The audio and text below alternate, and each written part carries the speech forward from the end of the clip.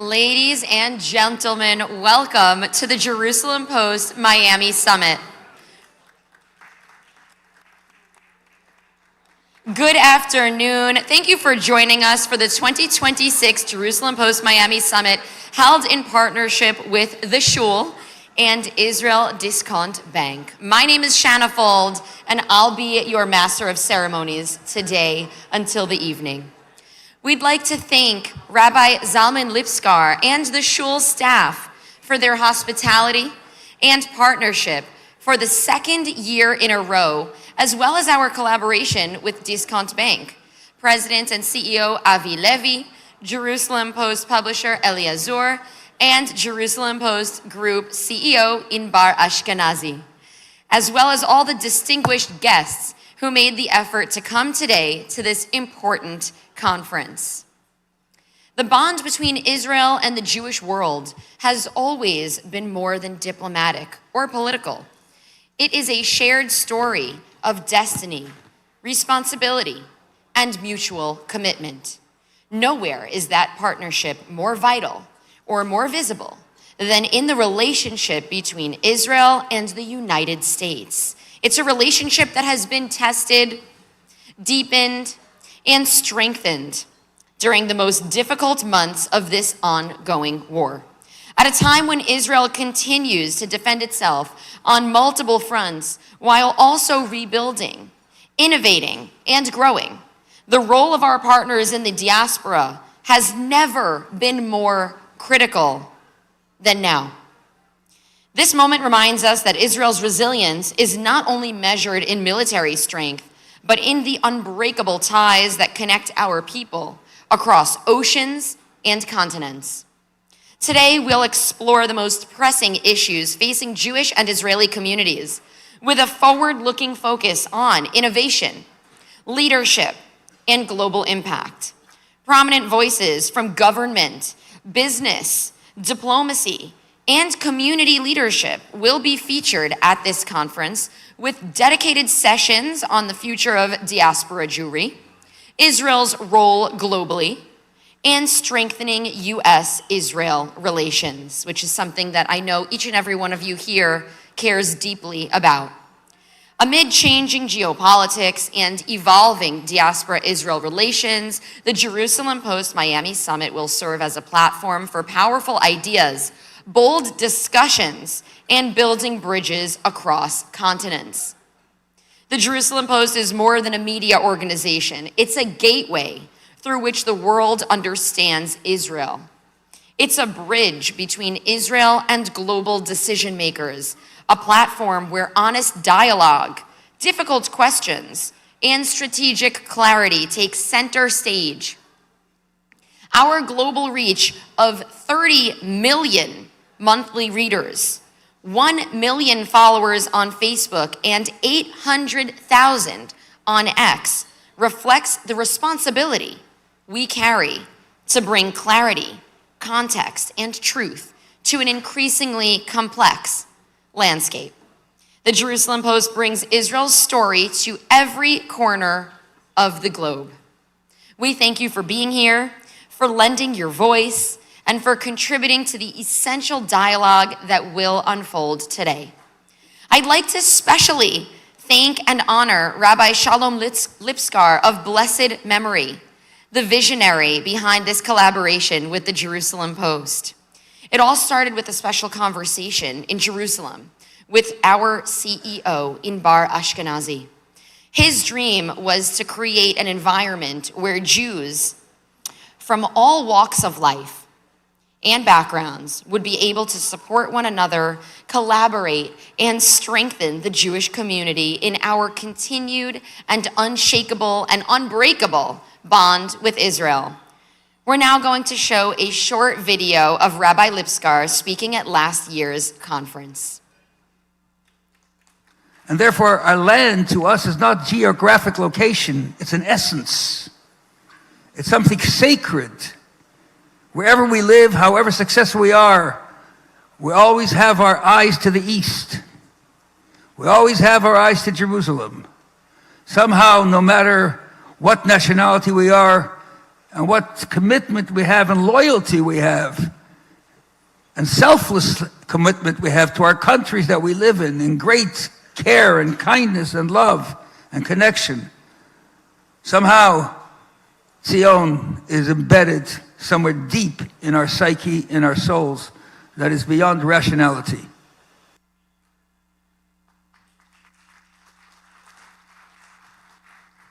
We're now going to begin the program.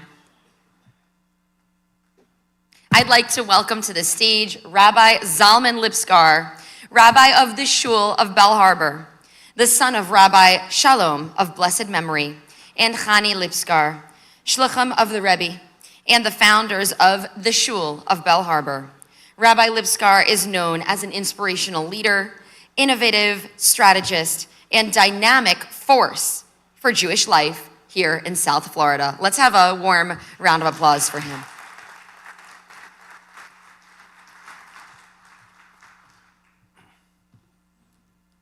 Thank you.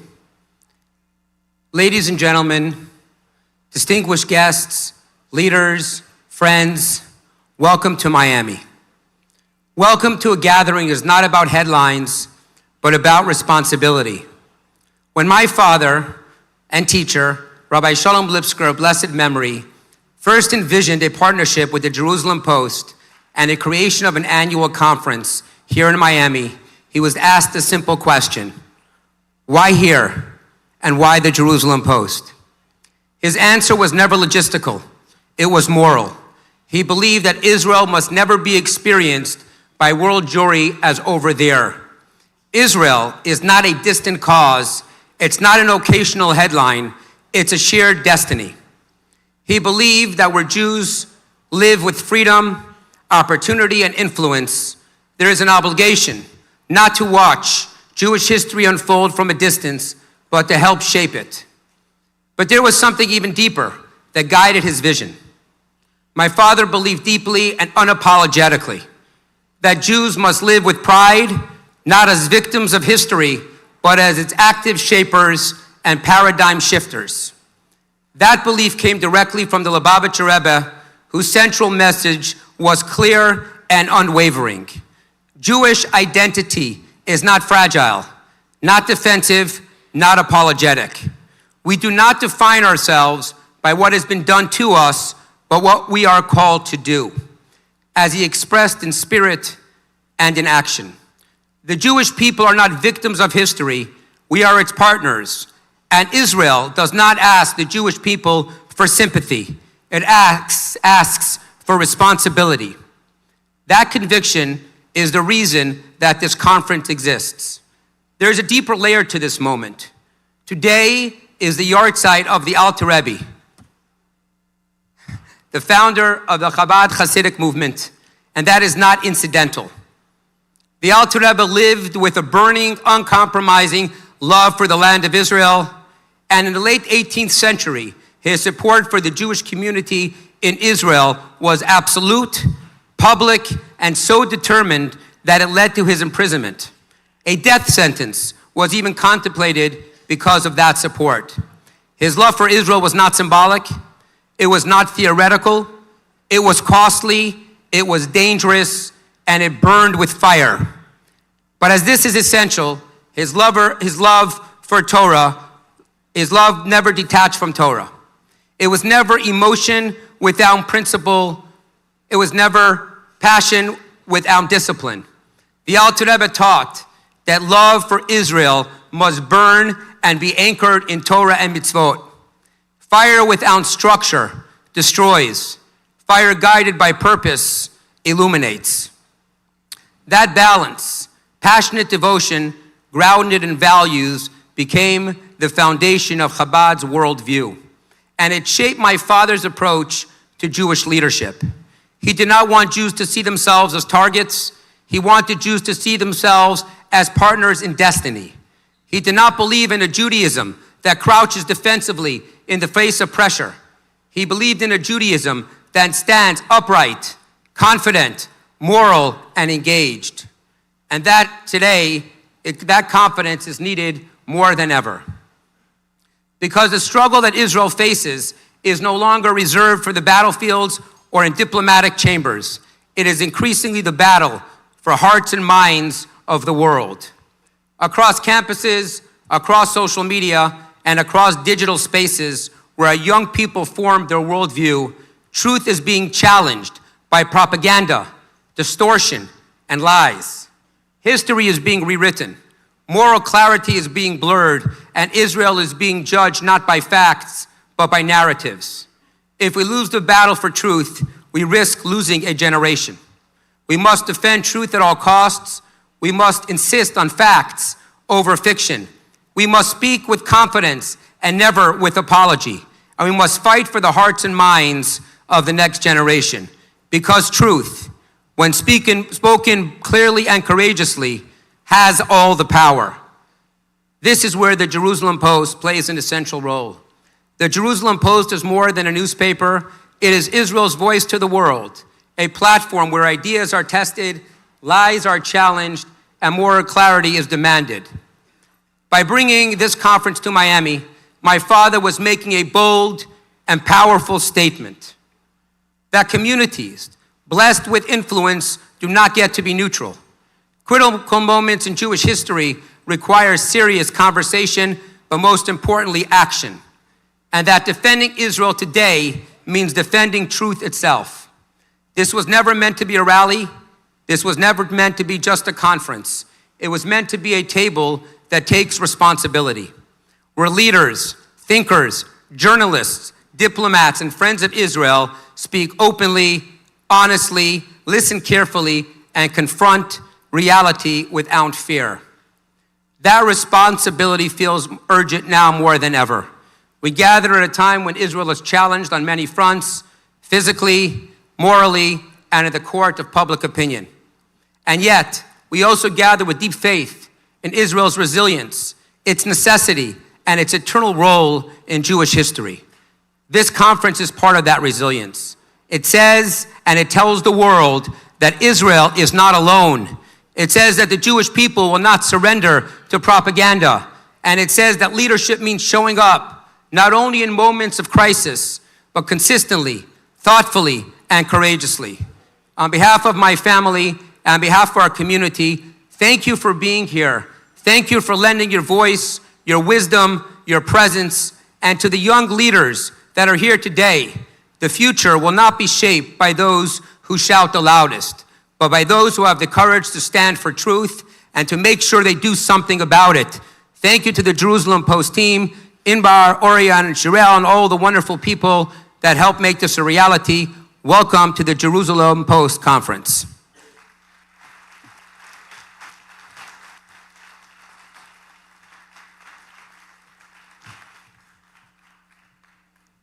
Thank you so much for that encouraging and inspiring speech, Rabbi Lipskar, and for having us here. I'm honored to welcome Moshe Leon, the mayor of Jerusalem, to offer us greetings. Mayor Leon was first elected in 2018 and works tirelessly to promote and develop Jerusalem as the capital of the state of Israel and the Jewish people worldwide. Let's have a round of applause.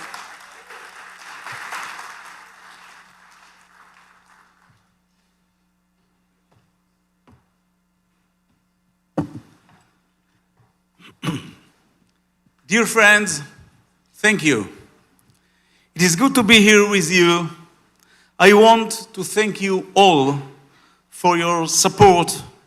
You pray for Jerusalem and you act for Jerusalem. And today, I want to share with you a new message, a message of hope and strength. I want to tell you that after my first 7 years in office as mayor, Jerusalem is a different city.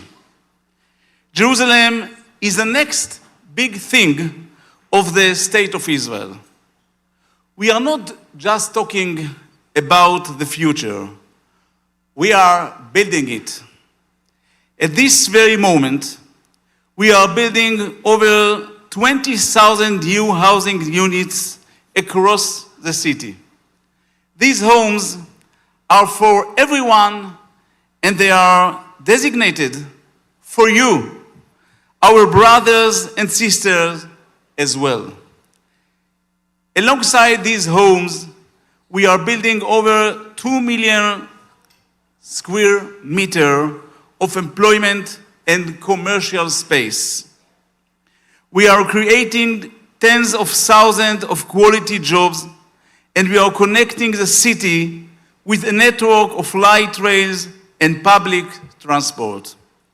So, yes, we read in the prophets how Jerusalem would be rebuilt, and today we see it with our own every eyes. We build, we invest, we move forward. Jerusalem is strong. Jerusalem is the engine of Israel's future. However, we cannot ignore the reality around us. In the months and years since October 7th, Israel has paid a heavy price.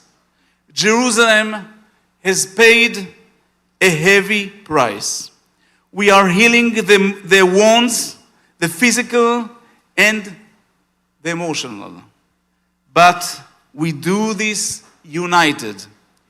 In this moment, I want to say a very special thank you to a very special friend of Jerusalem.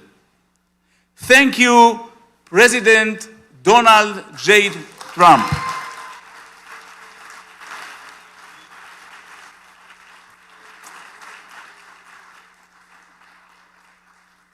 A true friend of Israel, a hero of Israel, a leader who stood with Jerusalem, a champion of a new Middle East built on strength, truth of peace.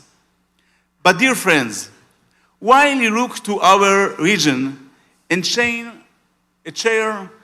our concerns, we also look back at you. We share your deep concern for the terrible rise in anti-Semitism. And I want to make one thing very clear to leaders around the world. If you are silent on anti-Semitism, if you don't speak out against it, hear my words. It never ends with the Jews. It only begins with us. But silence is not the worst we see. We are now seeing civic leaders' activity encourage the hatred of Jews. The job of a mayor is not to stoke hatred. The job of mayor is not to strike fear into the residents. The job of a mayor is to unify and not divide. To build bridges, no walls.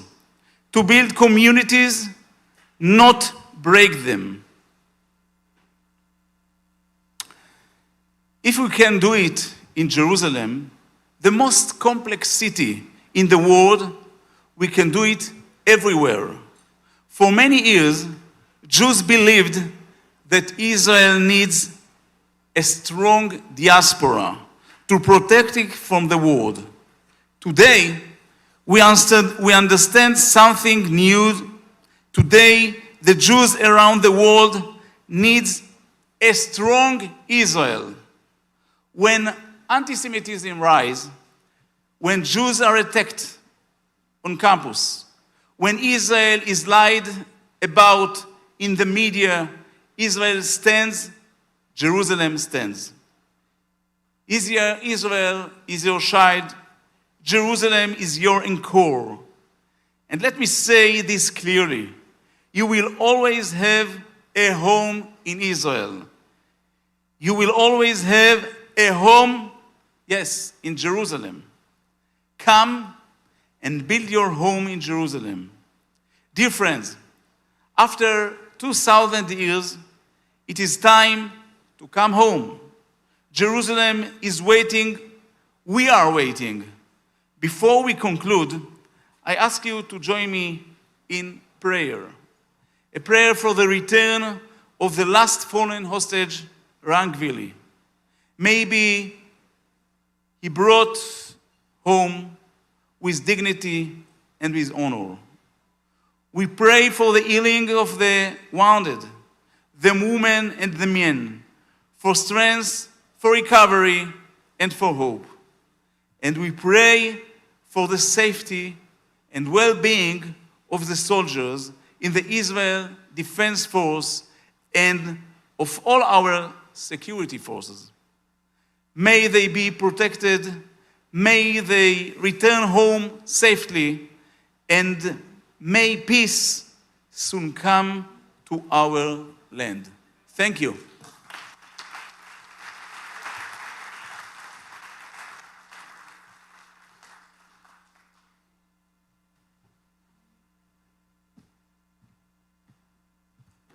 Thank you for your strong words. I'd like to call to the stage Avi Levy, President and CEO of Israel Discount Bank, one of the country's leading financial institutions and a key pillar of the Israeli economy, serving millions of private customers and thousands of businesses in Israel and abroad. The bank offers a full spectrum of services supporting both everyday banking needs and long-term growth. Discount has positioned itself at the forefront of Israel's modern banking revolution, with major investments in digital innovation and the customer experience. At a time of economic uncertainty and global change, the bank continues to emphasize transparency, professional guidance, and close partnerships with its clients. Please welcome Avi Levy, President and CEO of Israel Discount Bank.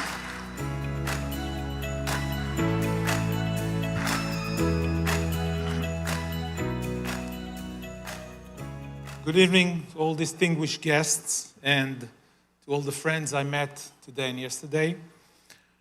I'm pleased to be here today, not only to enjoy what was supposed to be Miami's wonderful weather, but to take part in an important conversation about the future of Israel's economy. A future that holds real promise for the region and for investors seeking long-term, innovation-driven growth. Before we dive into economic outlook, let me briefly introduce Israel Discount Bank. We are one of Israel's leading commercial banks, managing approximately $150 billion in assets, with a strong and long-lasting presence in the United States through our subsidiary, IDB Bank of New York.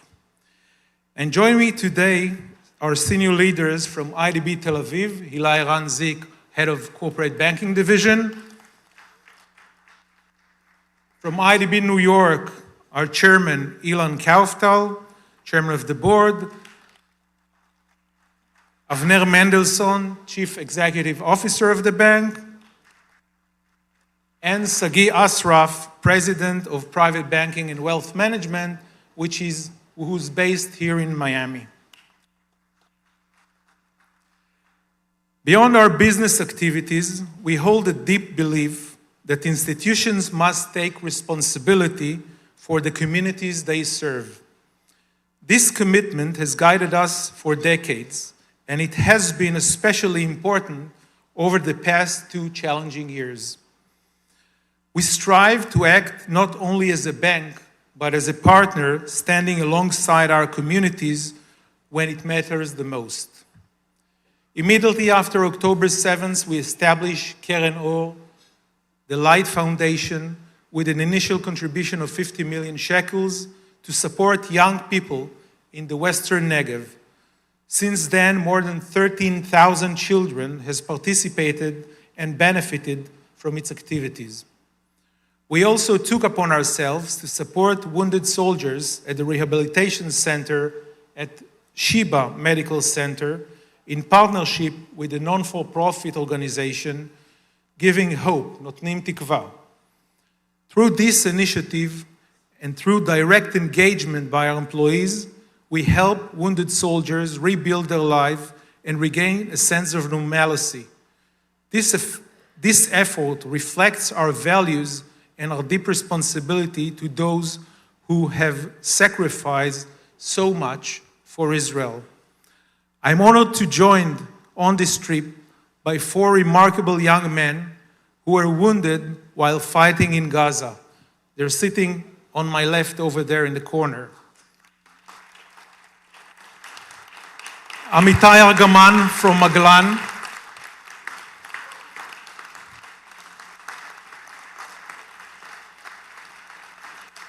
Yonatan Ben Shabbat from Givati Brigade, Elisha Pop from Sayeret Givati, and Nati Kugel from the Armed Corps.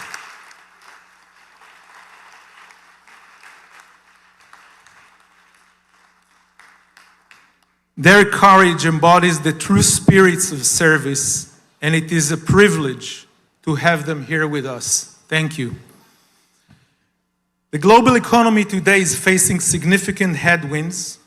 Growth is slowing across many regions, and projections for 2026 point continued moderation, shaped by aging populations, high debt levels, supply chain pressures, and geopolitical uncertainty. In such environment, both investors and nations must be selective and focus on resilience. Against this backdrop, Israel's economy has demonstrated remarkable strength. Over more than 2 years of war, Israel has maintained economic stability, continued investing in innovation, kept unemployment low, and sustained growth despite extraordinary pressure. Forged through a horrific war and immense cost, Israel was not weakened. Instead, the resilience of its society and the agility of its private sector have driven the country to emerge stronger and more determined to succeed.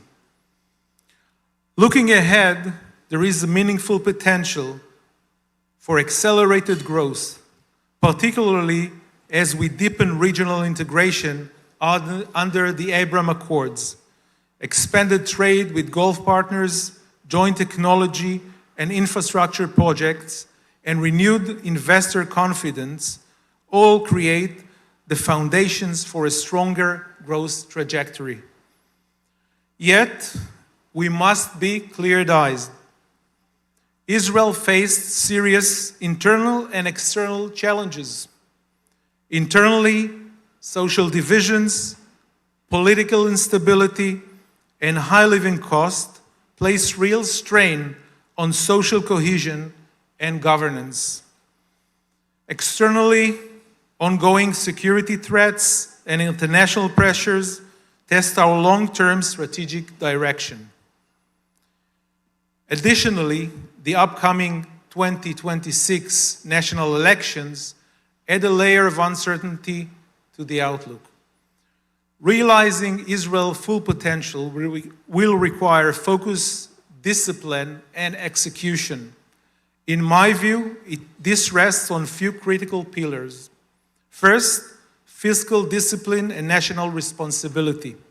The government must manage the budget responsibly and direct resources towards areas that support sustainable growth.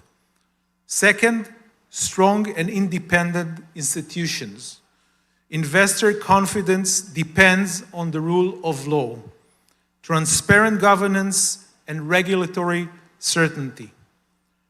Third, infrastructure and regional connectivity. Accelerating investment in digital, energy, water, and transport networks to unlock productivity. And finally, scaling innovation through workforce development, moving beyond the startup ecosystem to broaden participation in a high-tech economy across all sectors of society. If I were to summarize this in one sentence, I would say Israel must move from a startup nation mindset to a scale-up nation strategy, where innovation becomes a national engine of growth. We stand today at a moment of inflection. While the global economy may be slowing, Israel's resilience, strategic position, and innovation capabilities offer a path not only to recovery, but to transformation, strengthening Israel as a regional economic hub and a global center for investment and partnership. Your involvement as members of this extraordinary Jewish community is vital, whether through investment, mentorship, or advocacy. You are a part of this journey. Together, we can help Israel seize the moment. Before I conclude, I would like to express my deepest gratitude to the American Jewish community and the U.S. administration. Your enduring commitment and extraordinary generosity have been a profound source of strength. During our most challenging moments, you stood with us. Your solidarity makes a tangible difference every single day. We look forward to building this future together with all of you. Thank you.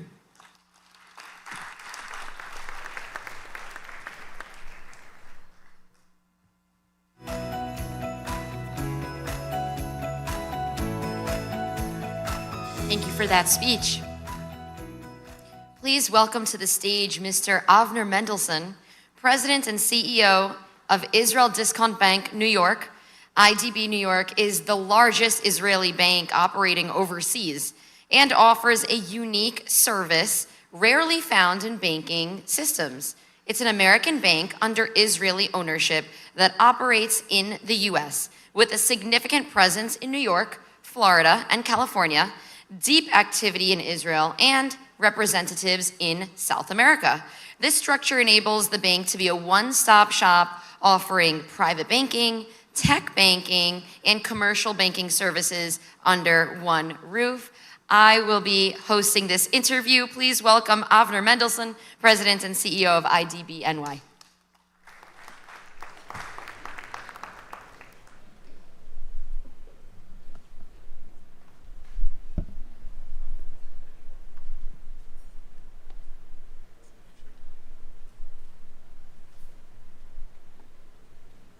Sit on the right, on the left. It could be political. Welcome. All right, everybody, how's everybody feeling? Yeah, let's get some energy going. All right, everybody. Well, first of all, I'm very excited for this interview because I'm a New Yorker originally, and I'm very excited to hear about your journey, Avner. So why don't you, well, first of all, can we have a round of applause for Avner? We have a round of applause to Shayna for being the MC here and keeping the energy high. You've built a career in consulting and finance across Israel and the United States, and you have said to me personally that you feel like a true New Yorker. How did that cross-border journey shape the way that you think about leadership and entrepreneurship today? Well, first of all, sitting next to you, I cannot call myself a true New Yorker. My accent and your accent have a big distance, but I do consider New York as a home, place where I raised my kids and been living there for over 13 years. So it's definitely home. And the community there, especially in the Upper West, is my home. Talking about my journey, again, I think most of my professional, well, I grew up in Israel, but most of my professional career I spent in London, New York, and a little bit in Israel. And I think when I think about kind of leadership, I'm trying to kind of take the best of both worlds. I think on the one hand, you come from a place like Israel, I think there's a lot of resiliency that I think Avi spoke about, conviction, the spiritual of entrepreneurship, which is very dominant, authenticity, which I think is something that I wish we had more, frankly, in this country, but it's very much prevalent in Israel.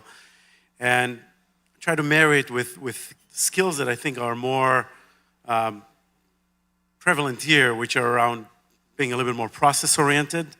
I think the idea in Israel, the way we listen is by making statements and arguing. And I've learned here that you can actually ask questions and be curious in order to find the truth. So finding that balance of listening skills with the entrepreneurial spirit and authenticity that comes from Israel. Thank you for sharing that. And I'd love for you to, you're talking to us about the work that you do and the cultures. Tell us about who your clients are.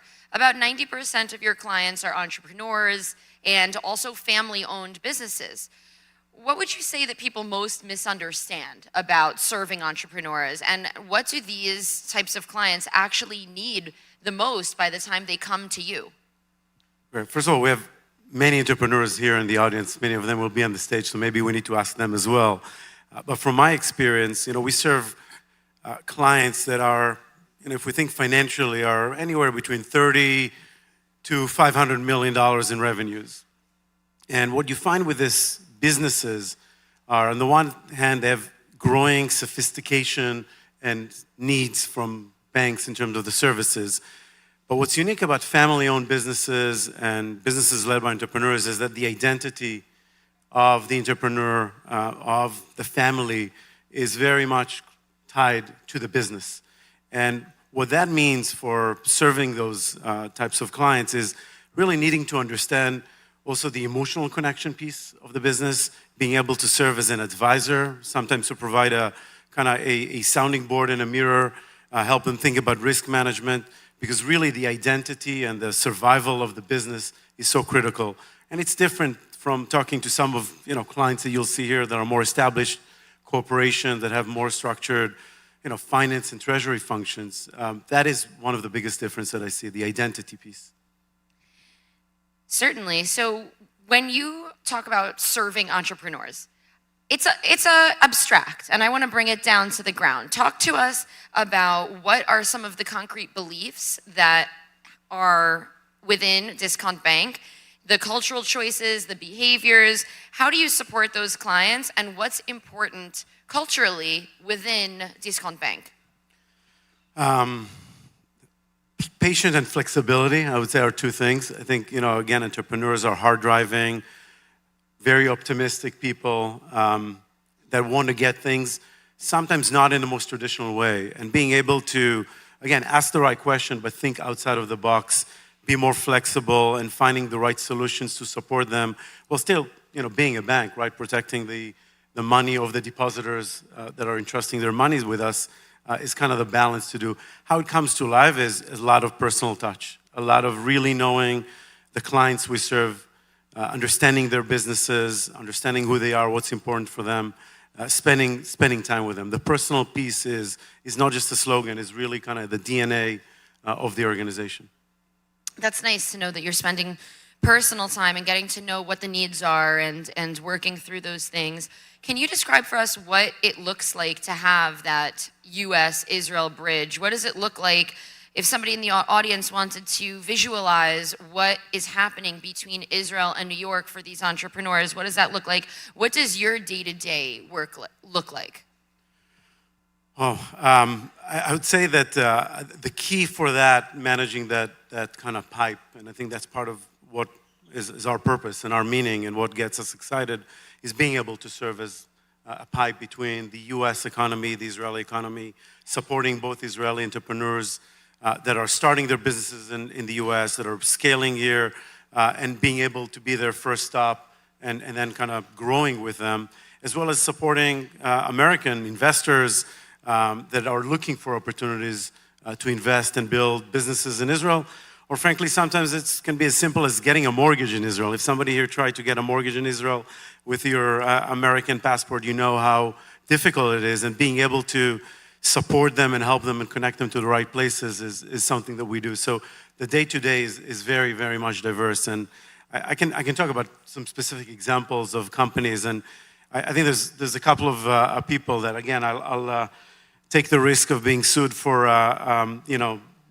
breaching banking secrecy, but we have, I see here, right, Dovi Francis, who is the founder and general partner of Group 11 that manages about $1.5 billion of investments, mostly in Israeli-related companies.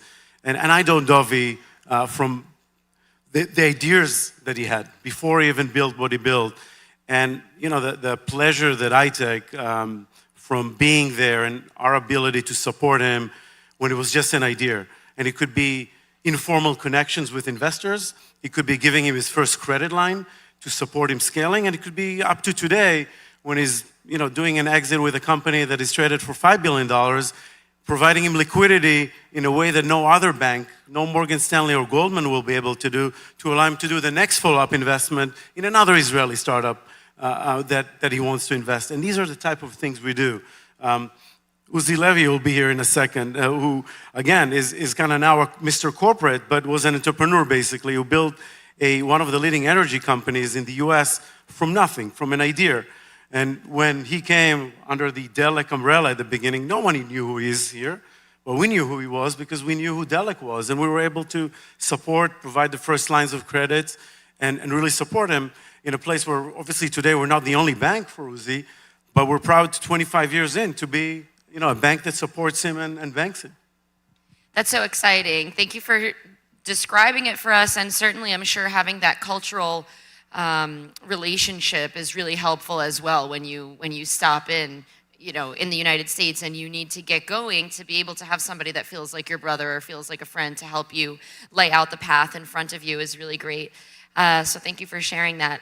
There's actually a story about Discount Bank New York that really captured me, and it was about what your office looked like after October 7th. Can you talk to us about the changes on the floor after October 7th?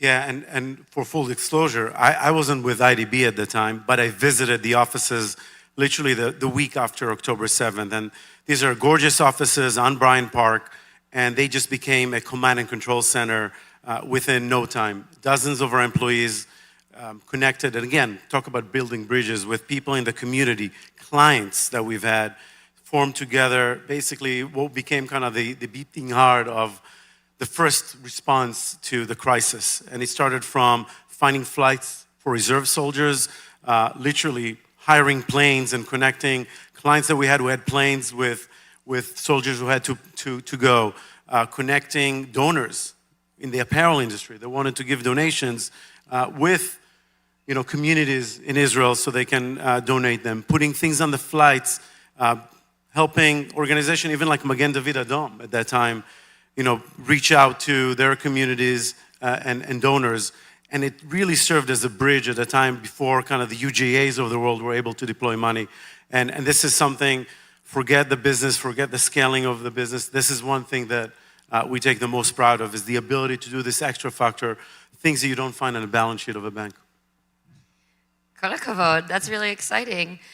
Last question for you. Can you take us to a moment in your professional life with Discount Bank where you actually sat down for a second and you said, wow, I'm really proud of myself for this?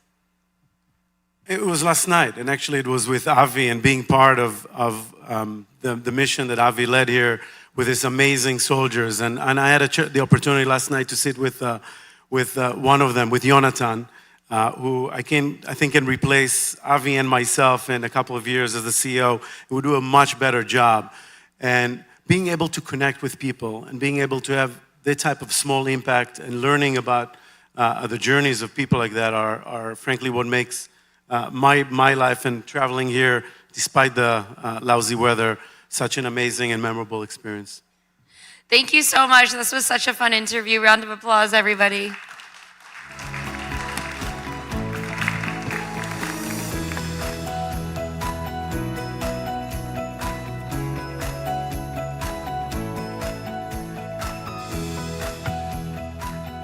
Me again. Please welcome Nancy Jacobson, founder and CEO of the No Labels political organization and co-chair, yes, of the Jerusalem Post-Miami Summit. No Labels supports centrism and bipartisanship in politics and encourages a common ground approach to problem solving. The goal of No Labels is to create a problem-solving movement in American politics, focusing on issues like jobs, budget, Medicare, and energy security, rather than traditional left-right divides. Let's have a big round of applause for her.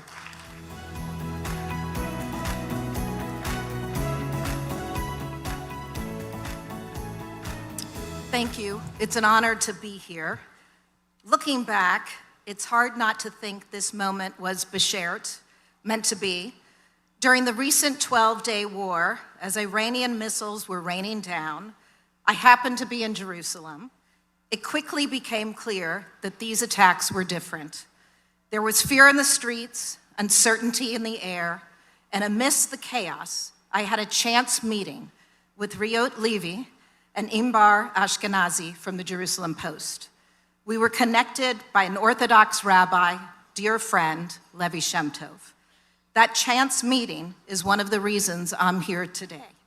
Riot, Imbar, and I quickly found that the causes we had each committed our lives to, though different in form, shared something essential. For my part, I have spent nearly 4 decades in Washington, D.C., working in national politics. For much of that time, one thing felt like a constant: America's unquestioned, bipartisan support for Israel. It wasn't always perfect, but both parties found a way to come together. Under Reagan, we saw the first U.S.-Israel free trade agreement and Israel's designation as a major non-NATO ally. Under H.W. Bush, Congress helped ensure the mass immigration of Soviet Jews. Under Clinton, we brokered peace with Jordan while strengthening security guarantees. Under George W. Bush, the U.S. explicitly affirmed Israel's status as a Jewish state and dramatically expanded long-term security assistance after 9/11. Under Obama, we signed the largest security assistance package in history and co-developed missile defense systems like Iron Dome. And on, countless instances when Democrats and Republicans united to stand with Israel. But in the past few years, that bipartisan consensus has come under historic strain on left and right alike. And that should concern all of us. Because this truth is this: Israel doesn't just need American power, it needs American bipartisanship. My late mentor and friend, Joe Lieberman, understood that better than anyone. He dedicated his life to the cause of unity in America, and he inspired me to do the same. 16 years ago, with Senator Lieberman as my partner and chairman, I founded No Labels. We are a political movement built on a simple but demanding idea: that the center in both political parties still exists, but it must be organized and protected if it's going to hold. No Labels works within Congress to find support and convene leaders of courage, and we are the only one doing this work across both political parties. We founded the Problem Solvers Caucus, and we convene working groups on various policy issues today. In the months ahead, we expect to start convening a bipartisan working group on Middle East policy. Its purpose will be to strengthen economic ties between the U.S. and our allies in the Middle East, including Israel. Rebuilding the bipartisan consensus around Israel may require rethinking old narratives and recasting the debate. It may require a new policy paradigm, one less about providing aid and more about embracing Israel as a partner in innovation. That's one idea, but we at No Labels have never been about prescribing every solution. We are about supporting the leaders and creating the space for them to come together and work out the way forward. I am confident that if we do that, leaders of courage will help rebuild the bipartisan consensus toward Israel. I know these leaders are out there because I work with them every day. Looking back to that experience in Jerusalem last year, those moments have a way of clarifying what is essential. Leadership matters, unity matters, and the work of bringing people together, especially when it's hard, matters more than ever. A chance meeting in Jerusalem led to this conversation today. And because of the Jerusalem Post, it's a conversation that can reach far beyond this room. Looking back, it feels beshared, meant to be. Thank you.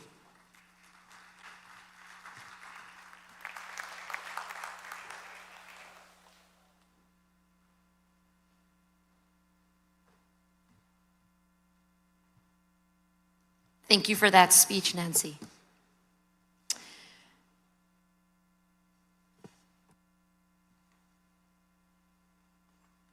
I would like to welcome to the stage Mark Penn, President and Managing Partner and CEO of Stagwell and co-chair of the Jerusalem Post Miami Summit, who will be interviewed by Dr. Ephraim Chalamesh, Professor of NYU, Senior Advisor at Kroll, and an international media commentator and columnist. They'll have an engaging discussion. Thank you.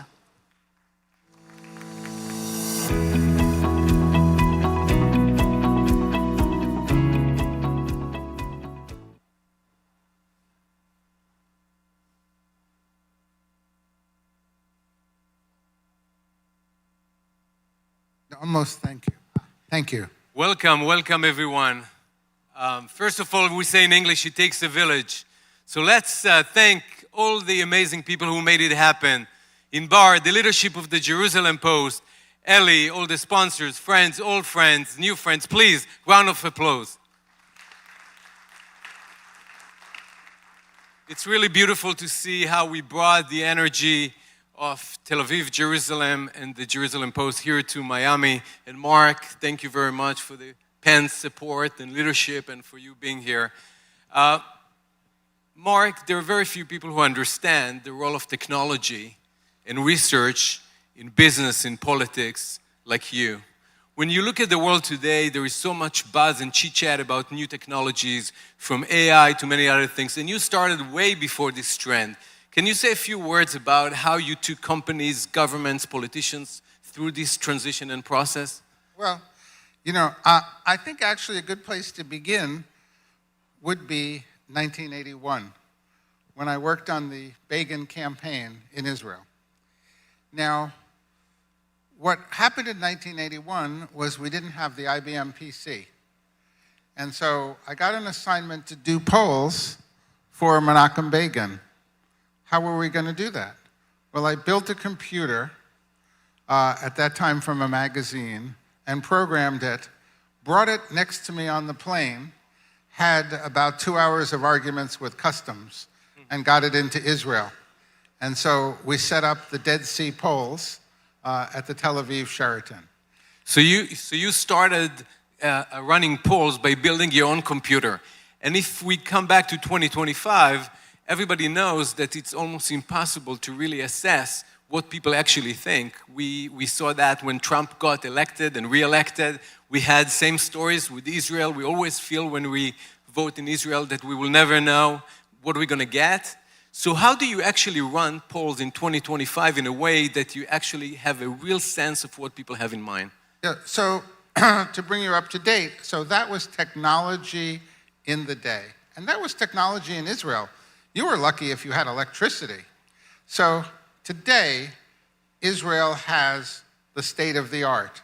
In fact, a company we have in Israel called Leaders has developed something called newvoices.ai, which is, and you can try it, which is the most human agent you could possibly imagine that can answer any question. So today, if we want to find out the state of the art, if we want to find out what you're thinking, you can actually be called by an agent, right?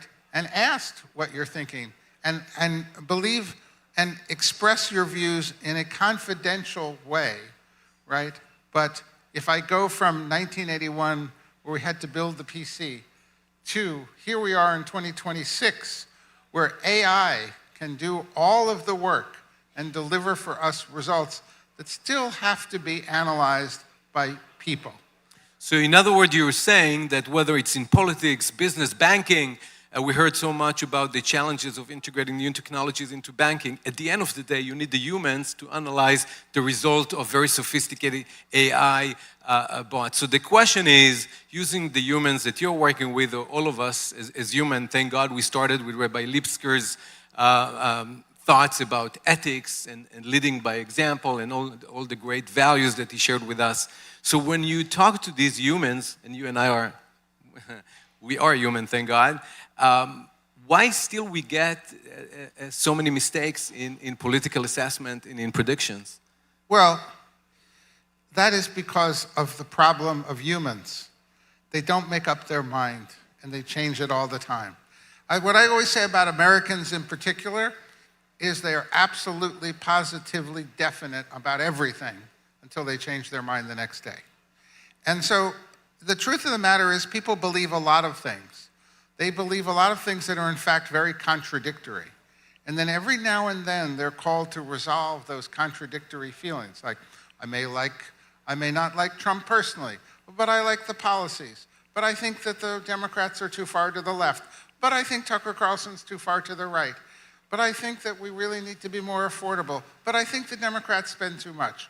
So you have to understand that humans have so many thoughts going around there. And then they're asked to take all of those things and resolve them in a single vote. And the fact is, many of them don't make up their mind till the end. Maybe 80% make up their mind. But that last 20% is wrestling with those questions. And it comes down to the end. And so you don't actually, if you want to know what's happening, you don't ask how are you voting. You ask about all those other things. To learn more about the candidates. Exactly. So you're going to tell us who's going to win in the Israeli elections this coming year? Well, the more things change, the more they seem to stay the same. All right, I think we've got some clues here. We have a few minutes left, and Nancy spoke a lot about the importance of finding a bipartisan approach when it comes to certain important topics like Israel and the Middle East. You, of course, covered the market research behind it, and you've dealt a lot with digital transition here. Why still it's very, very hard to bring people together around these important things, especially when you run polls on similar matters? Well, let me talk for a moment about the Harvard Caps Harris poll that I run that has the most complete data on really Israel and the conflict from last October. And, right now, if I ask the question, who are you supporting, Israel or Hamas? It's about 75-25. Israel, 75. Hamas, 25. But that 25 is a huge number, really, and it was 20. So it has crept up.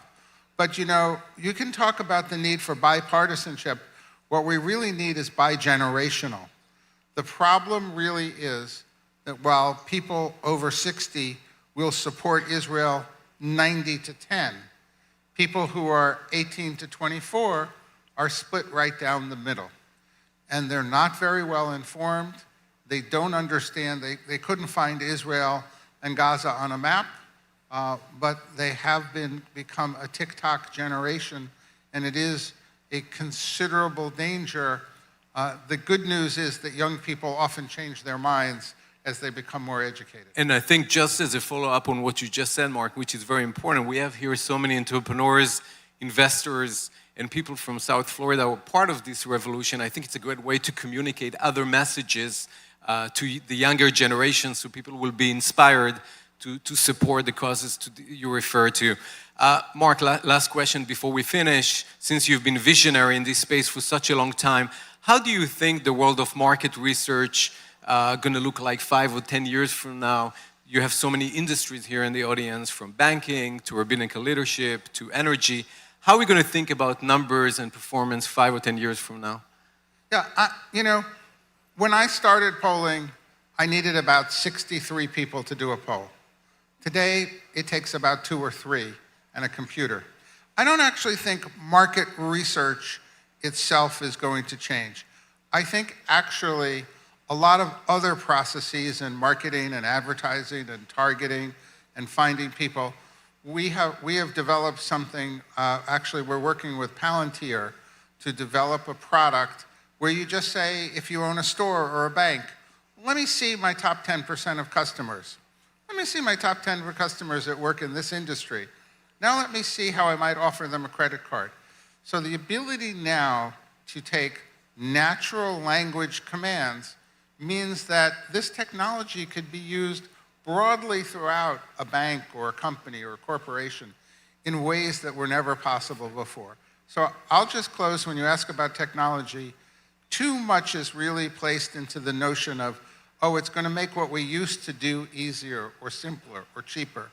The truth is, for every new technology, the most important thing is how does it enable us to do new things that we never could do before. And we are on the verge of a tremendous revolution, and I think people in Israel and my people are in the leadership of that revolution. Terrific. Thank you for being here, Mark. It's an honor to have you here.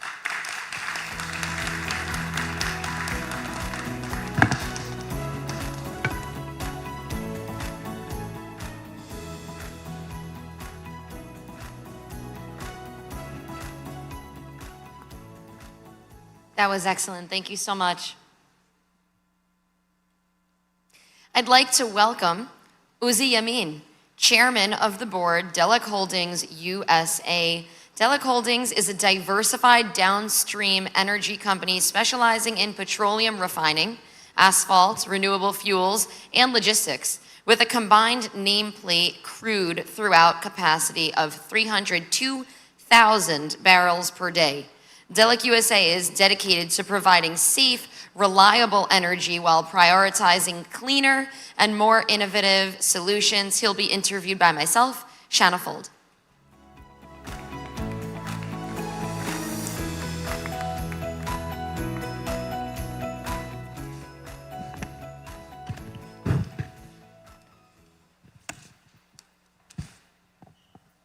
Welcome.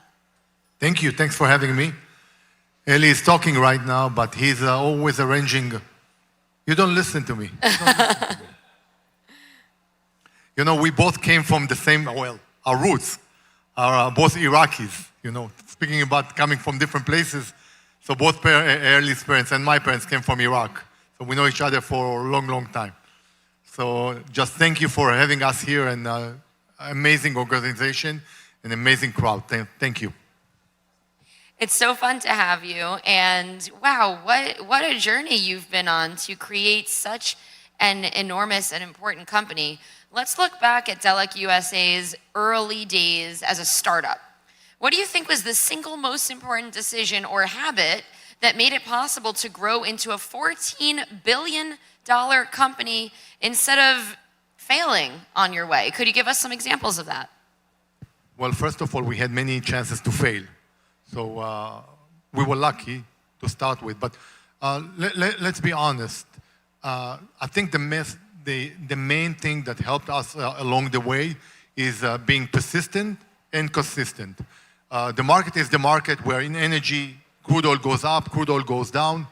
And for us, every time there was an opportunity, or not every time, but many times when there was an opportunity to buy something in a downturn, we just did it and we made the investment. With the understanding that we are in a long-term journey, and this is a marathon and not something that we are trying to do or to get the quick buck. I want to say something about that, about many Israeli startups and the difference between American culture and Israeli culture. American culture is very long haul, long lead, thinking about the future 50, 100 years from now, while Israelis sometimes try to get the quick buck and try to sell sometimes great values. But we are being called the startup nation. America is not a startup nation. It's a country that you run a marathon. So what helped us is understanding that this is a marathon and not something quick. Thanks for going through that with us. And something that is also somewhat of a marathon is the changes in Iran right now that we're seeing that have been rolling out over the course of months and months and feel like they're coming to a point. The world is in a mass moment of change right now. Protests are erupting across Iran. People are being killed. The president of Venezuela was arrested by U.S. forces. How are these events impacting the energy market? Well, you know, many analysts say it and say it right. Some of the motivation behind everything that is going on in Iran and in Venezuela is behind oil and energy. The entire world consumes about 100 million barrels a day. Out of that, the production in the United States, we are the biggest, most people don't know it. We're the biggest producers of oil in the world. We are around 13 million barrels a day, which is 13%. Iran, 13%. 13% of the world production Of the world's production. is in the United States. However, we have a problem. While we are only 4.5% of the world population, we want to consume, we actually consume, look around you. Look, all this energy. We consume 20% of the world energy. So we produce 13%, we consume 20%, while the population is 4.5%. So this thirst for oil, it needs to come from other countries. Iran is around 3 million barrels a day, which is 3%, and Venezuela is 1%. So if you, many of you are in the business community, you read Bloomberg or the Journal or other business publications, and the talk in the United States around the mid-cycle election or midterm election is the affordability situation. So what President Trump is trying to do is to lower the cost of energy to the American people, and by pushing the oil from Venezuela or not preventing oil coming from Iran, he is hoping to achieve that. Energy market is very competitive. Market moves in a day. Today, crude went up. Well, actually, in the last 4 days, crude oil went up from $55 to $60 over a period of 4 days, just over news around Iran. So with this midterm election coming up, President Trump is trying to help the energy market stay depressed. Thank you for giving us that global perspective, and I think the numbers really put things into perspective for us as well. You've spoken about the tension and the balance between Israeli and American business cultures. How can founders learn to integrate another culture rather than just working around it? And from what I understand from your background, it's not only Israeli and American cultures. There's many cultures to be learned from. So how have different cultures influenced the success of your business? That's a great question. The key in my mind in this world today, when companies are becoming more and more global, and just to give you a little perspective here, we are 0.5% of the world energy. So we have different sources and different means of energy, and in order to do so, you need to blend different cultures and to understand the best of each culture. So United States is a culture that we plan everything, and we're doing outstanding job planning ahead of us. Israelis are doing outstanding job in solving problems. We see the soldiers over there. Each soldier is being trained in the military to solve problems. So the combination, the blend between solving problems and planning, if you take these two cultures and bring them together, you can create a successful company. Thanks for taking us through that. Definitely planning and problem solving, they work together. In what ways do you think your Israeli background and your mindset and your resilience has helped you succeed in a U.S. business world? And was there anything that you had to let go of or unlearn for the success of your company? Well, first of all, Avner, who was sitting here like 20 minutes ago, was paying me a great compliment. And I want to build on that, not because I think that I did so many good things. I had so many failures. But I think what the understanding was not to impose neither culture or either culture on each other. Just to enjoy the ride, take it for the long term, understanding that what comes down today will come up tomorrow. What comes up today will come down tomorrow. But by the end of the day, the world economy, which is now $100 trillion, the world GDP is $100 trillion. It used to be 50 trillion 20 years ago. So the world economy is growing, and eventually, if you are with the macro and with the support of the macro, and the macro waves, you can create successful company. We cannot win the macro. If people, like in COVID, people stop driving, you can't do anything about it. You just know that eventually they will come back with the driving, and things will continue to be normal, if you will. The second thing, I think both Avi and Avner spoke about that, not to create too much leverage. Sometimes people fall in love with the idea that they are smarter than the market. We're not. The market is smarter than anything else. And if we just keep cash in our pocket and making sure that that we can ride the downturn, eventually you'll be successful. What do you define as success? Has your definition of success changed over time? Oh, absolutely. It changes every day. Not only on business. I have here Arya Saban, the chancellor, the president of Bar Ilan, which he's going to talk after me, and you all need to listen to him because he has a tremendous amount of wisdom in his words. 3 years ago, I came to Arya and I said, Arya, I just decided to learn philosophy. And he said, you lost your mind. I said, no, that's what I want. So he said, you know what, I'm going to hook you up with somebody that will help you understanding philosophy. And he did so, and 3 years later, I just finished my degree in philosophy. So for me, success was understanding philosophy better. So it changes every day. Thank you for sharing that. Israel sits in a very strategic energy neighborhood. Gas, pipelines, partnerships, hopefully progressing through Egypt, through Jordan, through Cyprus, and maybe even onto Europe. How do you see regional energy cooperation evolving? It's funny. 20 years ago, we used to say to ourselves, everybody, we're going to run out of oil. The world is swimming in oil. The world is swimming in energy. The world is swimming in natural gas. The reserves that we have in the United States for natural gas will last for the next 300 years, the known reserves. So in this environment, when we have 4 or 5 very small regional players like Israel, Cyprus, Egypt, that doesn't have much energy of its own, we need to understand and to adjust ourselves to a changing global market.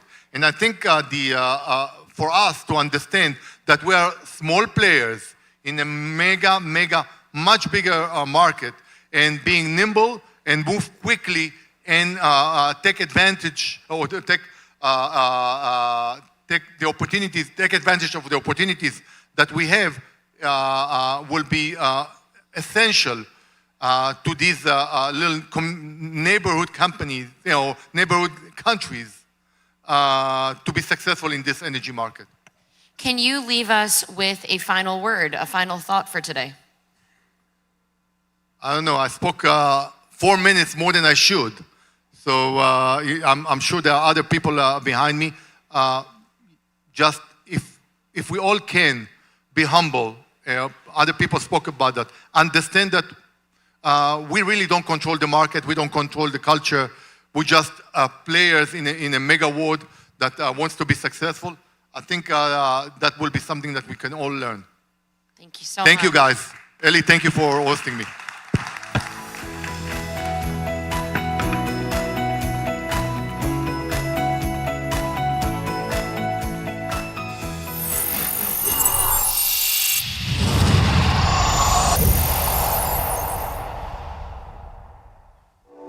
In 1983, the President of the United States set an ambitious goal that at the time seemed impossible: to intercept and neutralize ballistic missile threats in midair, far from their targets. Engineers at IAI answered that challenge, once thought unsolvable. With the support and partnership of the U.S. Missile Defense Agency, IAI's Aero program was born. Over decades of development and hundreds of tests, each milestone pushed the boundaries of defense technology, with each success redefining what was possible.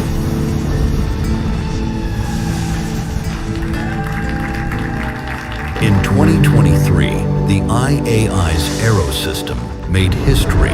For the first time, a ballistic missile launched from Yemen towards Israel and was successfully intercepted outside the Earth's atmosphere, far beyond Israel's borders. Since then, over the past 2 years, hundreds of ballistic missiles have been launched in attacks against Israel from both Iran and Yemen. The Arrow system was activated on all of those attacks and performed beyond imagination.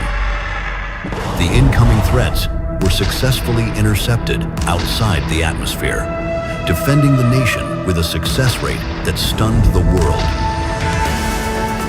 The knowledge and experience gained from the joint U.S.-Israel partnership over many years has now become a global strategic asset for the employees of IAI and for all our partners in defense communities across Israel and the United States. This is far more than simply a technological achievement. It is a shared mission to protect lives, safeguard our nations, strengthen security, and shape a safer future together.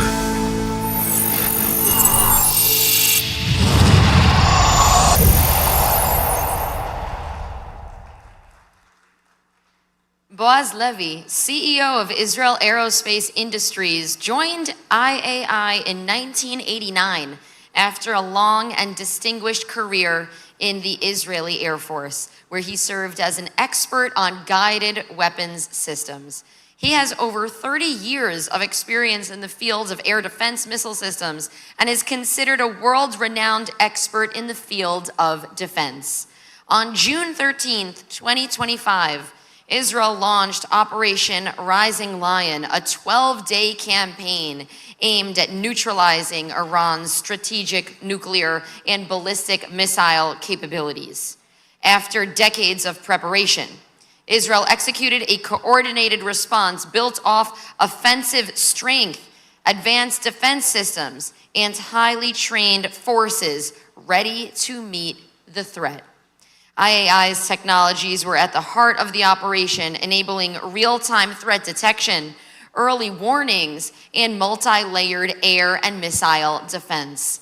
From mission planning to precision strikes and battle damage assessment, IAI's integrated systems ensured continuous superiority across all domains, proving their value in one of the most complex and high-stakes conflicts in Israel's history, and probably around the world. The company's Arrow missiles successfully intercepted numerous Iranian and Houthi ballistic missiles that were launched at Israel. Please welcome Boaz Levy for a one-on-one interview on security, industry, and innovation with Amichai Stein, diplomatic correspondent for the Jerusalem Post.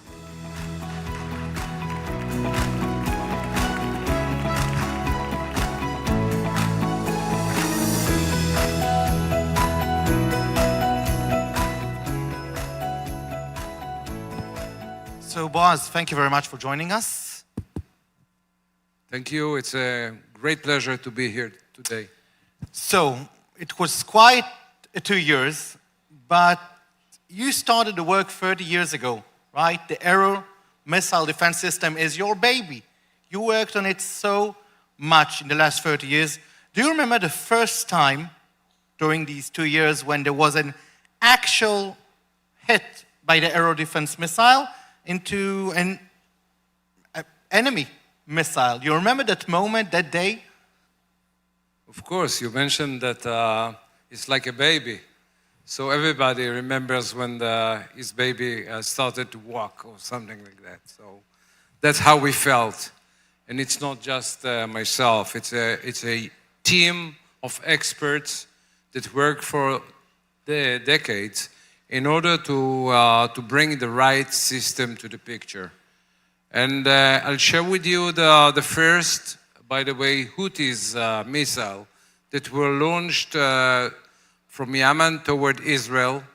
And actually, this is the very same distance from Iran to Israel and the one from Yemen to Israel. And we acquired it by our own radars. We noticed that this is a hostile threat to Israel. and took the decision by the IDF soldiers that were trained to that, and they actually pushed the button and the missile came out. At the very moment that we saw the threatening threat on the screen of our experts, we knew that heat is going to come, and after several seconds, game was over. And it, you know, like a baby, as you said, it was a very, very much a touching moment.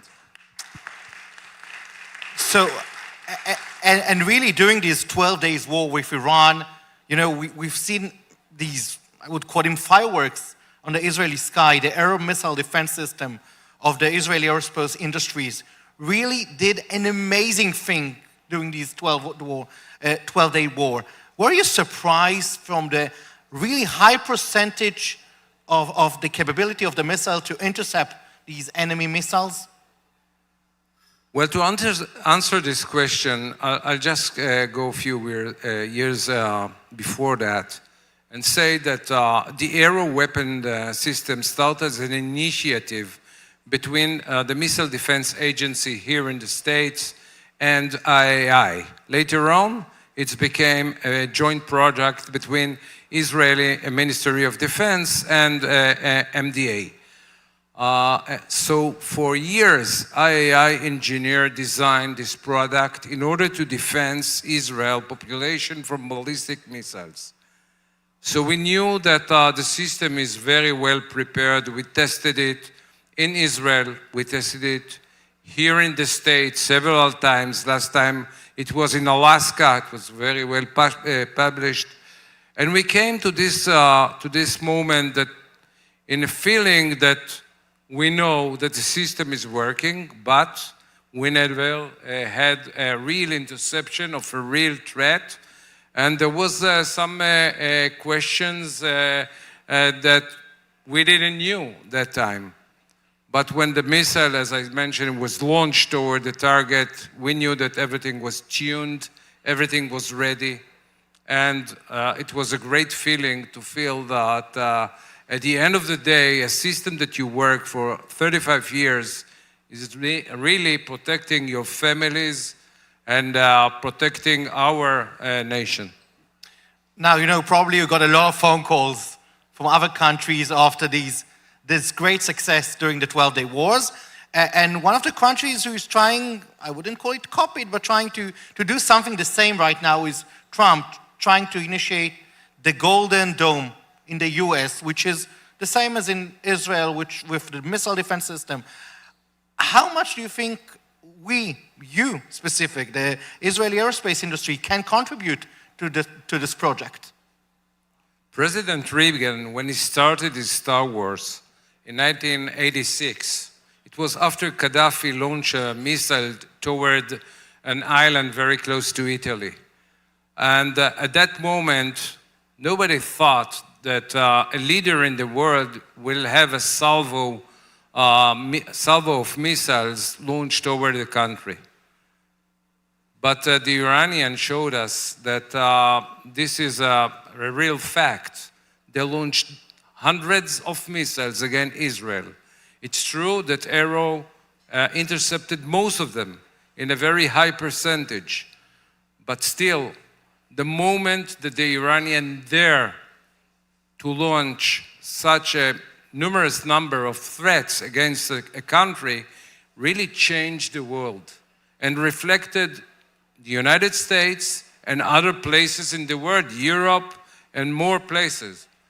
And nowadays, a leader needs to protect his country, needs to think about a salvo that is coming, salvo of ballistic missile carrying more than half a ton of explosives coming to a center of populations. And I'm sure here the people saw the pictures of these few rockets who did reach the ground, what kind of damage they can do. Of course, there is no 100% safety, no. But whenever it penetrates the defense shield, then everybody saw it in Israel. What is the damage? It's a huge damage, and we need to We understand how much damage you prevented. Yep. with this defense missile system. Exactly. And that's what Trump wants to avoid here in the United States. So to answer your question, I believe that working together with the American administration, working together with the MDA, Missile Defense Agency, for such a long period, where the minds of IAI and the minds of the American engineer working together and created such a wonderful system that stopped most of the incoming ballistic threats. It's a gateway to continue the cooperation toward the future here in the States as well. And since half of the system parts are being produced here in the States, I think it would be a very easy job to tune our capabilities, the joint capabilities, to protect the United States as well. Now let's talk. The Israeli ones, and of course the US administration. And it's a unique story because less than a week before October 7, we signed the contract in Berlin. And the chancellor told us, we want a system here in Berlin in 2 years, and we want it as same as the Israeli one. And then after a few days, October 7 happened, and we had to take some decisions. And in IAI, we decided to work as much as we need in order to protect our country, but we work the same to make sure that our customers overseas will receive the same system on time. And that's why, and after that decision, we have the moment of the deployment of the aero system in Germany. So we've been there, and it was a journey that lasted 2 years. In that Germany, and German officers came to Israel during the war and saw the system in action. And later on, we came to Germany and actually deployed the system. And there was a lot of questions over there, personal questions.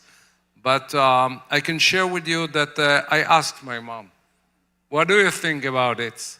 And she was very proud. And I think that saving life, it's a mission. And no matter where in the world. And since we are saving innocent life, that is our goal, this is our mission, and we are very proud of it. So Boaz, I want to thank you and the amazing people in Israeli aerospace industries for protecting Israel in the last 2 years, hard work. And I think your work is not done. I think there will be a few more wars ahead of us. So continue the work. Thank you very much. Thank you very much.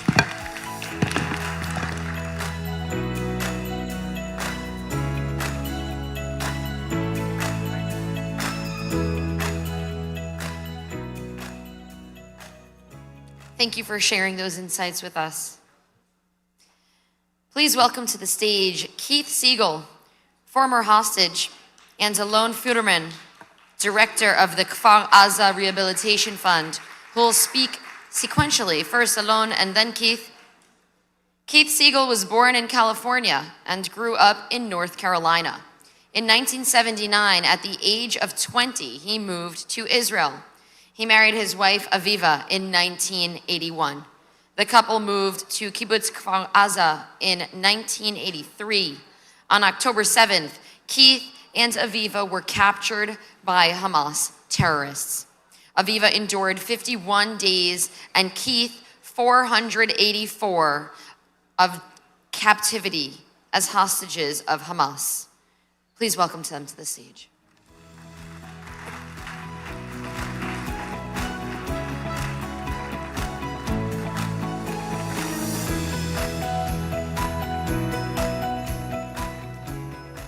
Ladies and gentlemen, it's a privilege to be here. And the first thing that comes to mind as I stand here this afternoon is that just about a year ago, I did the same thing. But at the time, we were talking about all the hostages that were still in captivity, including the 5 from Kfar Aza, one of them being Keith Siegel. So I can't even express how special it is to be here now with him on stage next to me. Thank you.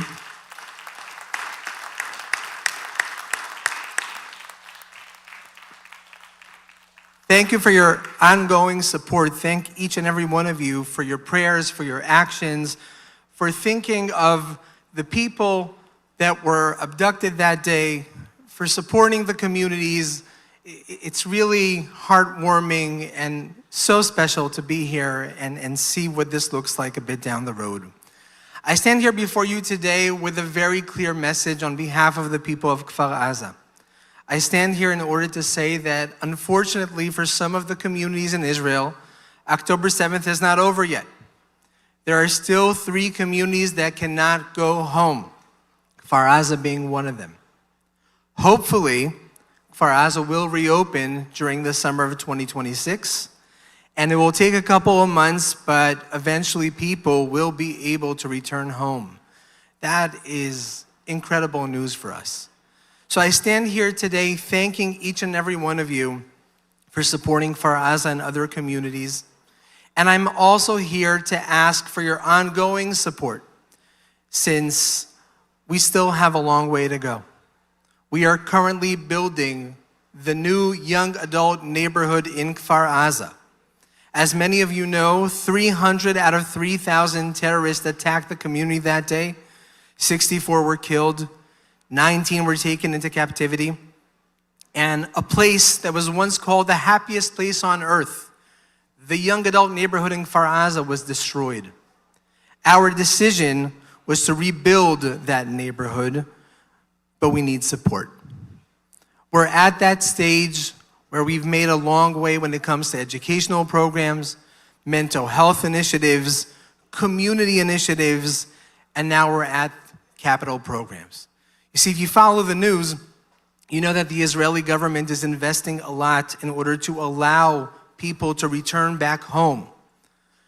But where philanthropy steps in is at that stage when we ask them, what happens after they go back home? How can we make sure that an individual's home is not only rebuilt, but they also have a kindergarten to send their kids to? How can we make sure that a neighborhood is rebuilt, but there's also an infirmary there, or a synagogue that we are currently fundraising for? It's not just about moving back, it's about the ability to choose life there once moving back. So we're still there. We're still in that process. Thankfully, and I don't want to jinx it, it seems like the vast majority of this way is behind us.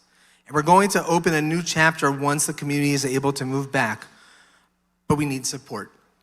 And we are asking each and every one of the people in this room, if you have the ability to get members of the Kfar Aza community or myself into meetings with other people who want to continue to support the community, who might be able to say, talk to us about the new young adult neighborhood.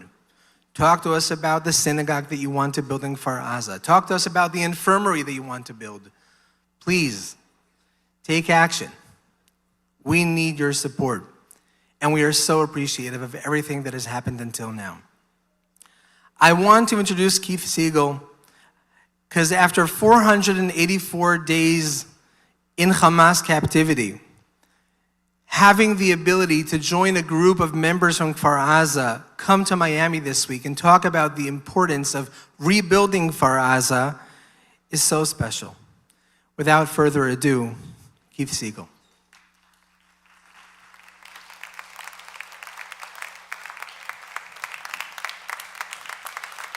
Thank you. Thank you very much.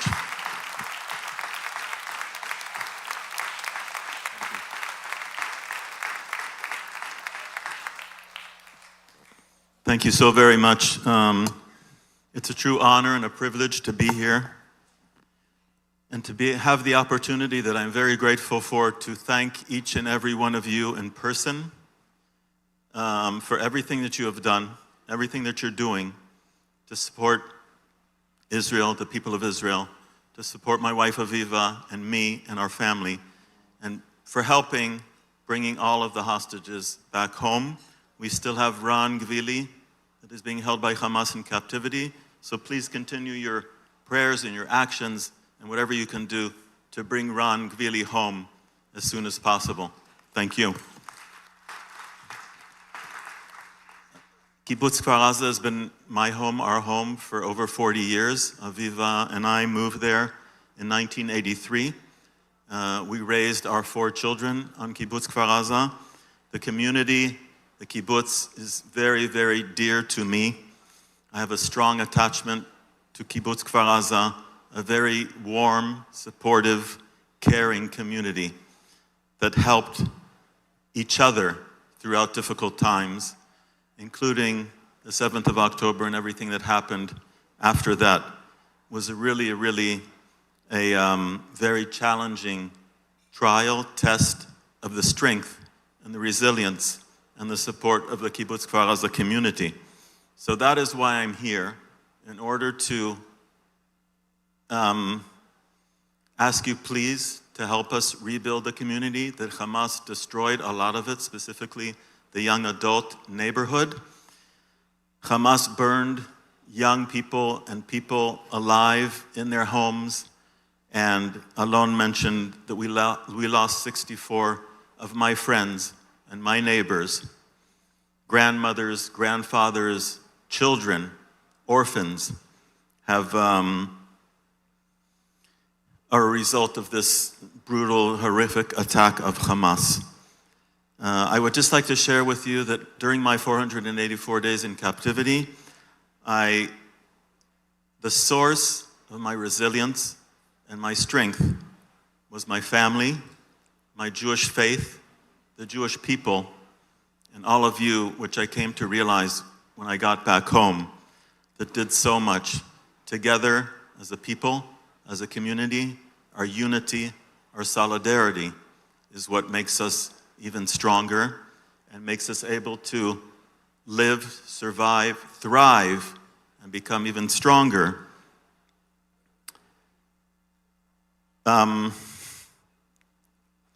This is all very new to me still, even though I've done it many times. But I just want to end by saying that the solidarity of the Jewish people and the solidarity of Israelis is something that can help us all when any of us are ever in a time of need. And it's very important for me that you know that together we have the strength, we have the ability to do anything that we really need to do. Thank you very much.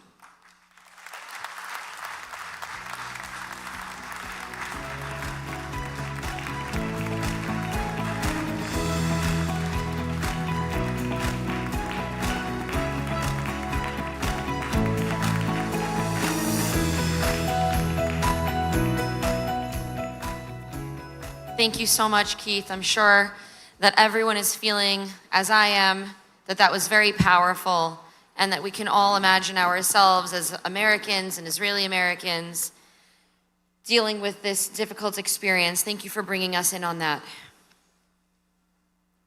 I'd like to welcome Jordana Cutler, Public Policy Director for Israel and the Jewish Diaspora at Meta, to the stage. Before coming to Meta Israel, she served as Chief of Staff in the Embassy of Israel in Washington, D.C. from 2013 to 2016. Between 2009 and 2013, Jordana served in the Israeli Prime Minister's office as Prime Minister Netanyahu's advisor for diaspora affairs and as the deputy to the senior advisor to the Prime Minister. Let's bring her on stage.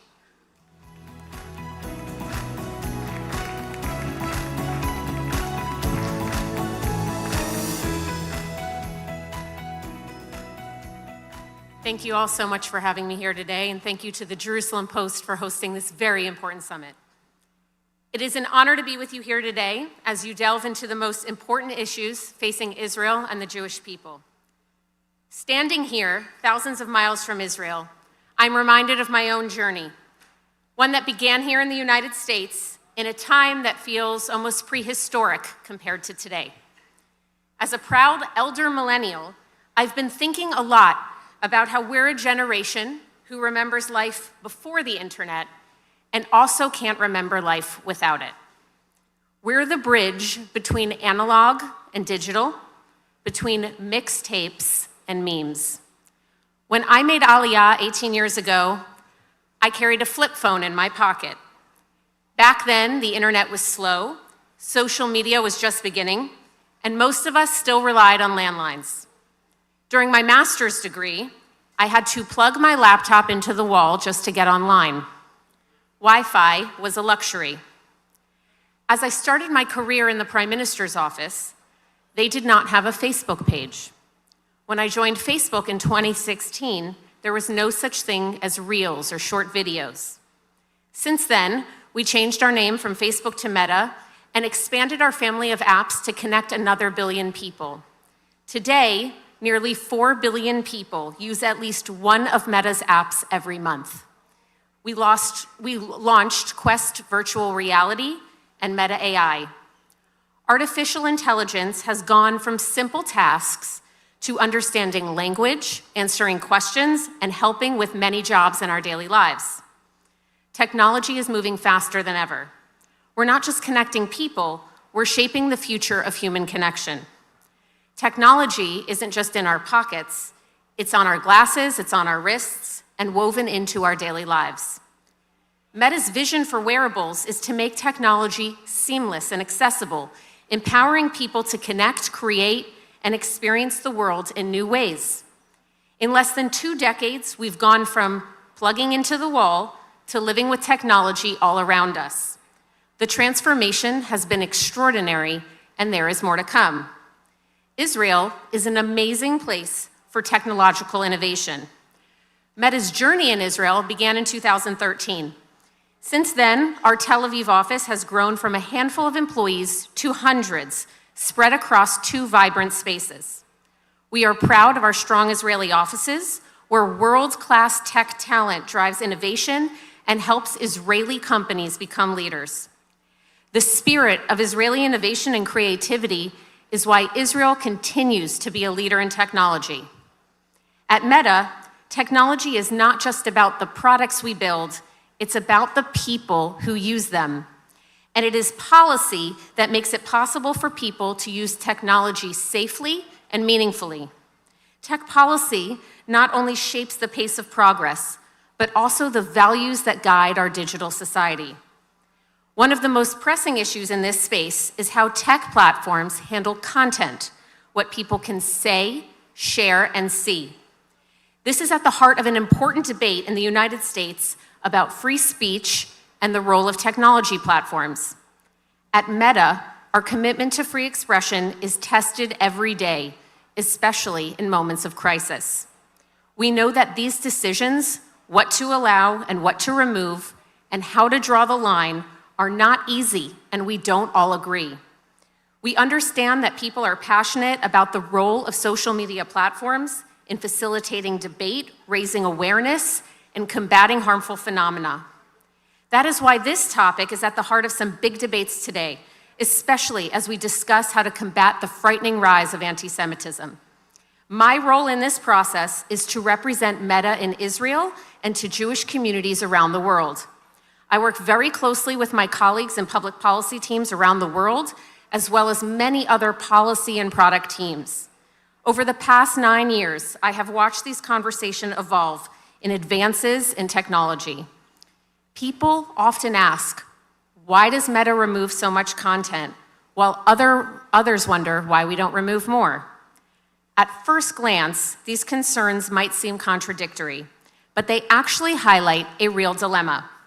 People do not want tech companies interfering in political or social debates, yet at the same time, they do not want to see terrorism, calls for violence, or other harmful content online.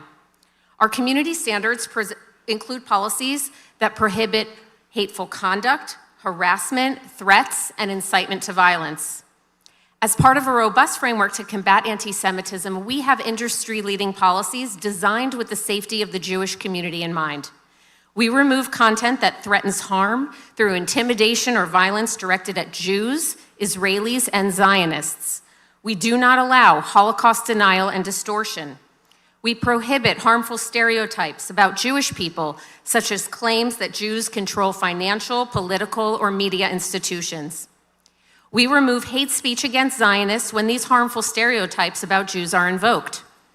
Meta also has a unique policy that prohibits the glorification, support, or representation of hate and terrorist organizations or individuals. It might seem simple to enforce these policies, but consider the extraordinary challenges we face at scale when millions of posts are shared every day on Meta's platforms.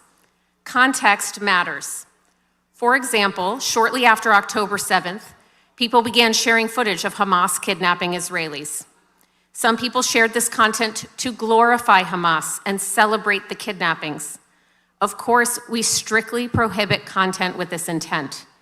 However, many others shared the exact same footage to speak out against the kidnappings.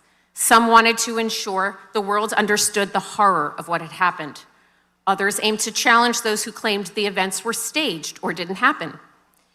In a world where people were actually denying that Israelis had been kidnapped by terrorists, people around the world use online platforms to call for their freedom and share their stories.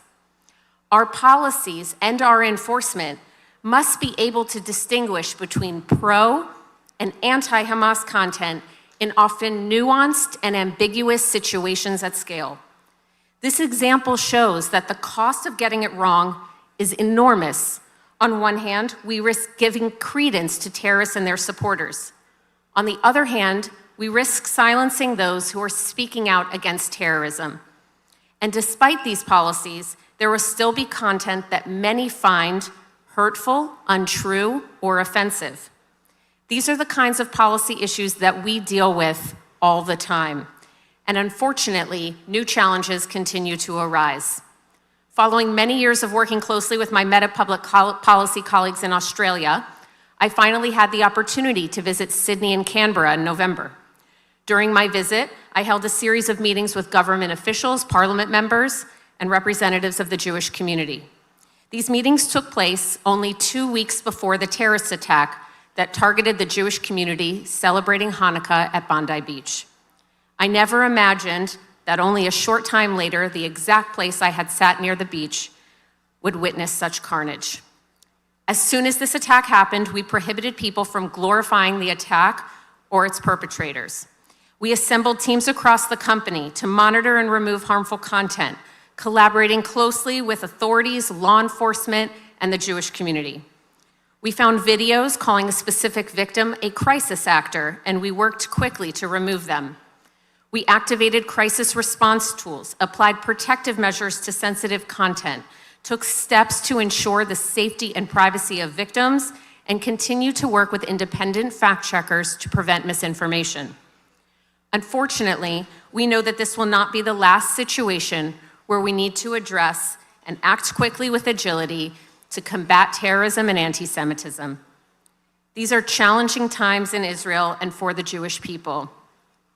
Our journey has never been simple, and technology and the challenges and opportunities it presents will continue to be a part of this journey. From the early days of the internet to the extraordinary transformations we've witnessed, I'm reminded of my favorite quote from Pirkei Avot, a belief that has always driven me in my work. We are not obliged to finish the task, but neither are we free to desist from it. That's what motivates my work at Meta and why I'm proud to do it, despite all the debates around social media, technology, and the company itself. And it's why I feel so privileged to be with you here today. Thank you very much.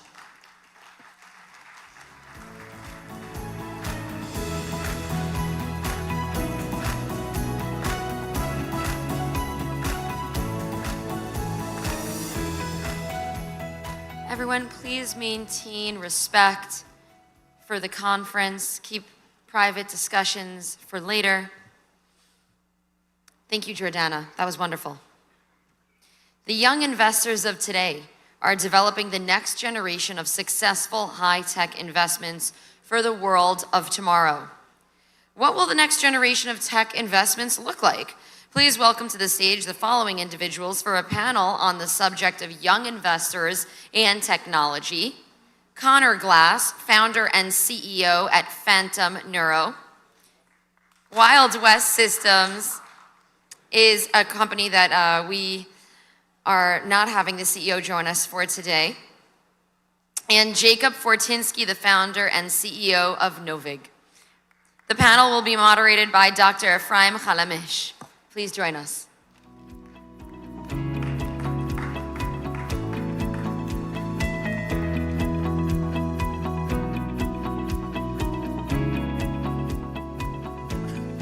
So we had the privilege of listening this afternoon, just before we started here, to the CEOs of some of the largest companies in the world, definitely in Israel, the CEO of IAI, the CEO of one of Israel's largest banks.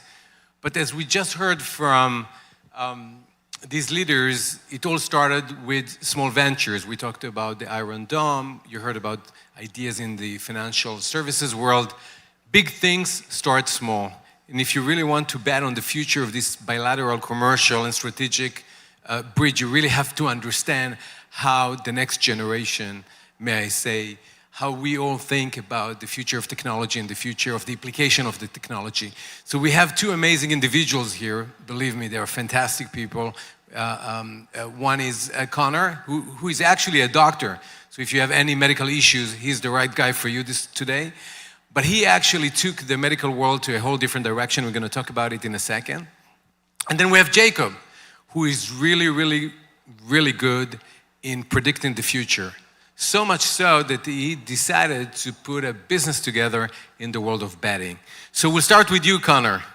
So you are a doctor, but you decided to take this medical expertise to a whole different universe. Correct.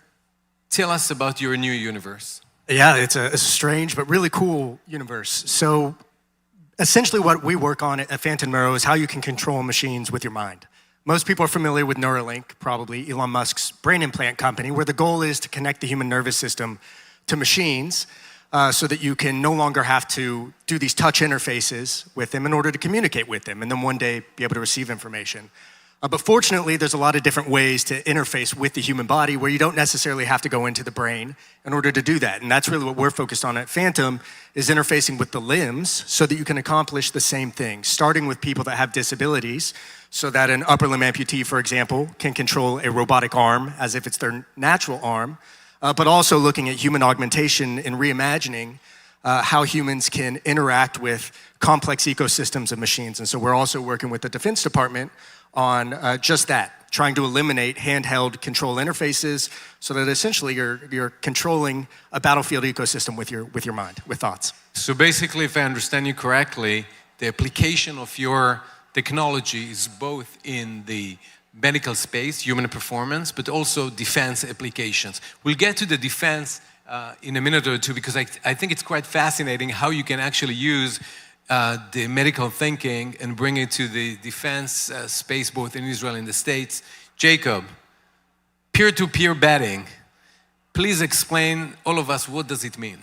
Sure. So I run a company called Novig. We're America's #1 sports prediction market.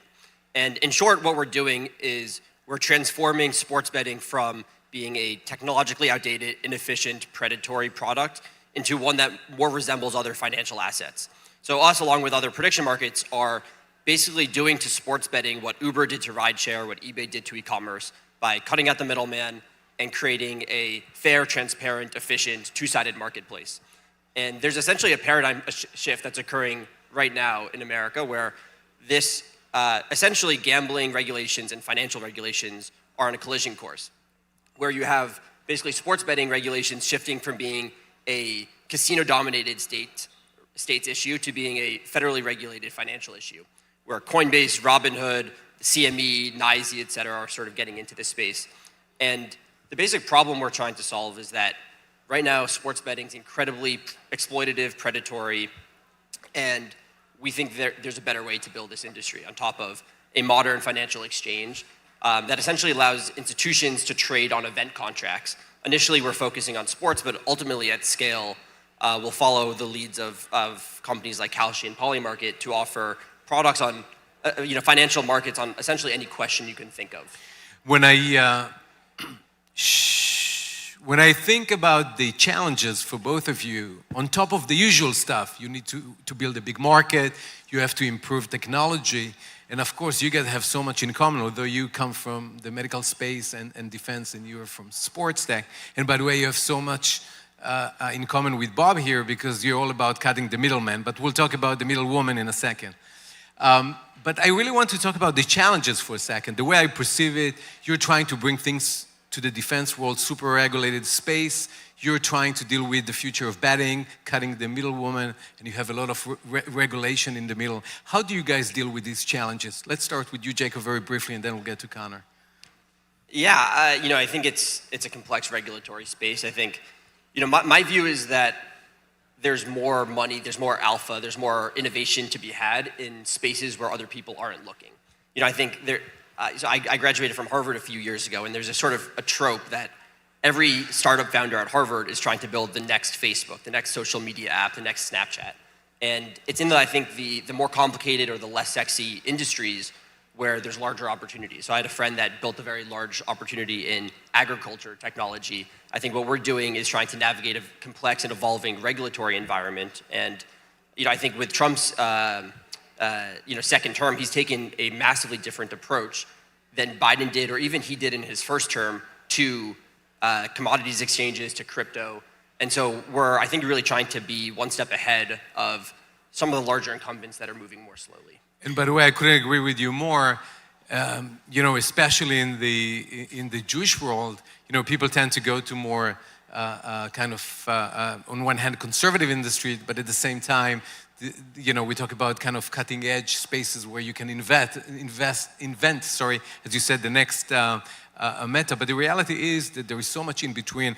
I've been in business and also teaching and writing about conservative industries, from energy to banking, in your case, traditional sport. And I think this is really fascinating. We'll get to that in a second. Connor, how do you deal with the regulated part of the defense industry? Especially, by the way, I just want to highlight, if you deal with defense tech, so much is being said and done in the context of how new companies like his trying to raise money from sources where you don't have to deal with the tension with, China or US-Israel bilateral tension. Yeah, but before I get to defense, I just want to say one thing I think is important about healthcare and medical regulation. So medical regulation is very black and white. There are set processes that you have to go through, and the US is not competitive at all in terms of actually bringing new devices and medications and things to market quickly. For the world. Israel, to be frank, is not very competitive either. Nobody really goes to the United States or Israel to do early clinical trials. They rather go to places like in Eastern Europe or to Australia, that's what we're doing, or other places where they move extremely quickly and they have a common sense approach to regulation of medical technologies. And I hope that the US and Israel can get behind some of that so that we can be competitive in this space. For the defense world, it's much more gray, I would say. It's much more relationship-based. For example, our portal into the Department of Defense, Department of War, whatever you want to call it, is DARPA. DARPA is a very interesting organization that has a whole lot of money and a whole lot of flexibility in how they deploy that capital. And so that's much less black and white than I would say the healthcare industry. Terrific. I want to talk a little bit about talent management, and the connection between public, private, and academia. We're lucky enough to have the president of Bar-Ilan University, where I actually got my first couple of degrees, and we all should be thankful for that. But I think when I compare the days when I went to school versus 2025, or looking into the future, 2030, 2040, how do you guys think about the talent management part of the story, the kind of people you're looking for sports tech, healthcare tech, defense tech? Please, if you can say a few words about that, that would be quite important for this crowd. Yeah, I think in my view, it's... Nothing to do with Harvard, by the way. What? Well, I think you have to be a place where people want to work. I think, for us, we were able to attract a lot of talent because we're building in person in New York. We're 5 days a week in person. And I think after COVID, people missed that human connection. So we were able to get a lot of young people who missed that sort of interconnected workplace environment. But when you're competing against companies like Meta that could offer graduates of Harvard $500,000 a year, you have to offer them something different. So in our case, we give all of our employees substantial equity in the company to sort of sell the vision, to sell the mission, so that their financial success is intertwined with the company's. Terrific. Connor? Yeah, so 100% in a startup, you're not competitive in terms of the compensation that you're giving somebody. So you have to be 100% mission driven and find passionate people. So we focus entirely on who is the most capable for a job early on, right? And so we start with that. We're now a team of 15. And it gets really complicated, especially as you move into the defense space, because you have to be really careful about who you hire and where you take money from. And that can limit you, right? So a lot of the best talent in artificial intelligence is not coming from the United States. It's coming from outside of the United States, and people usually on education visas or H-1B visas. And it can be really challenging to hire some of those people, especially under today's political climate, for better or for worse. And so it's quite complex when you start to dabble in defense. As we're just about to finish this fascinating discussion, obviously a big part of the story, and we're going to talk about the issue on the next panel, you know, how to connect Israeli unique DNA on these issues, the creativity, the innovation with the US market or global markets more generally. Can you say just 5-10 seconds on how you perceive this unique edge? Connor and Jacob. Yeah, so my first capital came from kind of joint Israeli-US investors. So Israelis kick ass. Like, they're willing to take risk and invest in things that other people won't, right? So I think it's fantastic. I'm very bullish on Israel and its ability to innovate and deploy capital into companies that actually matter. Well, I actually thought this whole panel was talking about Silicon Valley since October 7th, so I have lots of thoughts on this, but to limit it to 15 seconds, I would say it's about bringing this sort of fear of failure, the willing to take massive risks, because ultimately, in the world of startups, it's dominated by the power law, and ultimately you have to have that sort of Israeli relentlessness if you're going to build the next, $10 billion company. Terrific. So I think between taking risk, this unique edge, and of course connected to, on one hand, traditional industries, but at the same time, kind of changing industries into the future, I think really this is the story that came out of this discussion. Thank you very much, guys. Thank you guys so much for having us. Appreciate you. Thank you for being here.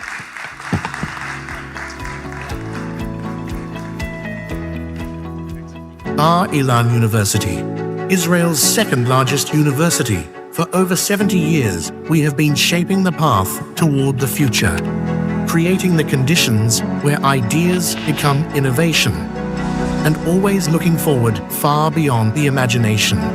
From groundbreaking researches and innovative solutions in the fields of energy and chip design to the development of revolutionary health technologies through bioconvergence. And now, in partnership with Sheba Medical Center, Bar-Ilan University is establishing a bold, visionary campus in the heart of the Health Tech Valley, a 21st century initiative to create Israel's first fully integrated health innovation ecosystem, where ideas move faster from lab to patient, from discovery to real-world impact. Bar-Ilan University, the beating heart of Israel's Health Tech Valley.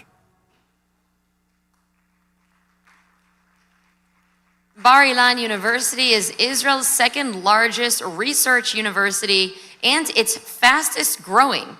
With more than 22,000 students and 130,000 alum, it has become a national hub of academic excellence, innovation, and social impact. The university is home to 10 diverse faculties and more than 70 research centers and institutes, leading in areas like energy, environment, and health.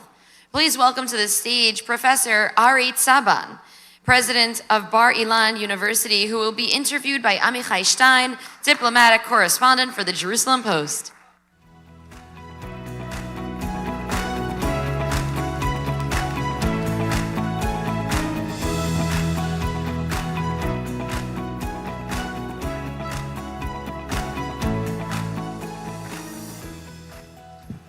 Well, thank you very much for being here. Thank you. Your first time, right? First time. First time. Let's see if it's going to be... No, yeah, it'll be a second and third, and let's go on and on and on. So let's start with a few numbers, I think, of Bar-Ilan University. the second biggest university in Israel. So we're talking about 22,000 students, right? 22,000, yes. How many already have graduated? More than 130,000. I think it's, every year we send out around 7,000 new graduates. So that's like a dramatic contribution to the country with our special graduates. So we're talking about 10 faculties, right? 70 research centers inside the university, right? Yes. Can you tell us a bit about these research centers? The research centers are allocated everywhere, but I think that if we want to kind of concentrate on the important ones, these are the big ones that we today do.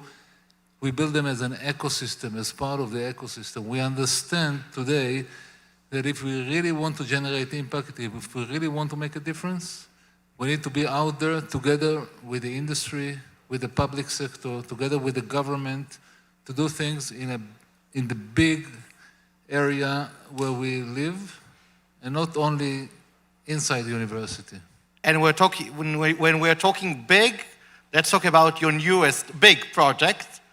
We're talking about the Health Tech Valley, right, with Sheba, Israel's hospital in Israel. We are talking about an investment of over 400 million shekels in this tech valley industry. So tell me about this center, which is supposed to combine medicine and really AI, the thing we're talking about in the recent years. So first of all, we remove the word medicine. Medicine, Talk about health. Health, okay. Health is the issue, it's not medicine. And actually, the building that you see here on the screen and what's supposed to come inside, it's the Health Tech Valley, which kind of corresponds with the Silicon Valley. But the main challenge of ours, I'll go to the end. This place, the new initiative, will position Israel not only as the startup nation, but also as health nation. And I think we can clap hands. Now, you can imagine what happens when we become the health nation.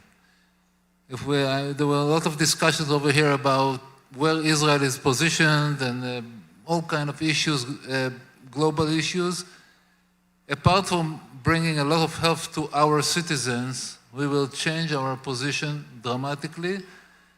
And I can actually see it happening. It will happen, it will take some time, but since I know the details, it's going to happen. So what's the vision? What is this Tech Valley supposed at the end to do when your dreams, let's say, come true? Today we understand that we must work within the ecosystem. So what you are seeing in this building, at the left end, there will be a research center that will be joined by us, by Bar Ilan University and the Sheba Center, where innovation will start, new ideas. But it will not be just by typical researchers, it will involve people from life science, but also from AI, from engineering, from physics, from chemistry, from all our different disciplines that will join together to generate the innovation. But they will not do it alone, they will do it together with the physicians that come from the hospitals, because the physicians know where the real problems are, they have the data. And once they start to develop the innovation, as they sit down in the cafe, together with people from companies that will fill up this building, and this building is already getting more and more filled with big and important companies, the distance between the idea and a treatment, between innovation and the patient, will become dramatically shorter. And we're going to see a lot of new things coming out of here, all connected with our health. So you just started building working on this new project. From where the idea came? When did it pop you that we need something like this? It's embarrassing to say, but it's about 3-4 years ago that we started to to move forward together with Sheba, actually, together with Itzik Rice, the general manager of Sheba, and myself, and a big, big team that is working on it. And actually, it's already working. It's already started working. It will take a few more years to see it really in action, but I can see the vision. Health Nation. Remember that. You heard it first. Health Nation. Let's give it. How much enthusiasm are you getting from other countries, from other universities, from around the world about this center? We have all kind of institutes from like Mayo Clinic here from the States, Microsoft from Israel, Merck Company, other companies that I'm not allowed to put their names out here, but very large companies, startup companies, quite a few from the United States, some from Europe at this point. They will come, they will have offices inside. They want to be very close to the innovation so that they can jump on it the moment it starts and not be late and wait for it later. Let's talk a bit about the university itself, because you have seen an amazing increase in the amount of students in recent years, right? A huge number, a staggering number that put you also in the second place when it comes to the Israel's biggest university. Usually what happens, or sometimes what happens, when things grow too much, the education level goes down. So how do you balance between the two? First of all, numbers. You don't need to balance, but how do you keep... No. First of all, numbers. Typically, in Israel, when a student comes in, they come in with something which is the bagrut, the test they do at the end of high school, and a psychometric test that they bring together, and there is a number. They get a number. The average number during this period that we had 30% growth has gone up, not down. We're actually getting not only more students, but even better students from year to year. That's very, very powerful. And I think if I have to, apart from excellent in research and very good education, I think that if you want to take home message, that's a national relevance. The university has a very strong sense of purpose, national relevance. And when I say national, I mean not only in Israel, but national is the Jewish nation. And that's very appealing to the students that come more and more and actually vote with their feet and are filling the university. They get excellent education, they get personal touch. And when you say personal touch, I can say that they got recently an award from the Defense Ministry because in the last 2 years, a lot of Israeli students were in reserve and they needed special treatment, help in tests or delaying tests or things like that. And you won a special award from the Defense Ministry because of your treatment of the reserve soldiers who were studying in the university. Yes, actually, more than 30% of our students went on reserve. And that's, when I say more than 30%, that's more than 6,000 students that served more than 100 days. Now, remember, the applause is for them, for the students. And when you think about it, 100 days is basically a semester. So we have students that actually lost a semester, and there are quite a few that did 200, 300, and 400 days.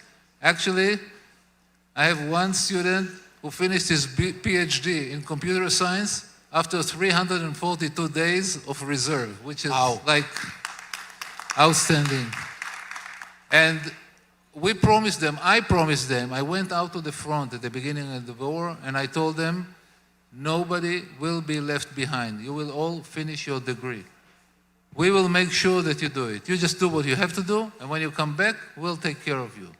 And with a personal, very, very personal approach, one by one is 6,000 of them, we were able to bring them all back to speed and fill in the gaps with professors teaching in the middle of the night, with special AI tutors, with special mentor for each and every one of the students, with special care during the exams. And when we check it, the dropout rate of the people who were on reserve is smaller than that of the regular population. And despite being only 30% of the campus, 50% of the outstanding students that get a special prize were those who were on reserve. When you are a fighter, you are a fighter. So it's an amazing thing you've done to these amazing people who went to reserve. And thank you very much. And good luck in making Israel the health nation. Remember. Thank you very much.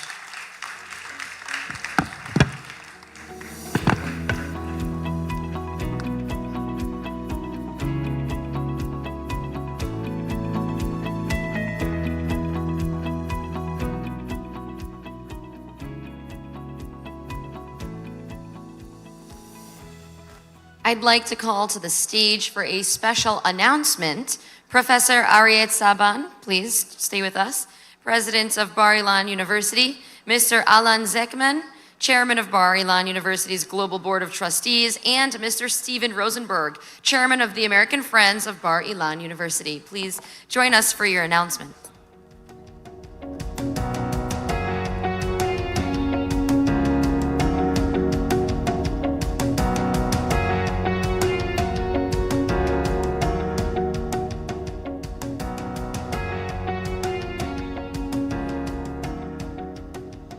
Ladies and gentlemen, I'm honored to enjoy this audience, to announce that Bar-Ilan University's decision is to confer an honorary doctorate degree, Doctor of Philosophy honoris causa, upon Mr. Steve Witkoff.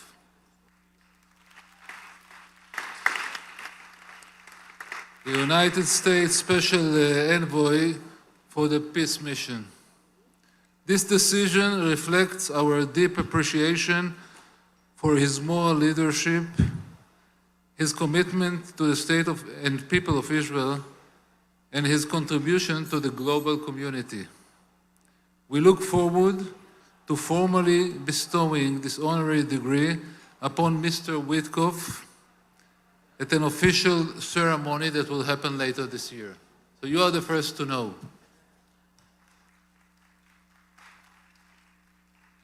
And I guess that we were expecting to have him here today, but of course he was drawn away for other very important matters. The university's decision follows deep recognition of Mr. Witkoff's sensitive and determined efforts to help secure the return of the hostages, carried out with moral clarity, discretion, and unwavering resolve. His actions reflect a profound sense of responsibility to human life and dignity at moments of exceptional complexity. Mr. Witkoff has made a significant contribution to advancing regional stability, peace, and the pursuit of a sustainable solution in the Middle East, in alignment with President Trump's vision. Through principled leadership and effective engagement, he has played a meaningful role in shaping pathways towards dialogue, security, and long-term regional cooperation. Thank you.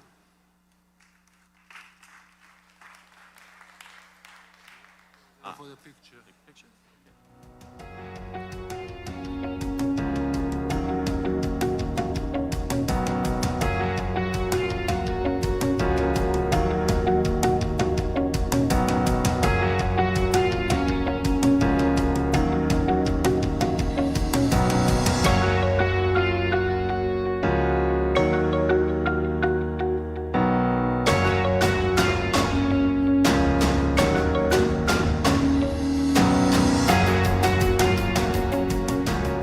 How exciting. Please welcome to the stage the following individuals for a panel on investment. Dov Francis is the founding partner and managing director of Group 11, the Los Angeles-based venture capital firm. For 4 seasons, he appeared on the Israeli version of Shark Tank called Hakrishim. Bob Diner is the co-founder of the company that became Hotels.com and the president and co-founder of GetAroom.com, which was named the best hotel booking site from Frommer's.com. Sagi Asaraf is president, private banking and wealth management of Israel Discount Bank in New York, and a seasoned banking leader with many years of extensive global experience. They'll be coming to the stage for their interesting panel. I'm really looking forward to it.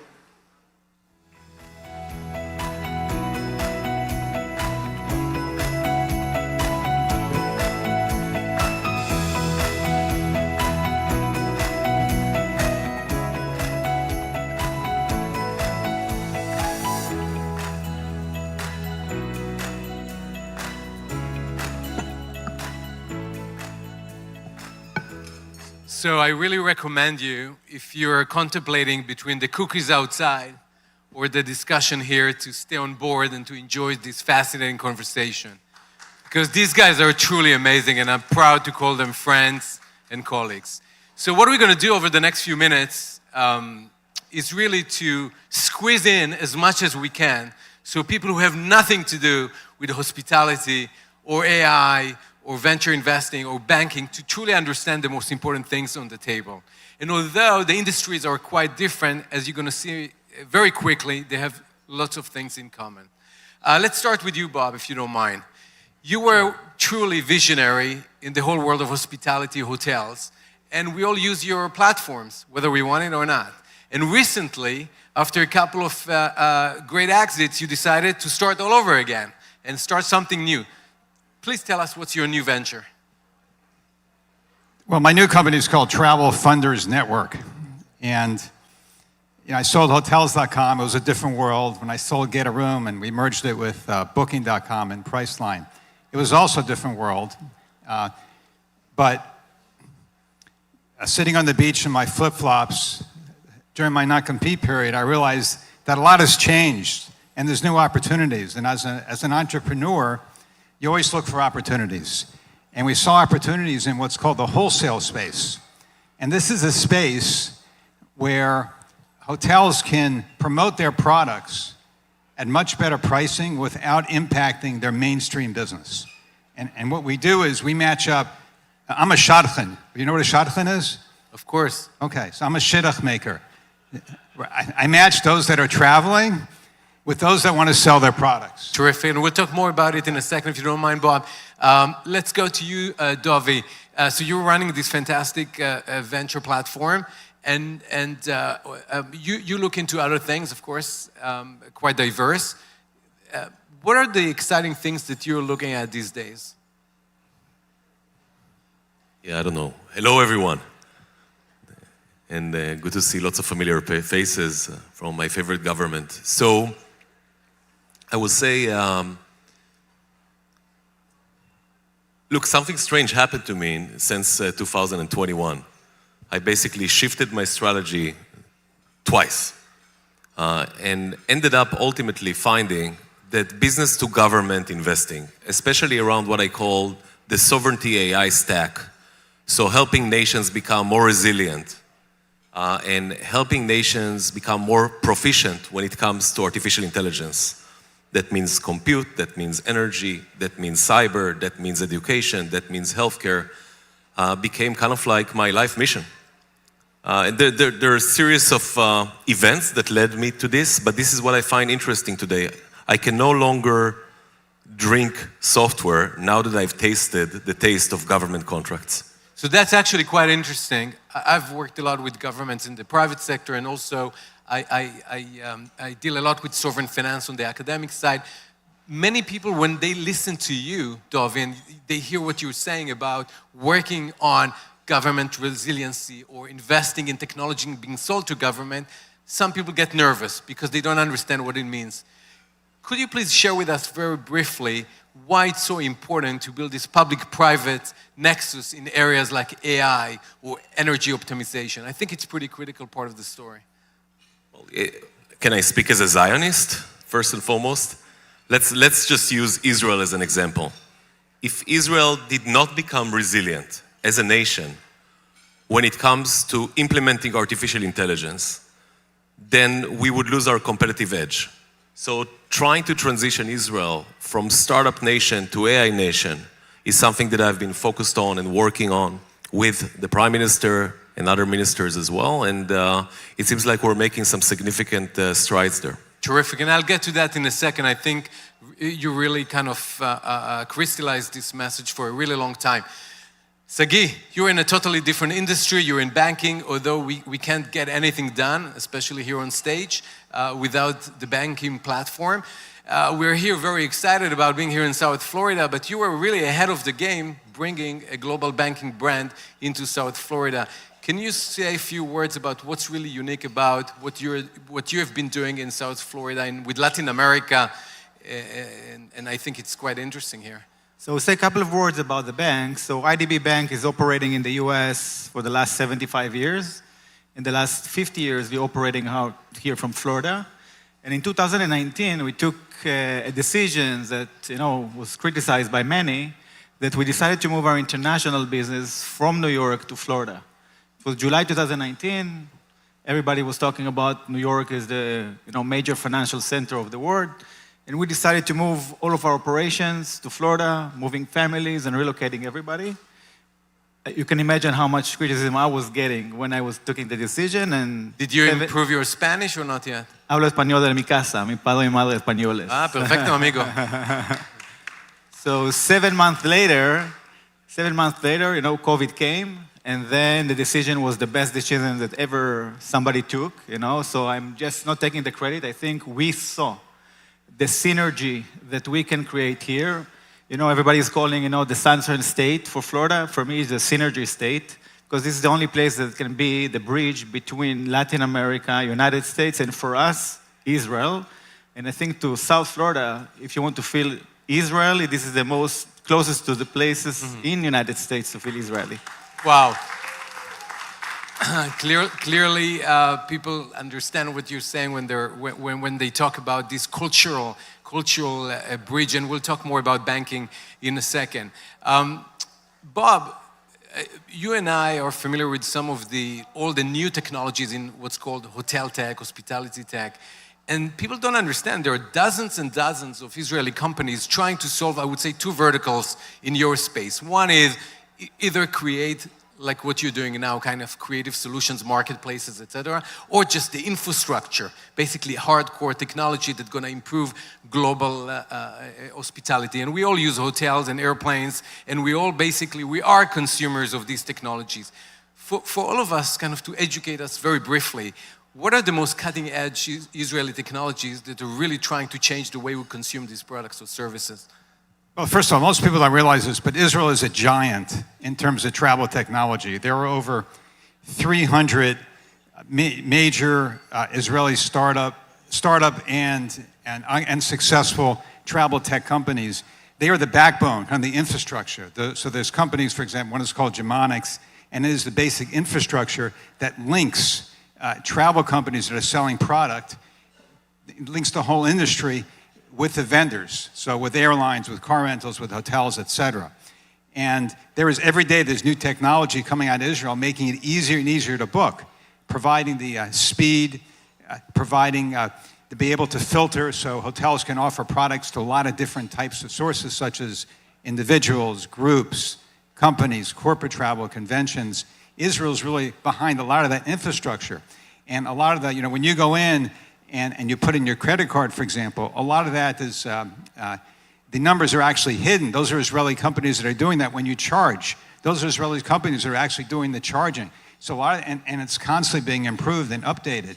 A lot of the AI technology is coming out of Israel, which we've actually been using for years, and almost every day there's something new, and it's coming out of Israel.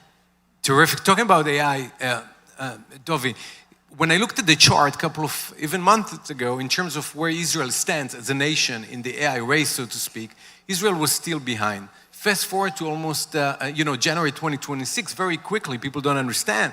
Israel moved up dramatically, and it seems like we start to get it right instead of just complaining about the fact that Israel is not investing enough in AI and big data analysis. What's the secret? What did we change in the way we approach AI leadership? Well, I think lots of things have changed. The first thing and the most important thing is that we're winning through and through in anything that we do. I think that's important to mention. Secondly, is that we're all centered nationally around winning in whatever it is that we do. So I think the government of Israel, thank you, I see over there, I appreciate it. Yeah, winning. Feel free Shouldn't to clap and feel support. bad about it, right? We've been working It very feels hard on good these issues. to win. And by the way, thanks Jerusalem Post. It feels good to be with, I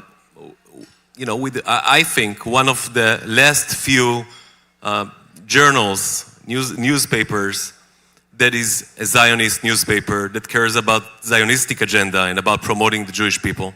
So it's good to be on that side as well. So with respect to AI, because we're running out of time, I'll say the following. What has transpired and what has changed is that the Israeli government decided to step up and to put together the NAID, the National AI Directorate, which is an initiative where I was the single lobbyist pushing it since January of 2023 when I met with the Israeli Prime Minister, with Netanyahu. So, gotta give the man credit when it's due. He has pushed this initiative like a bulldozer against all odds while Israel is fighting a war in 7 fronts. We managed to approve it with a unanimous government decision. We managed to budget it. We managed also to get to accept Judge Nagel Committee's recommendations to invest a significant amount of money into setting up 60,000 GPUs in Israel, into having our own sovereign AI stack in the state of Israel. So that's very important. So I think between the sovereignty that you refer to and the kind of the national agency in this space, these are the two critical items. Sagi, when it comes to banking, one of the biggest trends, I'm sure everyone here follows, is the trend towards wealth management on top of retail banking. In fact, many financial institutions, both in Europe and Israel, left the traditional banking, and we can talk about it on another panel another time, maybe next time, but still stick to private banking, what's called. And you guys really focus these days on private banking. With the limited time we have, why private banking is so important for you guys? Why Latin America? Why Florida? Why this very unique bridge between Israel and US banking? I will say a couple of words about private banking, and I think in the end, I'm not sure how many people understand who is the institution they're working with. They know who is the person they're working with, and I think that's the most important thing. You're doing business with people, and that's the number one, I think, in banking, and you want a one-stop shop. You don't want to start going from one place to another whenever you need any service from the bank. So if you want a mortgage, you're going to one department, and then if you want a real estate loan, you're going to a different department that is probably 20 miles or 30 miles away, or maybe the people that are doing the work for you are in India. We are a big believer that the one-stop shop means when Dovi needs something from me, and already Avner said that there's a client of ours, he calls me or WhatsApp me. And if I'm not answering, Avner will answer him for sure, and that's it. He's going to get the solution. And whatever he needs, private banking or other needs for his business. Terrific. When I do business, like all of us, when I'm out there in the world, whether it's my business hat or academic hat or whatever it is, I know for sure that at one point or another, people are gonna think about the Jewish or the Israeli element in the way I'm doing things, or the way I, as Bob mentioned, kind of market this unique edge to the world. Can you say a few words, all of you guys together, what it means for you to take this professional expertise on a very high level, literally changing industries, as a Jew, as Israeli, especially in light of how the world looks like today? I'm sure it's fascinating. You know, Sagi, in your case, it's like you basically the face of banking all over, sovereign and individuals in Latin America. Dovi, you're really out there talking to governments all over the world, but people know where you come from and they know your background. Bob, you changed the hospitality industries, but at the end of the day, with the yarmulke on your head, people know where you come from. What it means in terms of values, leadership, in terms of changing the world, Sagi? So we'll start first, IDB, since we're the only Israeli-owned bank in the United States. It's more a responsibility than just doing a business. And I think October 7 can really explain exactly what's happened after the war started in Israel. So first, you need to remember that we're dealing with clients that maybe are third or fourth generations with us, doing business with the bank for the last 75 years. The first generation opened the account because they wanted to do business with an Israeli-owned bank or a Jewish bank. The second generation stayed because the patriarch of the family gave instruction and they were following the instructions. The third generations, they want type of hotel.com. They want everything in their hands. And if we don't have the best technology, they can go to the next bank and they're going to leave you behind. October 7 brought it back. We feel that people want to do business with people that sharing the same values they're sharing. And that's a big change that's happened, and we see clients coming back, or clients want to understand that you see eye to eye your values together with their values, and that's a big change that I'm very happy that's happened. Fascinating. Dovi, please. Ultimately, I think it has a lot to do with taking, say, Metorat Tzion, like taking the Torah out of Zion and spreading it over. I think that's Israel's intellectual property. Like having our entrepreneurs not only being large employers all over the world and definitely in the Americas, but also having intellectual property that today powers, for example, most of NVIDIA's GPUs. Like look at the Mellanox acquisition in 2020. Sure. Mellanox was acquired for $6.9 billion. Sure. At that time, NVIDIA was $74 billion in valuation. Today, it's $4.5 trillion, NVIDIA. Mellanox accounts to 20% of all revenue. Last quarter alone, it made more than $8.9 billion. That's Israel's impact. That's amazing. Thank you. I see Ambassador Ardan, you're not the ambassador of any state, but the way you do things, the way you carry yourself, the businesses that you've built, your success story, if you can share with us the way you see this issue. I'll just say as a Jew and as a pro-Israel Zionist, that we run our business, all of our businesses, with Judeo-Christian values. And I wrote a book called The Biblical Secrets to Business Success, which you can buy on Amazon. But it's all about how to run a business with the values that I grew up with. Learning in Jewish day school, going to studying Torah and Talmud. Those are basic principles that we've embedded in every one of our businesses, from Hotels.com to Travels Funders Network and all our other businesses that we've done. And it's about how you treat employees, paying them on time. It's all about doing how you do due diligence. It's about, in the travel industry, it's all about disclosures. We make sure we bold any item that consumers need to know. We make sure we're very clear about it. And when it comes to customer service, some companies have huge seminars and manuals and so forth. We have one simple concept. Put yourself in the shoes of the customer and treat them like you would want to be treated if you were the customer. That's how we handle customer service. That's how we've done it in all our companies. And because of that, people have become very loyal to our companies because they're treated fairly. Employees, customers, affiliates, and so forth. Fantastic. So I truly encourage all of you, because as we say, talk is cheap, to be part of the process, whether you're interested in banking, in hospitality, in VC investment, the future of AI. Please thank Sagi, Dovi, and Bob for this amazing, amazing insights.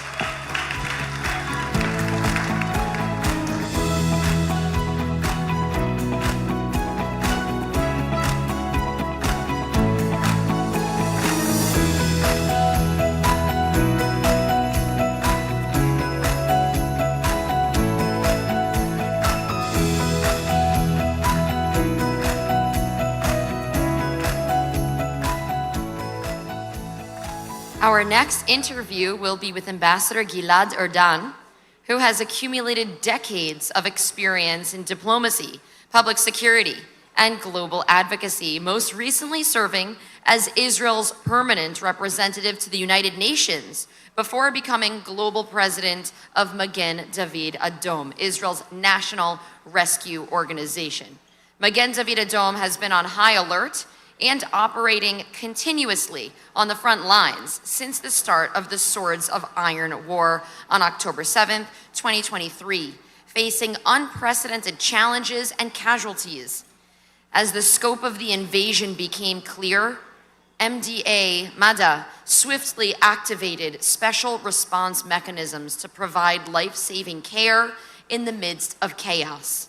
Additional ambulances, helicopters.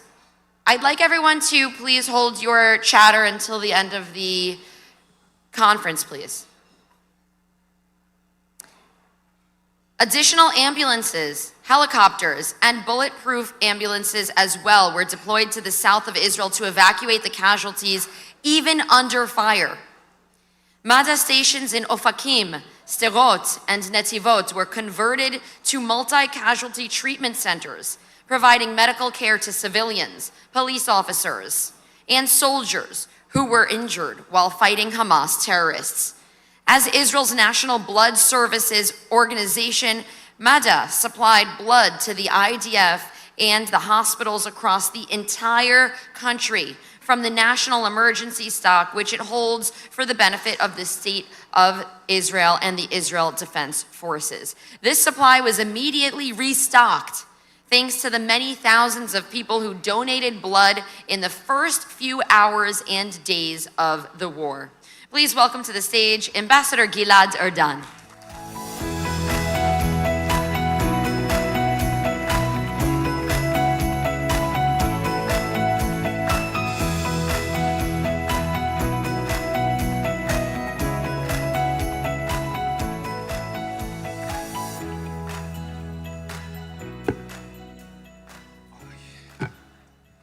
Good evening. Good evening. It's very, very special to have you with us. You have... Thanks for having me. You're welcome. We need more energy in this room, I think. That's right. Yeah.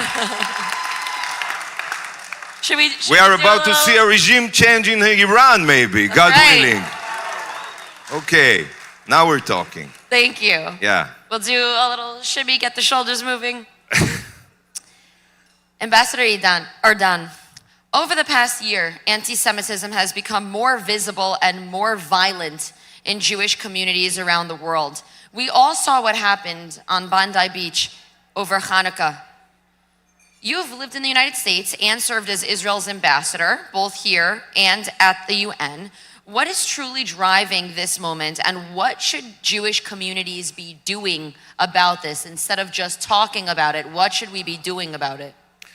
Well, Shana, first of all, it's frightening to see that we live now in 2026 and anti-Semitism has truly become a cancer. And it's shocking because this cancer today is prevalent both on the left and the right. On the left, it's not a surprise. We already saw the Squad. Now we have Mayor Mamdani. But we are seeing it also very prevalent among influencers, Republican influencers, Candace Owens, Tucker, Nick Fuentes, you name it.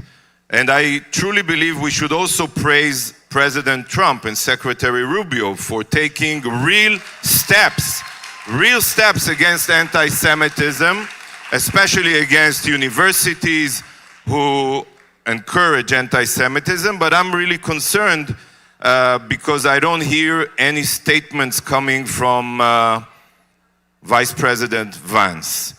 But what is truly now clear for everyone is that the anti-Israel rhetoric is truly the new modern anti-Semitism. And how do I know it? Easily. Because right now, thousands of Iranians are being massacred by their own regime. And we don't hear anything. We don't see condemnations at the UN. We don't see any urgent discussions taking place in the Security Council. Where are all the protesters that will protest free Iran, or from, I don't know, Bushehr to Tehran? Iran should be free. We don't hear them because everything was based on anti-Semitism. So since you mentioned it, it's true. We need to take real actions on the ground. Number one, I'm sorry to say it because it's very convenient to live in Miami, but as a proud Israeli, I have to tell my brothers and sisters, come home to Israel. We will embrace every Jew who will come and live with us. This is your home. Number two, we should stop call out the anti-Semites. We should demand action. Action means we have the power to boycott our boycotters. Stop donating money to all the universities who facilitate the anti-Semites. Demand that they will fire anti-Semitic professors. And number three, and I say it with a lot of sadness, Jews have to start organizing to defend themselves. We cannot trust anyone Yeah, we should train our communities. We should be equipped with whatever is needed. And from now on, we should take care for ourselves. Thank you so much for sharing that. You were a leading voice defending Israel during your 4 years at the UN, and you're also deeply critical of its effectiveness. Now, with President Trump's most recent actions, from striking Iran to capturing Maduro, do you see a new doctrine emerging and a broader changing geopolitical shift that could impact Israel? Definitely, we are seeing a new doctrine emerging, and definitely this doctrine will impact Israel for the good. And what do I mean? Well, I saw it firsthand, the ineffectiveness, the corruption of the UN, its inability to defend human rights or prevent wars or genocide.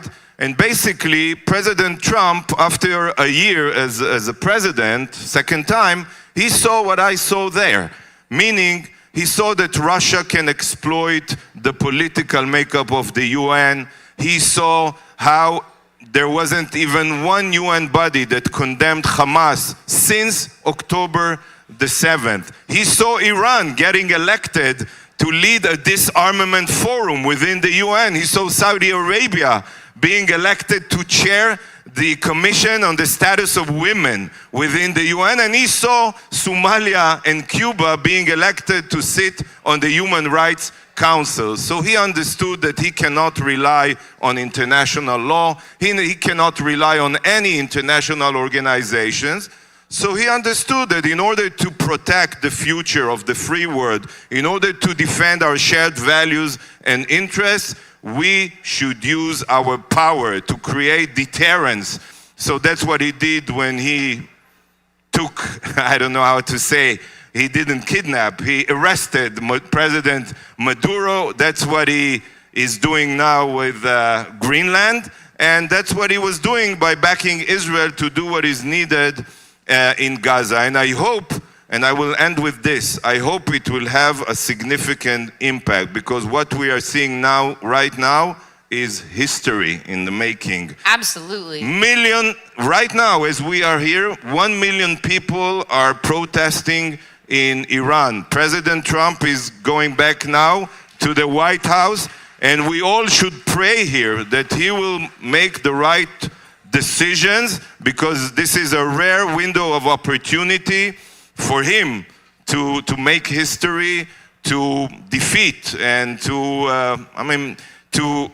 free the Iranian people for the oppression of their regime and crush the #1 state sponsor of terrorism, a fact that will definitely change the future of Israel and the Middle East. Let's all hope and pray that he will make it.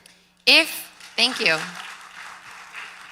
If a scenario like what you described, President Trump going in and trying to uproot the regime through his force does happen, is Magen David Adom prepared and ready for a response from Iran, which they have stated would directly hit Israel? So we should know the facts. Okay, the Home Front Command still did not instruct anyone to enhance its preparedness. But since Magen David Adom is Israel's only national emergency medical service, we should be prepared anytime. So seeing the developments, we decided to enhance our preparedness and readiness. And we all saw what happened during Operation Rising Lion. Since we are connected to the systems of the Home Front Command, people need to internalize it. Even before a missile is being shot from Iran, we can already see where this missile is about to fall, and we are dispatching our ambulances to wait for the missile. Therefore, we succeeded to save many, many lives during Operation Rising Lion. And today, this is something also that we should all internalize. The threat, the main threat against Israel is on the home front, because our enemies, thank God, they realize that they cannot defeat our military on the conventional battlefield. So what do?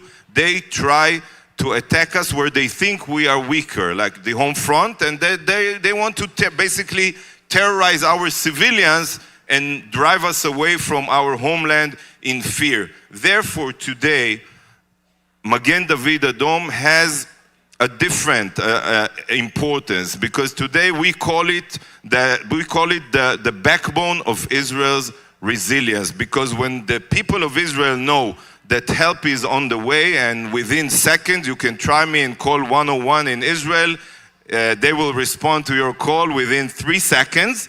So people feel more resilient. So that's why today, as I said, we enhanced our preparedness, and we are ready for any scenario. Wow, 3 seconds is a very, very fast response time. Following Operation Rising Lion, Prime Minister Bibi Netanyahu visited Magen David Adom and called it the best emergency medical response organization in the world. If you had to point to one defining element that makes Magen David Adom so unique, that makes you so personally proud to be in your role, what would that be? Oh, one is going to be hard for me, but I'll do my best. Prime Minister Netanyahu was absolutely right. Magen David Adom is truly the best national life-saving medical service organization on earth, because we are the only one who needs to operate on a daily basis under a constant threat, security threat and terror threat, and still do it with the highest standards and the most advanced equipment. We have built the most advanced, one example, blood bank on earth, fortified underground. We were able to function on October 7th and since under heavy barrage of rockets, and we succeeded, together with collaborating with the military, the IDF, to mitigate, to save 50% more wounded soldiers on the battlefields, on the front lines, because we could have supplied them with fresh blood units. We are equipped with the most advanced national dispatch center that can simultaneously address thousands of phone calls. But more than anything else, I'm very proud and feel privileged to lead Magen David Adom, because Magen David Adom truly embodies the essence of Israel. What do I mean, the essence of Israel? Number one, it's the most diversified yet united organization. You know, every shift begins like a beginning of a joke. You can see a Muslim, a Haredi Jew, a hipster, they all climb together on an ambulance and they go out and save everyone's lives, because in Israel they are all united under the value of sanctity of life. And number two is the spirit of sacrifice. Sadly, on October 7th and since, Magen David Adom has lost dozens of our paramedics who paid the ultimate price. Because, as I said, for them, saving lives is more important than anything else, even their own lives. And many stories, became a symbol in Israel, like the story of our paramedic in Be'eri, Amit Man, who continued saving lives until her last breath. So that's why I feel so privileged and excited to continue leading Magen David Adom, to be prepared and save many more lives in the state of Israel. Thank you so much. Big round of applause for Ambassador Dan. Thank you.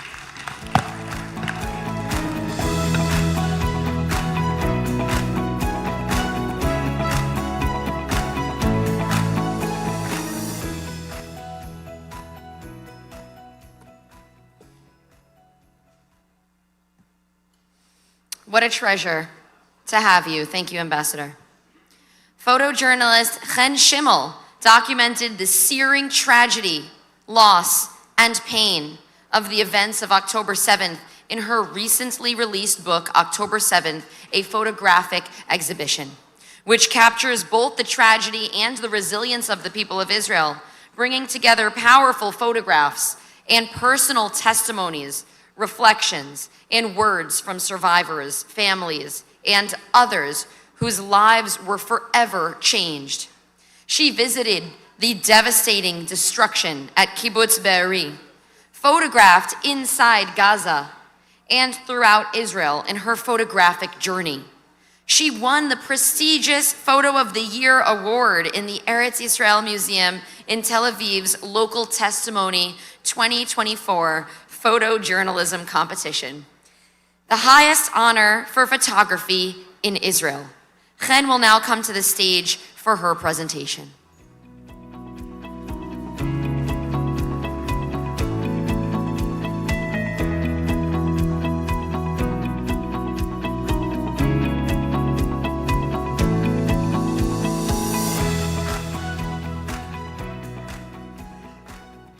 Good evening.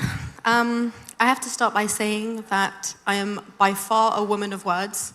Photography has always been my form of expression, but when the Jerusalem Post asked if I could speak this evening, I couldn't really say no, so I'm really pushing myself out of my comfort zone, but thank you. But I hope you don't mind. I've written something, so I'm going to read. Good evening. I'm Chen Shimel, I'm 26, and I'm a photojournalist. I didn't always think I would be a photojournalist. I picked up my camera when I was young, and without even thinking about it, I knew that this was my way of seeing the world. This was my form of expression, my way of telling stories. It started with street photography, just walking, watching, and capturing a moment and making it still. But as I got older, I felt that it wasn't enough. I didn't want to use my camera just to capture moments. I wanted to document, to bear witness. I think the first time I truly did was when I stood in Auschwitz when I was only 17. I was on a school trip, but it wasn't just a school trip. For me, it was deeper than that. It was personal. My grandmother fled Poland as a baby. Her family escaped into Russia with nothing. Her father fought with the Russian army against the Nazis. His parents and 8 of his siblings were murdered. He was the only one left. My grandma means the world to me. I've always been close to her. She once spoke 14 languages. Today, she's 87, and she speaks none. She has lost her ability to speak, yet mind and heart are still fully there. I sit with her, I read to her, I hold her hand, and I watch her try to communicate with her eyes. And it breaks something inside of me because I know how much she carries and how much she can no longer say. So when the sirens rang on October 7th, I knew I had to go. We were all together at my parents' house. The sirens went off early in the morning. I remember my younger brother, Ami, who had just drafted into the army, running into the safe room after grabbing his phone and saying, "Dead bodies, dead soldiers' bodies everywhere." We didn't understand what he was saying until the day went on and on and on. My older brother, Yishai, left immediately, headed down south and fought in Kibbutz Be'eri. My brother Ami, later that afternoon, left for his base. As I watched my brothers leave one after the other, I knew that I couldn't sit still. I had to go and witness. I had to go and document. Getting down south at the time wasn't simple. The roads were closed. The army was locking everything down. And I didn't have the right gear or clearance. But my father volunteered with Zaka. And so when I found out that he was going, I knew that that was my way in. It wasn't planned, it wasn't official, but I took the opportunity because something in me knew that I had to go. We left early in the morning. I sat in the back of the car, watching the road, quiet and still. I didn't know exactly where we were going, but I knew that where we were heading was going to change me. We arrived in Be'eri. The streets were silent. The smell still lingers. Everything was still. Bikes were lying where children had left them, car doors left open, bullet casings scattered across the ground. The houses were scorched, windows blown out, bullet holes everywhere. Life had been frozen in the middle of itself and then shattered. Be'eri was once home to around 1,200 people. On October 7th, 95 of them were murdered and 30 were taken hostage. Since that day, I haven't stopped documenting. I have traveled up and down the country, photographed inside Gaza, on the Lebanon border, with hostage families, injured soldiers, evacuees, Nova survivors, and Zaka. Amidst the pain and the darkness, I was surprised to discover a quiet hope, an unshakable resilience of our people, a nation that refuses to be defined by what tried to break it. Earlier this year, I spoke at the Jerusalem Post conference in New York, and I spoke about a book that I was quietly working on, a book that would hold so much of what our people have lived through since October 7th. And that book is now out, and it is called October 7th, Bearing Witness. The first print run has sold out, and we are now in the second round of printing. And all the proceeds from the book go to soldiers living with post-trauma.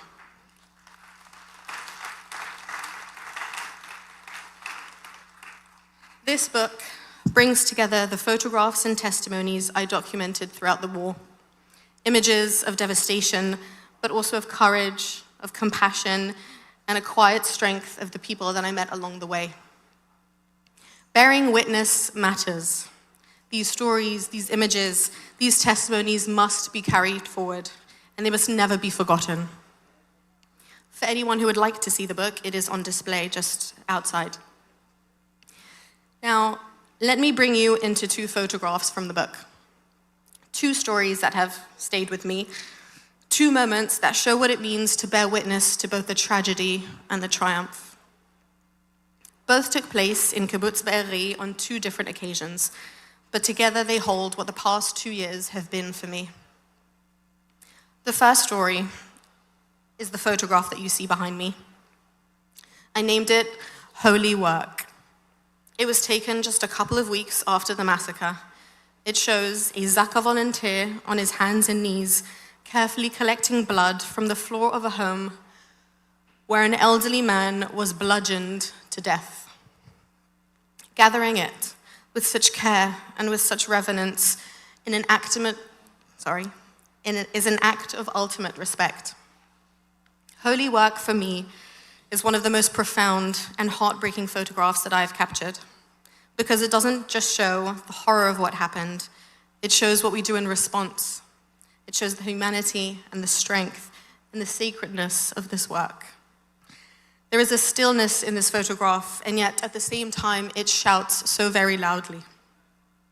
That is what this photograph represents to me, the sanctity of every life and the courage to honor it even in its most shattered state. The photograph was named Israel's Photo of the Year for 2024.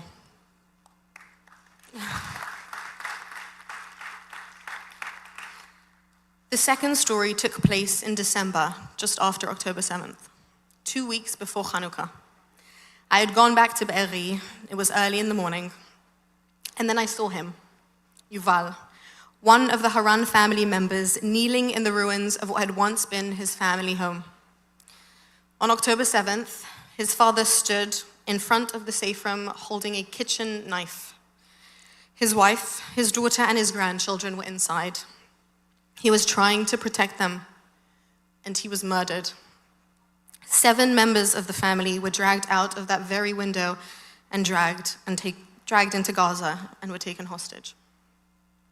And now Yuval had returned to sift through what was left, searching for fragments of a life that had once been there. There in the photograph behind me, God's rays and buckets, 2 members of the Haran family crouched low in what used to be their parents' bedroom. Everything around them is scorched, broken glass, twisted metal, pieces of a home that was once full of life. And then there is light. It cuts through the window, sharp and soft at the same time, falling onto the ash and the dust. You see the darkness and you see the destruction, and yet the light is there. It breaks through ever so softly. This moment and the photograph that holds it left its mark on me because it captures something of who we are as a people who know how to spin light out of darkness, who take what has been shattered and refuse for that to be the end of the story. We do not deny the grief. We carry it to rebuild, to return, and to lift the light again. This photograph is not about what was destroyed. It is about what could not be destroyed. This is the triumph of the human spirit, and that is what I saw in that room and what I saw in that light. That is what calls me back again and again, to bear witness, to document what happened, to carry it forward, and to honor the people who can no longer speak for themselves. And a part of that is for my grandma. She cannot speak the way that she used to, but she still carries everything. And I carry her story too, with my camera. This book, October 7th, Bearing Witness, is a part of that carrying forward. It is not an easy book, but it is a deeply human one, a record of who we are and that light that rises from so much darkness. These stories belong to all of us. They must never be forgotten and they must never be denied because the story is not over and neither is the light.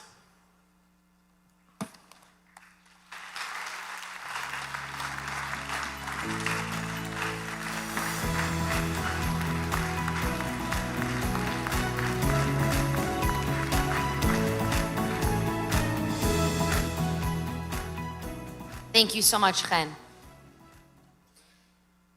Please welcome Chaim Bibas, mayor of Modi'in Maccabim Re'ut, one of Israel's most modern and well-planned cities, and chairman of the Federation of Local Authorities in Israel, which played an integral role in managing the home front and steadying the nation during the war.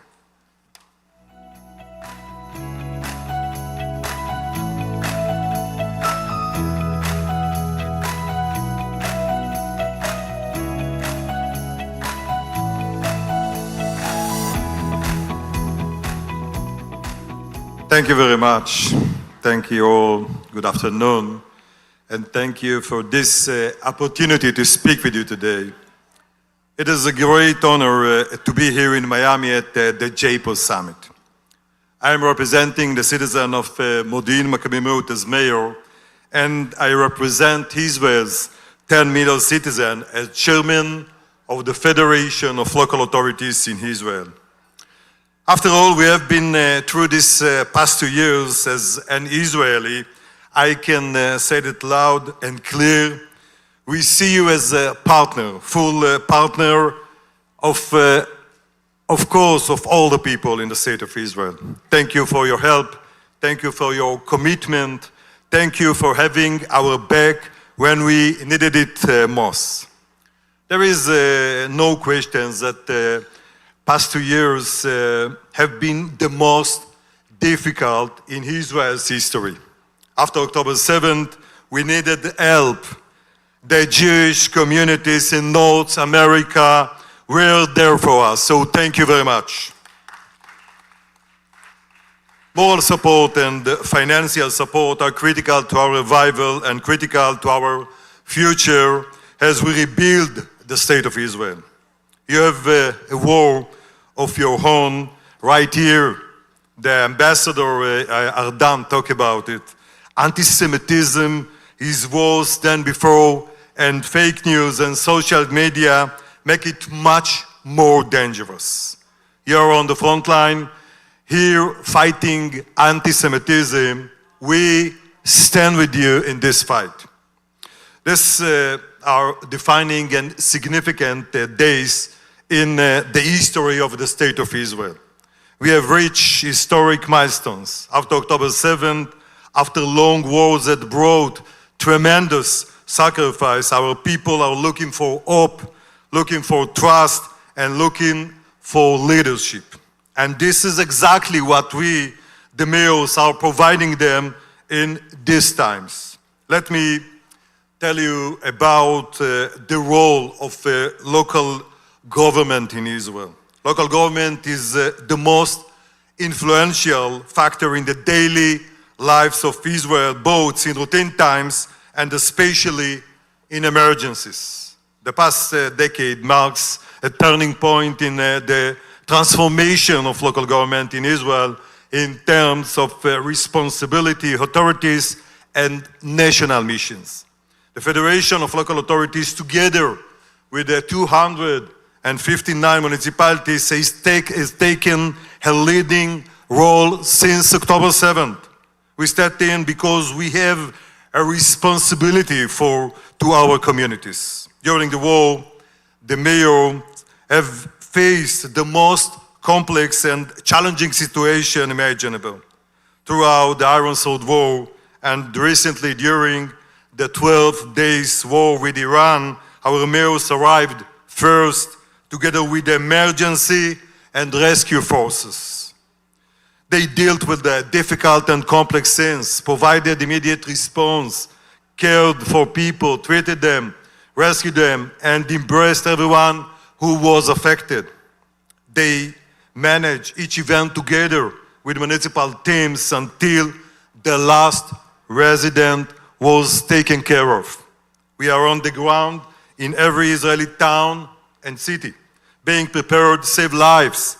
It prevents economic and psychological damage as well. When it comes to security, we adapted to the new reality. Our first priority was to secure funding for emergency first response teams, and we made sure this team, which are made up of armed citizens, were established in every city and in every town in the state of Israel. We have financed and increased security infrastructure, including cameras and physical protection of schools. In addition, we have prepared for greater emergencies, the ones that nobody likes to think about. We proved our high operational capabilities in emergency situation again and again. The mutual solidarity between the authorities deserves recognition and praise. Standing side by side with one another, learning from peers, and effective extraction of lessons enable us to successfully deal with every challenge. This is the role of our local government. This is how we prepare. We are on the ground 24/7, providing services and making sure to limit danger for all Israelis. Looking forward, we see an extraordinary opportunity. The state of Israel now stands before an opportunity for real change, to replicate the capabilities and performance of local government in emergencies into our everyday reality in routine times. We live in a times that demand profound change, more authorities for local government, less bureaucracy, transfer of budget, and efficient management in the field. A strong and stable local government can move the country forward, not only in times of emergency, but in every area, and primarily in managing smart cities and digital cities. We are already implementing technologies and managing safer cities today in local government, from our own budget, of course. Strong local government is the key to advancing smart, efficient, and safer cities in the age of technology and AI.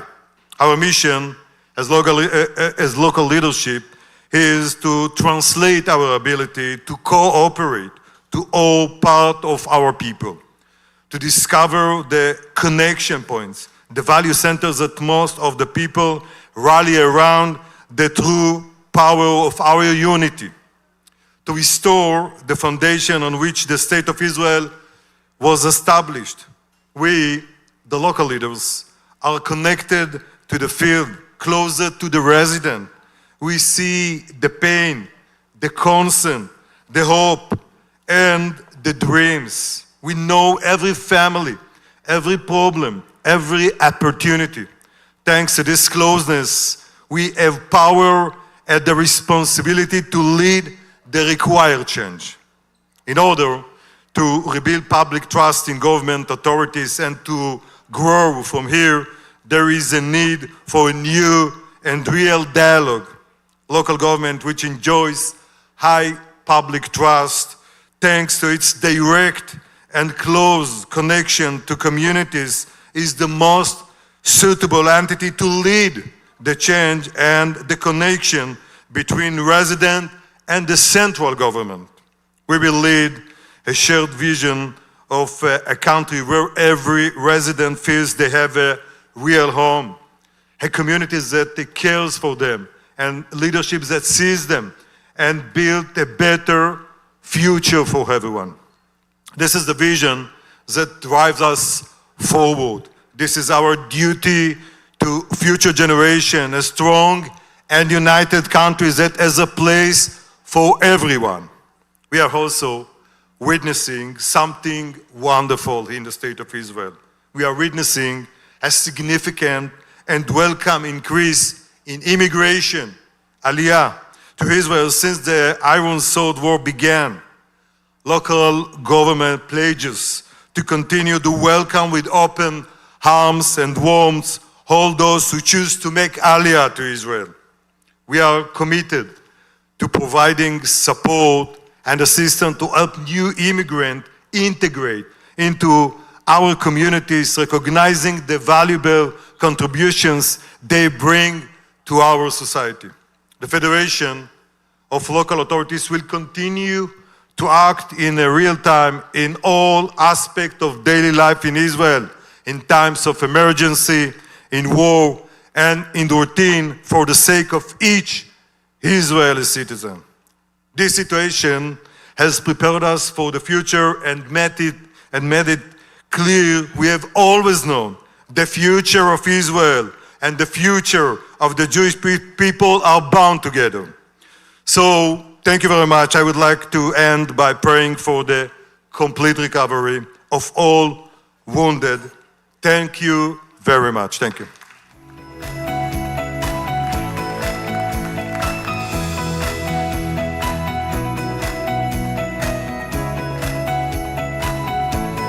Amen. Nefesh B'Nefesh's comprehensive support and social services have successfully empowered more than 95,000 North American Olim to integrate into Israeli society, achieving an impressive 90% retention rate, ensuring their long-term commitment to building meaningful lives in Israel and contributing to the nation's growth. In 2025, North American Aliyah saw a marked increase of 12% compared to the previous year, with 4,150 individuals making Israel their home, the highest annual figure since 2021. Please welcome Tony Gelbart, co-founder and chairman, Nefesh B'Nefesh, for an interview with Idan Queller, White House and diplomatic correspondent, Walla News.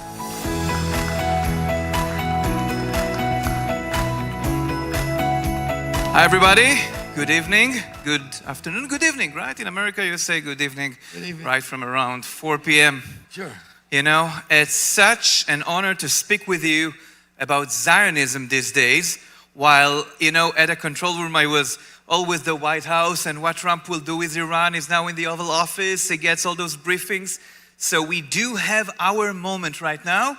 You see, this is the timing. Let's talk Zionism, Nefesh B'Nefesh style. Sure, okay? anything. So I remember, because through all my adulthood, those pictures and videos of your airplanes coming from all over, bringing Jews to Israel.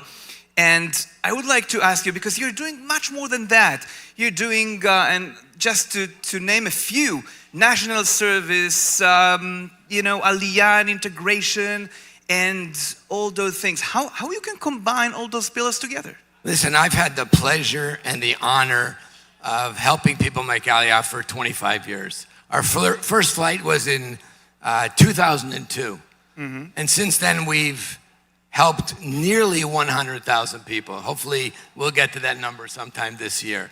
But we do several things. And it is Zionism. It's the Zionism because from the United States, people aren't running away from anything, they're running to something. They were running to something in 2002 and they're running to something in 2026. And that's Israel. It's their home and they're enjoying every moment of living there. So we do a lot of things. We do national service. What does national service mean?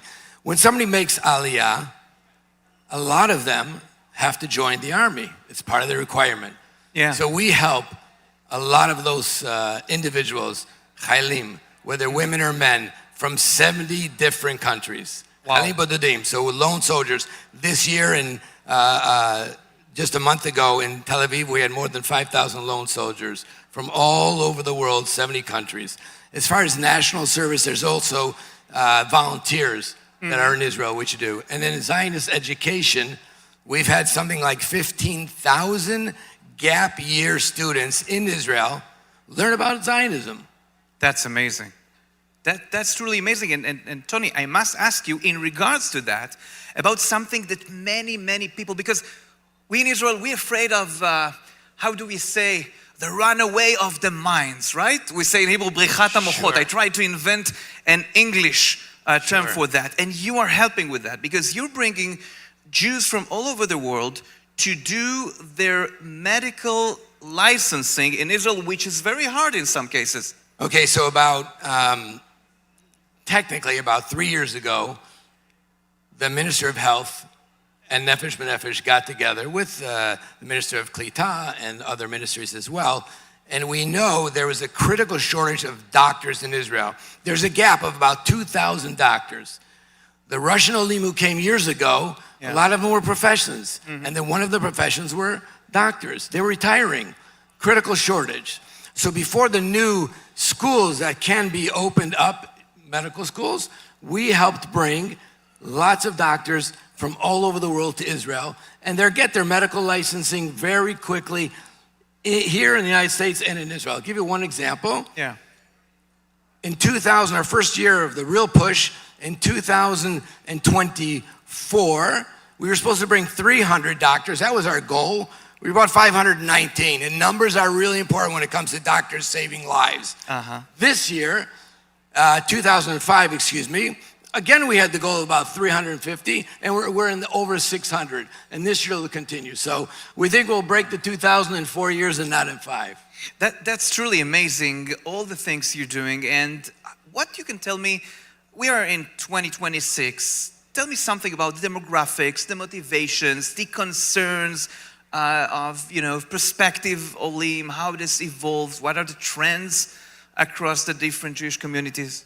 Look, let's talk about the big elephant in the room, because everyone has to be, oh my gosh, the Aliyah is increasing from the United States, and Zionism is attacked, and anti-Semitism is, listen, so far, since October 7th until today, only 5% of the people making Aliyah are saying it has relations to do with anti-Semitism. People are running to technology in Israel. It's a high-tech community. It's med tech.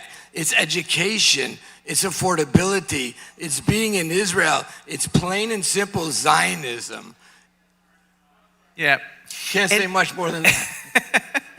So looking ahead to this year that just began, 2026, do you anticipate the current increase in interest in Aliyah to continue, and what factors are shaping that outlook? Because you said no anti-Semitism involved, only 5%. If you take the podcast scene here in the US, and we heard Ambassador Dan talk about all those Tucker Carlson or Cutterson or whatever, it's frightening. But what are the Jews here thinks in regards to Aliyah? Look, it's an opportunity. Look, are people nervous? Of course. I'd be lying if I didn't say that. Are people upset? Of course they're upset. They see the things that are going around them in the different places.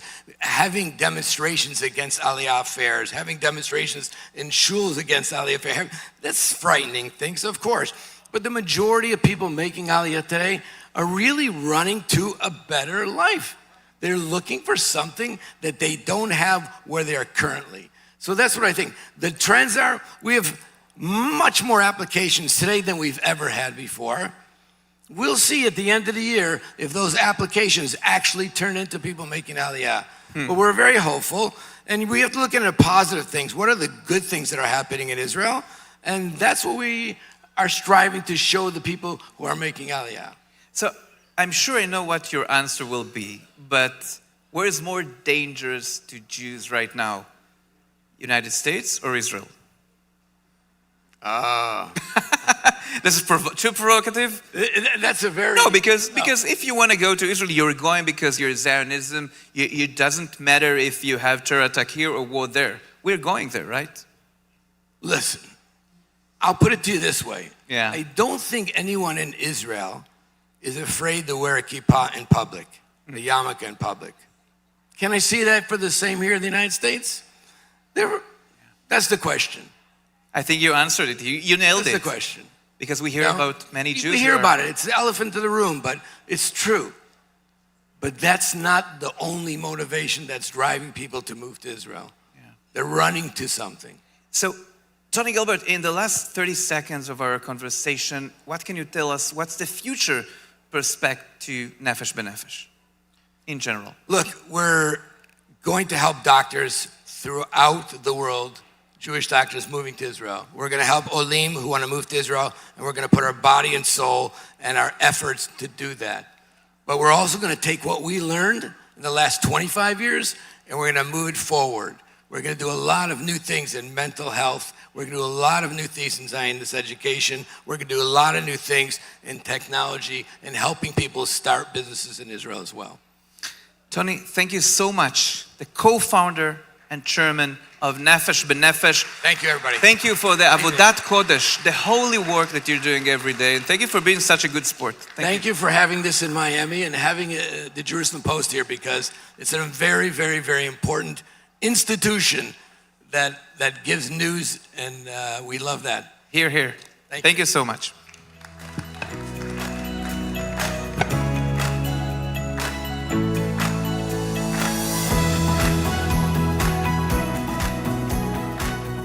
Thank you. And I made Aliyah with Nefesh B'Nefesh, so thank you so much for that service. Israel Gantz has been head of the Binyamin Regional Council, Israel's largest, for the past 7 years. A year ago, he was elected to lead the Yesha Council, the umbrella organization of all local authorities in Judea, Samaria, and the Jordan Valley.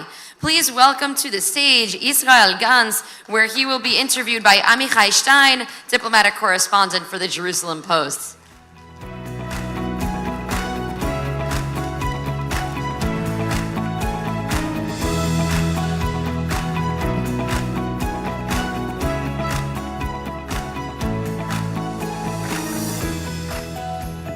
So, good evening, Israel Gantz. Good evening, everybody here. First of all, you know, everyone's in Israel asking me what will happen tonight. Iran, will Trump strike, not strike Iran? Do you want to bet? So We're recording it. No, you're right that most of the prophecy were from Binyamin, but I'm not a prophet.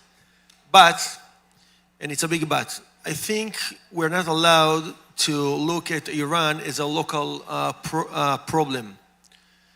The octopus of the Ayatollah regime sent its arm over the world through Houthis in Yemen, through Hezbollah in north, in Lebanon and Syria, through Hamas in Gaza, and through Jihad and Hamas in Judea and Samaria. The Ayatollah regime holds their residents hostage almost 50 years. You know, next few weeks, we will read in the synagogue in Shabbat 4 words that Moses said and shocked the whole empire of Egypt. 4 words, let my people go. And I think this is the time for President Trump to tell the Ayatollah regime, let my people go. That's what we have to do. And clean the world from terror, and we will have a better future and a better world. And we're seeing Iranian fingerprints inside Judea and Samaria, and the recent 2 years. For example, in recent months, we are starting seeing rockets being made inside Judea and Samaria, like there was in Gaza for about 20 years. So how is strategic threat, what Iran is doing, the current regime, also what's going right now in Judea and Samaria, are these missiles trying to turn there like was in Gaza before the war? Yeah, Iran, they had a method. They used to work everywhere that they felt a vacuum. In Judea and Samaria, there is a vacuum. Israel didn't apply the Israeli law over there. We cannot force the law in Judea and Samaria. And that's a way that Iran sends their arms into Judea and Samaria. And what you said about the missiles, you know, God forbid, October 7th can be over the corner if you will not close this hole. We have to stop the terror in Judea and Samaria. And we have to talk about the Palestinian Authority. They adapt the method of thinking of Iran, and we have to change that as soon as possible. So you definitely don't see them as a partner, as some see them. No, look, when someone say publicly that they want to kill you, when you educate, today I spoke in Mar-a-Lago, and I show them from the school books for the PA. They educate biology by if you shoot someone in his body, what would be the effect. This is the way that they teach biology and so on and on. When someone say, I want to kill you, when they sponsor terror every week, you know, they paid about 330 million shekel last year for terrorist families. So to see someone that want to kill you as a partner, the pay for slay that the Trump administration, we must say, is fighting against these things that you pay terrorists. They try, but they continue pay terrorists. My cousin had been murdered 20 years ago. The murderers, they get salary every single month, paid by Palestinian Authority. To say that they are partners, I can't understand that. More of that, we have to know. They have 45 soldiers, trained, armed. In one order, they can and they will attack the state of Israel. You have to remember, in October 7th, 3,000 Nukhbat attacked Israel. Now we are talking about 45,000. 45,000, it's unbelievable amount. And it's 3 times the number that they let them take in Oslo Accords. So they increased and tripled the amount of soldier trained with RPGs, machine guns. It's about time. We have to break apart the Palestinian Authority, and this is the only way to save the state of Israel from 2nd October.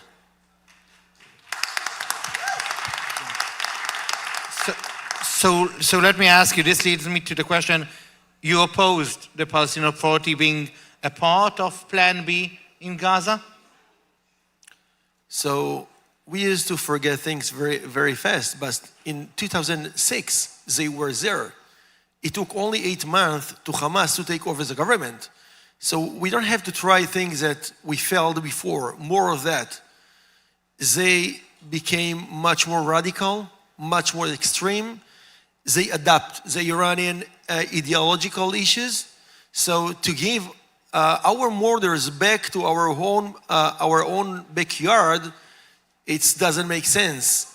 They have to break apart, and we have to build civil municipalities in their cities, not through Palestinian Authority. Now tell me, Judea and Samaria, the Jewish settlements has reached a benchmark of more than 500,000 people, more than about 550. Yeah. 60,000 people that is living over there. In your view, what's next? And I want to ask about these joint industrial parks with the Palestinian, which I know this is an idea that a lot of people are trying to advance. What's your vision in the next few years for Judea and Samaria? So what I think what we learned, the conclusion from October 7th, and what I see President Trump, that he's, I think, the best friends from the state of Israel that we ever had. Yeah, President Trump, he, number one, he used to make a decision. He knows that not making a decision is the worst decision. And that's what happened in Judea and Samaria the last 50 years. And what he does all over the world, he make a decision. He cut and make a decision. In Judea and Samaria, we have to work through three principles. First, we have to stop incitement, education for terror, incitement for terror, and sponsoring terror. Stop it tomorrow. Second, we have to apply the law. Lawlessness is the worst situation there. We have to apply the law. And third, we have to develop, and we can gather many partners from all over the world, from UAE, and I met him, friends from UAE, Eloi, that we met, and many countries will join and invest money and increase the salaries of people there. Everyone will enjoy. We will develop industrial zone. We will develop a much better economics, and we will build a better future for the state of Israel and for everyone who lives in Judea and Samaria. Yeah, give him a big round of applause for this, right? So again, thank you very much for being here. And it's really, it's been hectic 2 years for you. And again, this future hopefully will be different also. And hopefully the West Bank and Judea and Samaria won't become Gaza. So it's a real fight for you in the next few years. Let's wish you all the best. And last sentence, you have one. We paid a very high price the last 2 years. Only in Benjamin, 59 soldiers fell in the war. I'm not talking about the thousands of soldiers that had been injured. But what I met families, and I saw so strong families. I saw the youth, I saw the soldier, and I can promise you we have a very good, a beautiful future together. We will hug each other.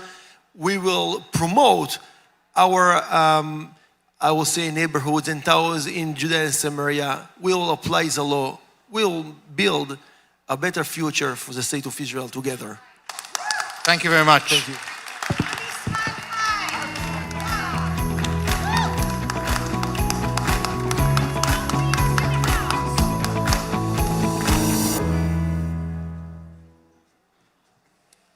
Please welcome Yaara Bank Plotkin, philanthropist and advocate for Israel and the Jewish people. Belev Echad is an international nonprofit dedicated to restoring the wounded men and women of the IDF back to life through physical, medical, legal, emotional, and financial support. Its extensive therapies and programs help IDF soldiers recover and transition back into a meaningful life.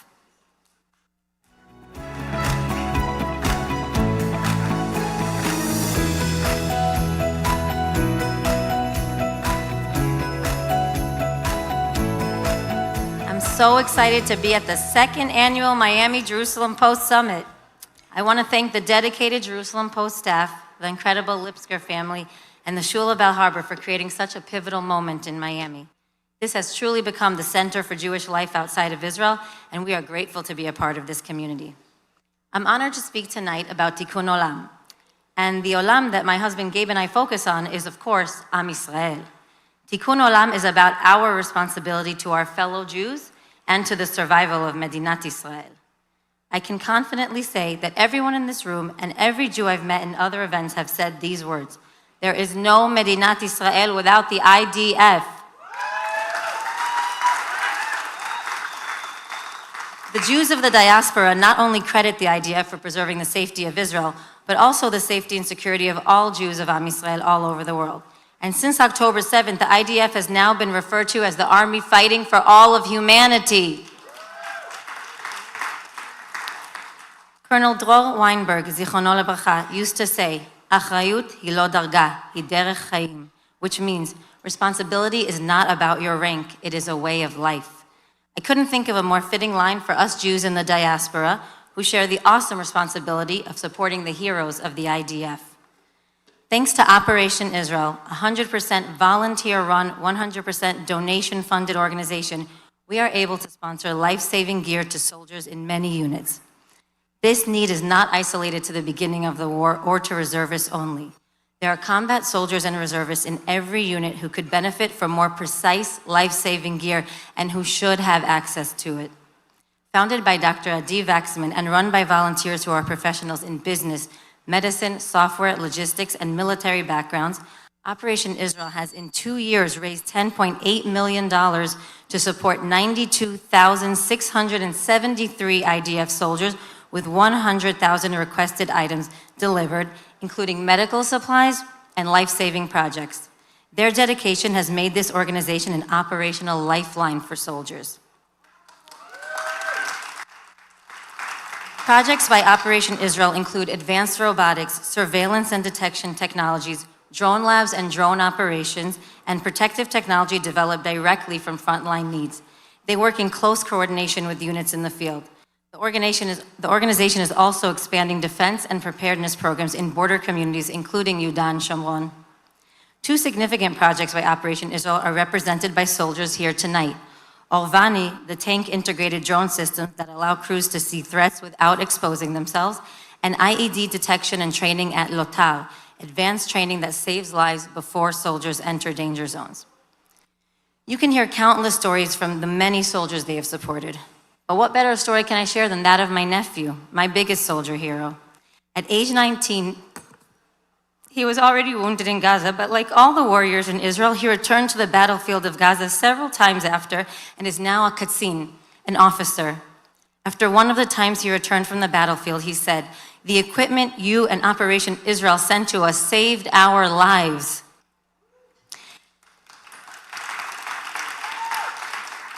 Every chayal in the IDF is like family to me, to all of you. And with Operation Israel, we can help to actually protect soldiers while they fight to protect all of us. After the battlefield, our duty continues to support any soldier in need. Belev Echad was founded in 2010 by Rabbi Uriel and Chevy Vigler of Chabad Israel Center in New York, and we joined this incredible organization a year later. Wounded soldiers enjoy group trips to New York, Miami, and LA, which offer recovery, rehabilitation, and the loving support of diaspora families. In 2022, the Plotkin Family Belev Echad House was opened in Kiryat Ono, a few minutes away from Tel HaShomer Hospital, where soldiers come for treatment. This is a home where heroes come for advanced physical therapy, hydrotherapy, bionic limb integration, martial arts, and PTSD service dog training. At the same time, soldiers can enjoy a delicious meal cooked by volunteers like my sister, and we all know the healing effects of a dish made by an ima or a safta. The 45 staff members at the Belev Echad house are all wounded veterans themselves. When a soldier walks into the house, he doesn't just see a mentor to guide him. He sees his bright and hopeful future beyond injury, beyond PTSD. Belev Echad partnered with NYU Langone Medical Center and Dr. Omri Ayalon to provide osseointegration, a cutting-edge surgery that fuses prosthetics to the bone. And just this past year, they facilitated 35 bionic prosthetics and 7 life-altering surgeries. In 2025 alone, Belev Echad supported over 2,000 combat soldiers. But there are 300 soldiers on a wait list for urgent care and many more who deserve our help. I'm proud to announce that this month, Belev Echad has officially acquired a second property that will serve as the Jerusalem Rehabilitation House. And I can already envision heroes entering the doors and finding their 24/7 family of support. In 2018, we met Doron Akiva, a soldier from Givati, who suffered severe spine and neck injuries after a terrorist threw a marble stone block on his head and back during an operation in Nablus. For several months, he could not move, shower, or eat by himself. Before his injury, Doron was an MMA fighter with big goals, and he thought his dream was over. Belev Echad paid for his coaching classes to become a top MMA coach, and then literally created the MMA Jiu-Jitsu program, which he now leads in the Belev Echad house. When Doron speaks about coaching, he beams with pride at each wounded soldier he helps to overcome their injuries, their fears, and their obstacles. Belev Echad saved Doron's life, and Doron now saves the lives of many soldiers who step onto his mat and onto their next journey. Our Miami community may be far from the battlefield, but with organizations like Operation Israel and Belev Echad, our impact can be felt every step of the way. IDF soldiers of every generation know that they have to defend Israel in order to exist. This generation of soldiers needs to know that while they continue fighting for Am Yisrael, we, the diaspora warriors, will support them wholeheartedly. Thank you.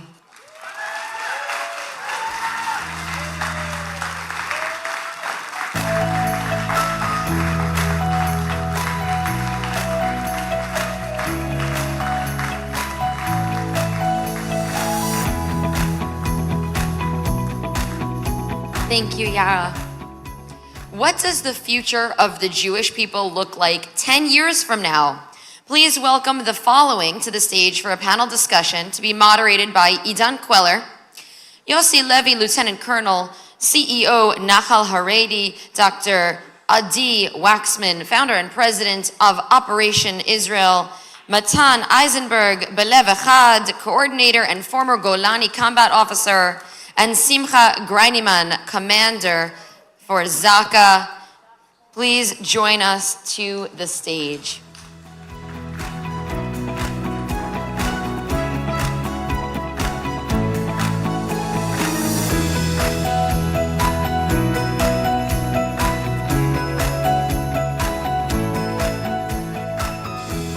Okay, hello once again. How are you guys? Tikkun Olam, we're saying, and it seems like you guys are metaknim olam every day.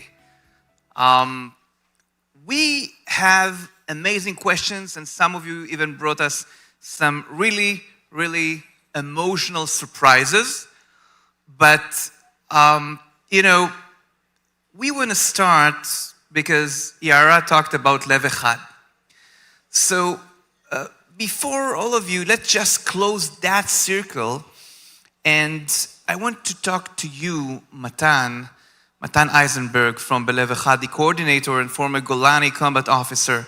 What makes Belev Echad so unique compared to other organizations? This is not a competition.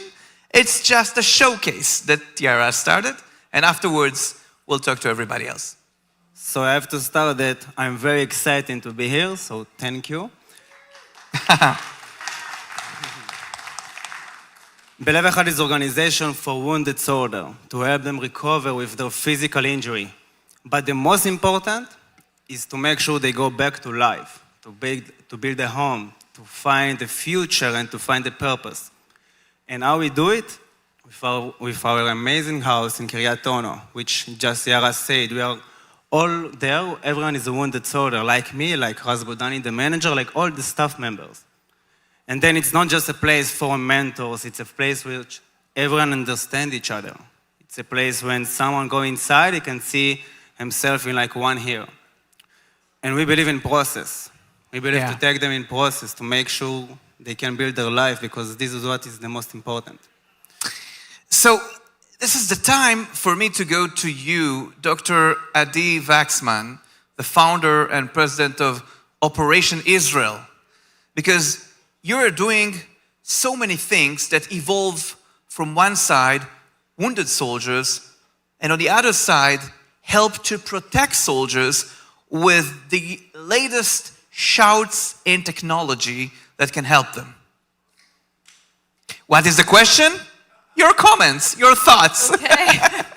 Okay, good evening, everybody. Thank you for having me here. And a huge shout out to Yara Plotkin for her amazing work on stage, off stage, behind the scenes for the soldiers and the warriors of Israel. And before I start talking about my thoughts and what I think that we should be doing, I'd like to invite to the stage one of the people that this entire thing is about, one of the soldiers that this entire thing is about, because it's not about us, it is about the soldiers at the end of the day. And we have several amazing heroes with us today. One of them, I can't see anything with these lights. Erez, are you here? Erez is right there. Please come to us. So Erez, please come to the stage. Erez is I hope I'm getting this right, Master Sergeant in a special operation combat engineering unit.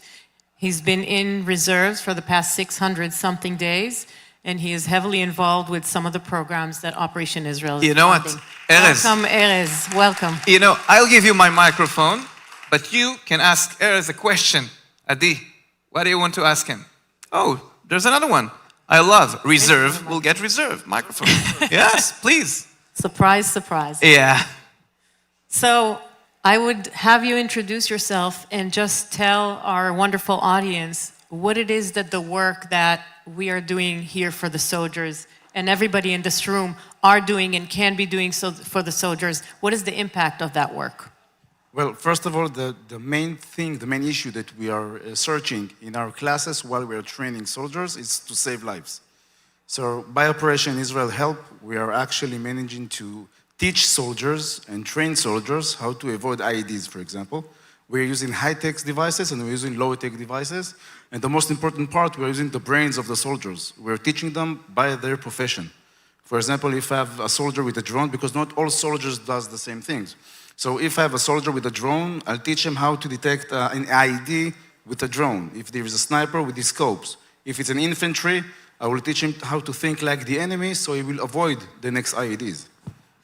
That's so cool. And when you see this kind of contribution to the soldiers, what it make them feel? Because, you know, even if you believe in your task at hand, at the field, you can feel so many other threats, you know. So and what those things make them feel at the end? So first of all of the soldiers, it doesn't matter if they are Sadiv or they are reserves, all of them are amazed.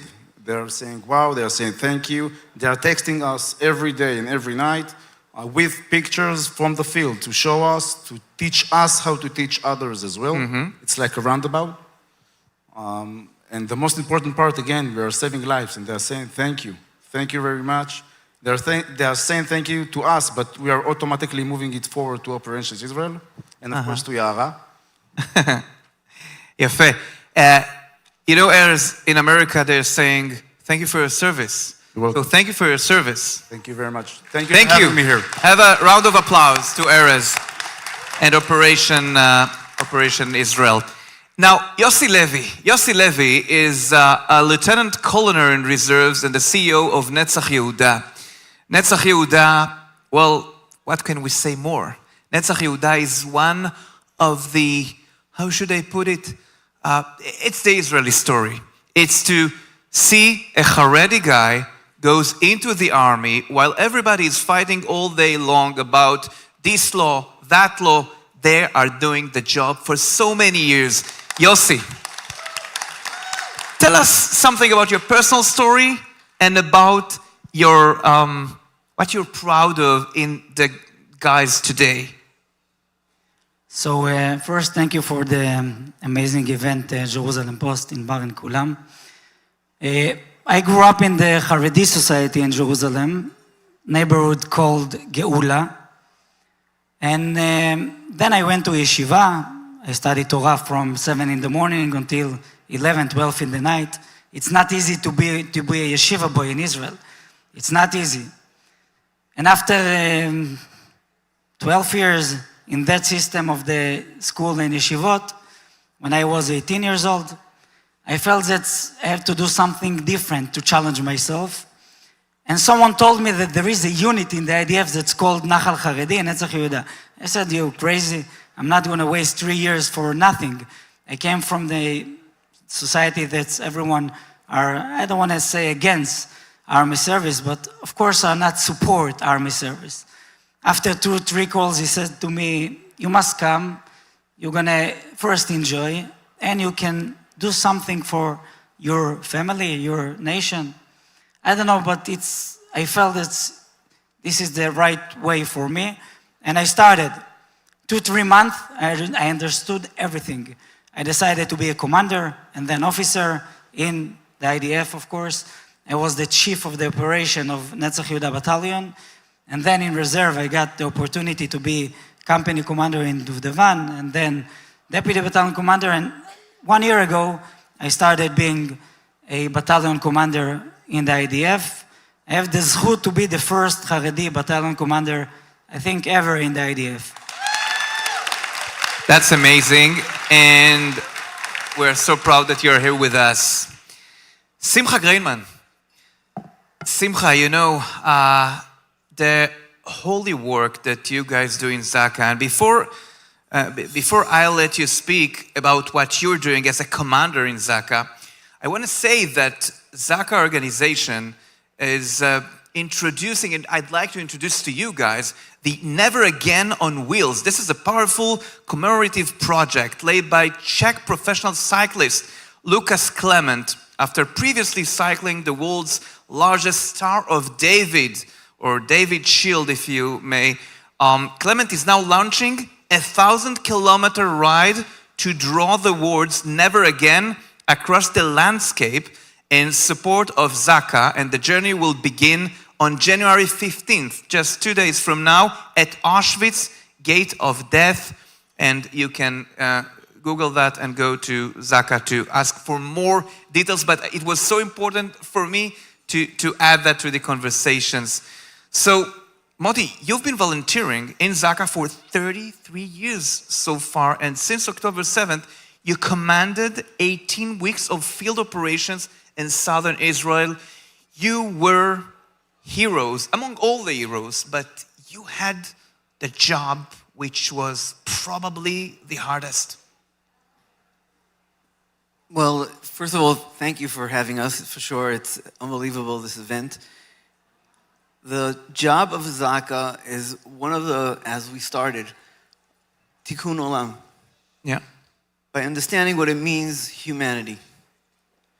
Dealing with the hardest situations, dealing with caring for every drop of blood of Jews and non-Jews around the world, giving the opportunity to have the last moments of this person in the world, giving the sympathy to the families, making sure that everything comes to burial the proper way.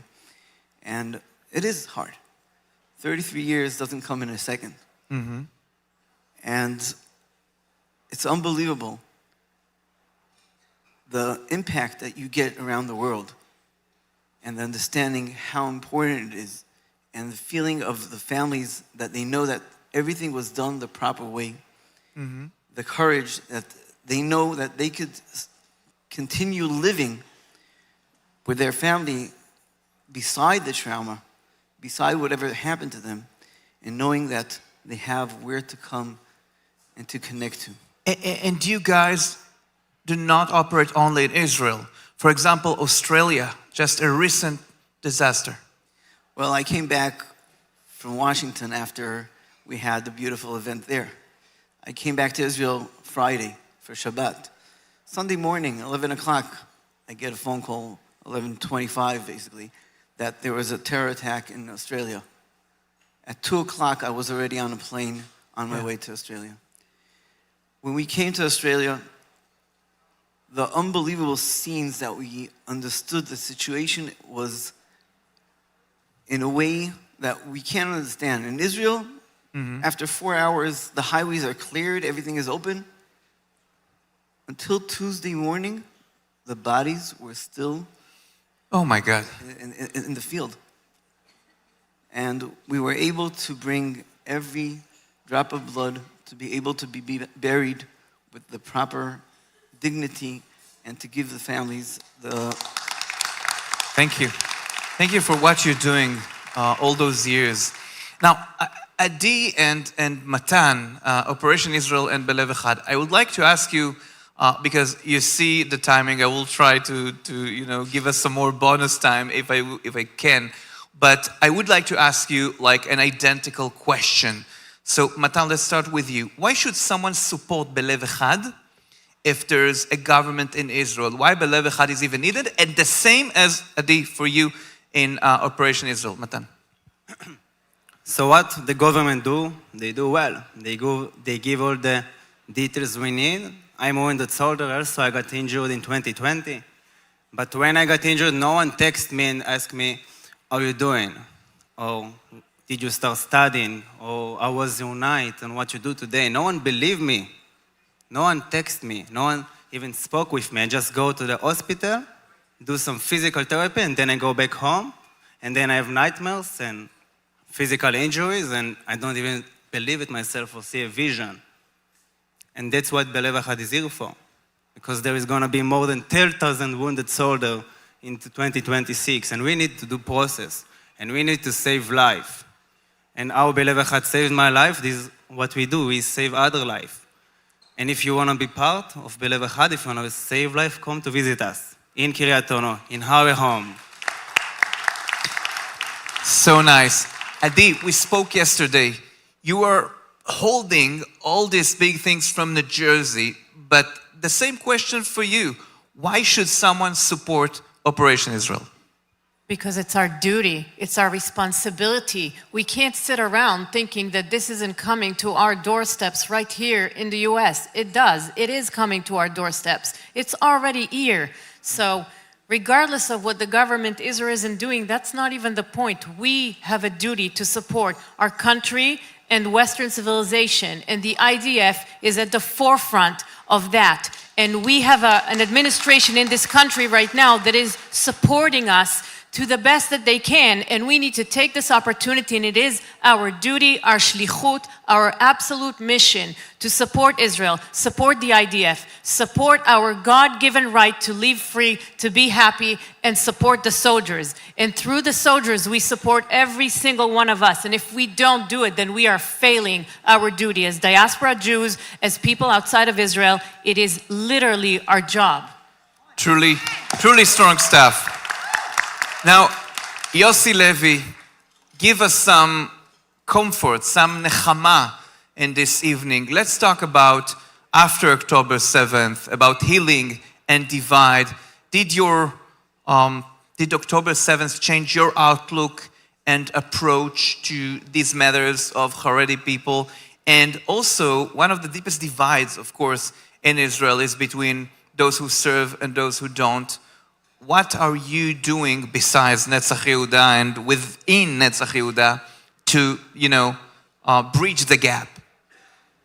In Israel, we have two main challenges. Not like in America. I speak with people here, they speak about Mamdani. We don't speak about Mamdani, we don't care.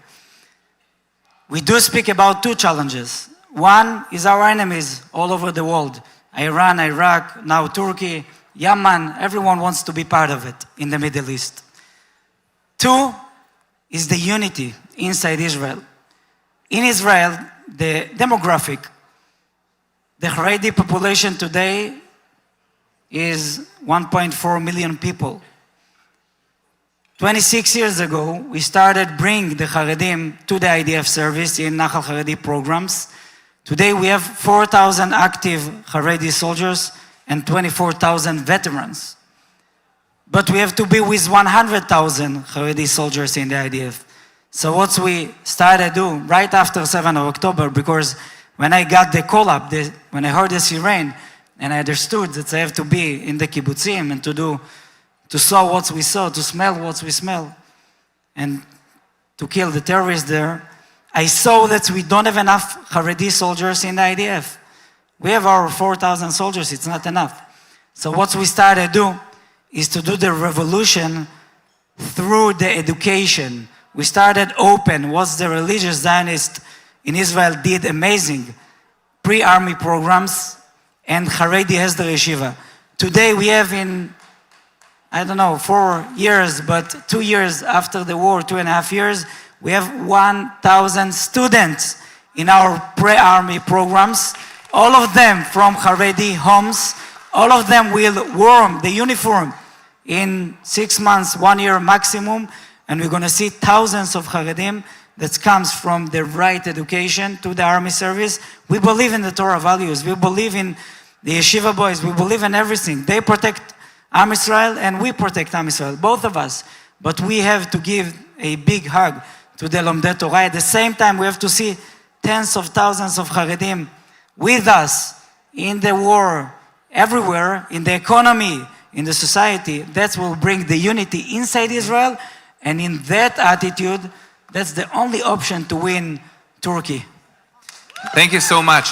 So we are about to go. We have 30 more seconds, but instead of Tikkun Olam, I want to do Tikkun Panel. if somebody here feels that he didn't have the time to convey his message, will speak now. The microphone is yours. Who would like to add something? Please, Simcha. So you started that I'm a volunteer for over 33 years. I served 28 years in the IDF. Thank you for your service. And, well, by understanding what it means to serve the country, to serve our nation, to serve Am Yisrael, that's the biggest tikkun olam, because what we're doing, serving means giving from yourself to your fellow Jew, your fellow friend, your fellow colleague, whoever it is around the world, that you're showing how much you care for society, for the world. And doing chesed shel emet, the highest level of caring for each other, is the most highest level that you could do of chesed. And tikkun olam starts with kiruv levavot, caring for each other. So Zaka stands for Ze Kiruv Adam. You care for each other. Through that, you're able to care for the world. Thank you so much. Dr. Waxman. One last thing before we all leave the stage. There are many soldiers in this room. I'd like everybody standing up and cheering for them, because they are the reason that we are allowed to be here. Thank you. Thank you for your service. Thank you for protecting us. Am Yisrael Chai. We survived 3,000 years, and we will survive this too, thanks to the soldiers. Remember the soldiers. They are the reason we are here. Thank you very much. Maybe Yossi or Matan, before we go, one last thing, a closing statement. I think we're in overtime. Maybe not for us. I want to thank the other organizations like Belev Echad, and like your organization, and of course Zaka, my friend Dubi is here. They're doing an amazing job, and we have to see another organization that's work and help soldiers, because we have today 500,000 active soldiers in the IDF. It's crazy. We never had that numbers. So everyone needs to be part of it. Thank you very much. All right, thank you so much.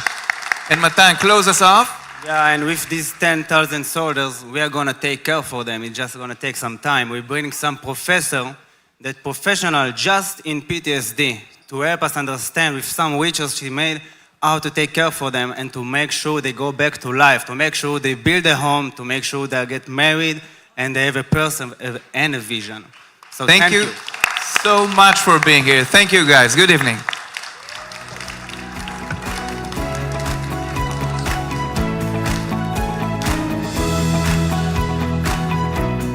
Dear friends, look at what your generosity and support has allowed Leket Israel to do. This is your hand, picking, collecting, rescuing tremendous food waste. This is your hand, which loads, which drive, which distributes throughout the country directly to the heart. This is your hand, which brings rescued food to those who need it the most. This is your hand that sorts and packs and makes sure that what is needed will be delivered to those who need it all over Israel. This is your hand, which gives with love and ensures proper nutrition even for those who cannot afford it. When you are a part of the Leket Israel family, it is your hand that does all these things and more. Wherever Leket Israel's hand reaches out to those in need, it is now also your hand. On behalf of myself and the entire organization, thank you for your kindness. As a result of your contribution to Leket Israel, tens of thousands of families in Israel will not go to bed hungry tonight, and farmers will not throw away tons of produce that would have gone to waste. Thank you. Your hands touches all of our hearts.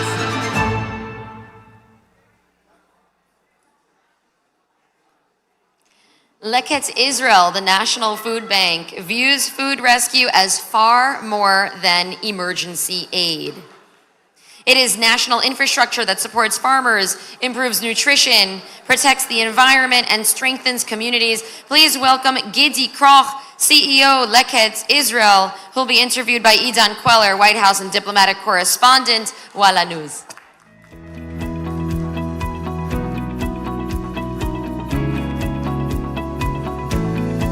Can I get Shanna, come here. This is a ceremony.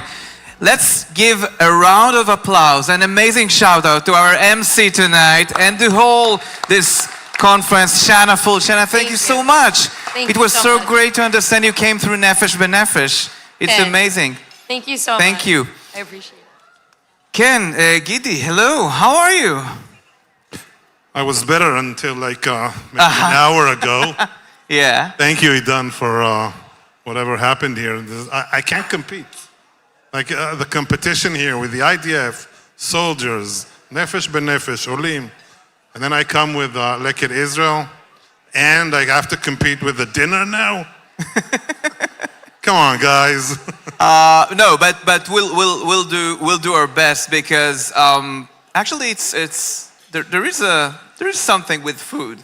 Let's get to know Leket Israel. Tell us, and let's start by tell us what is the unique model that allows you to rescue food and deliver it so quickly to those in need? So I think, first of all, I probably need to start with saying what Leket Israel is all about. We're a food rescue organization, and there's a difference between any organization that supplies or delivers food to people in need. We do it as well, but we do it through food rescue, meaning that we go out to farms in Israel. As you know, Israel is a very lively country and has a lot of farms and a lot of farmers and a lot of produce, and we go to the fields and we collect the excess, what farmers don't need or can't use or can't sell, and we deliver it on to people in need. And we also collect meals. There's a connection to the IDF, folks. We collect meals from the IDF. The IDF has opened its doors to us something like 12 years ago, and they are the biggest supplier of cooked meals that we now collect, and in numbers. 32,000 tons. Doesn't say much to anyone, I think. But on the way here, I saw these big tractor trailers, and it said that they carry about 67,000 pounds each. So we're talking probably about 1,000 of these tractor trailers standing bumper to bumper. Again, very difficult to imagine. Yeah. Gidi, you know what? The people, our crowd, is having a chatter. They're very exciting right now because of the food, which I hope you will enjoy. But during the fact that you're talking, and I know what this is to be a crowd, I've been in my life more crowd than a host, but I want you to tell our audience what they should think in regards to Leket Israel while they're enjoying their meal. Because I'm sure that one of your goals is to be mindful when you're eating, when you're consuming, right? Yeah, of course. There's different ways to do food rescue. First of all, is controlling what you eat. I don't know how many probably everyone here has been in some kind of a full board hotel, and some of you have been in Eilat, the Riviera of Israel, and there the food is in these hotels, in these full board hotels. The food is crazy. It's one of the biggest attractions, I would say, in these hotels. So think about the amount of food that you're eating. Think about what's on your plate. That's one way to do it.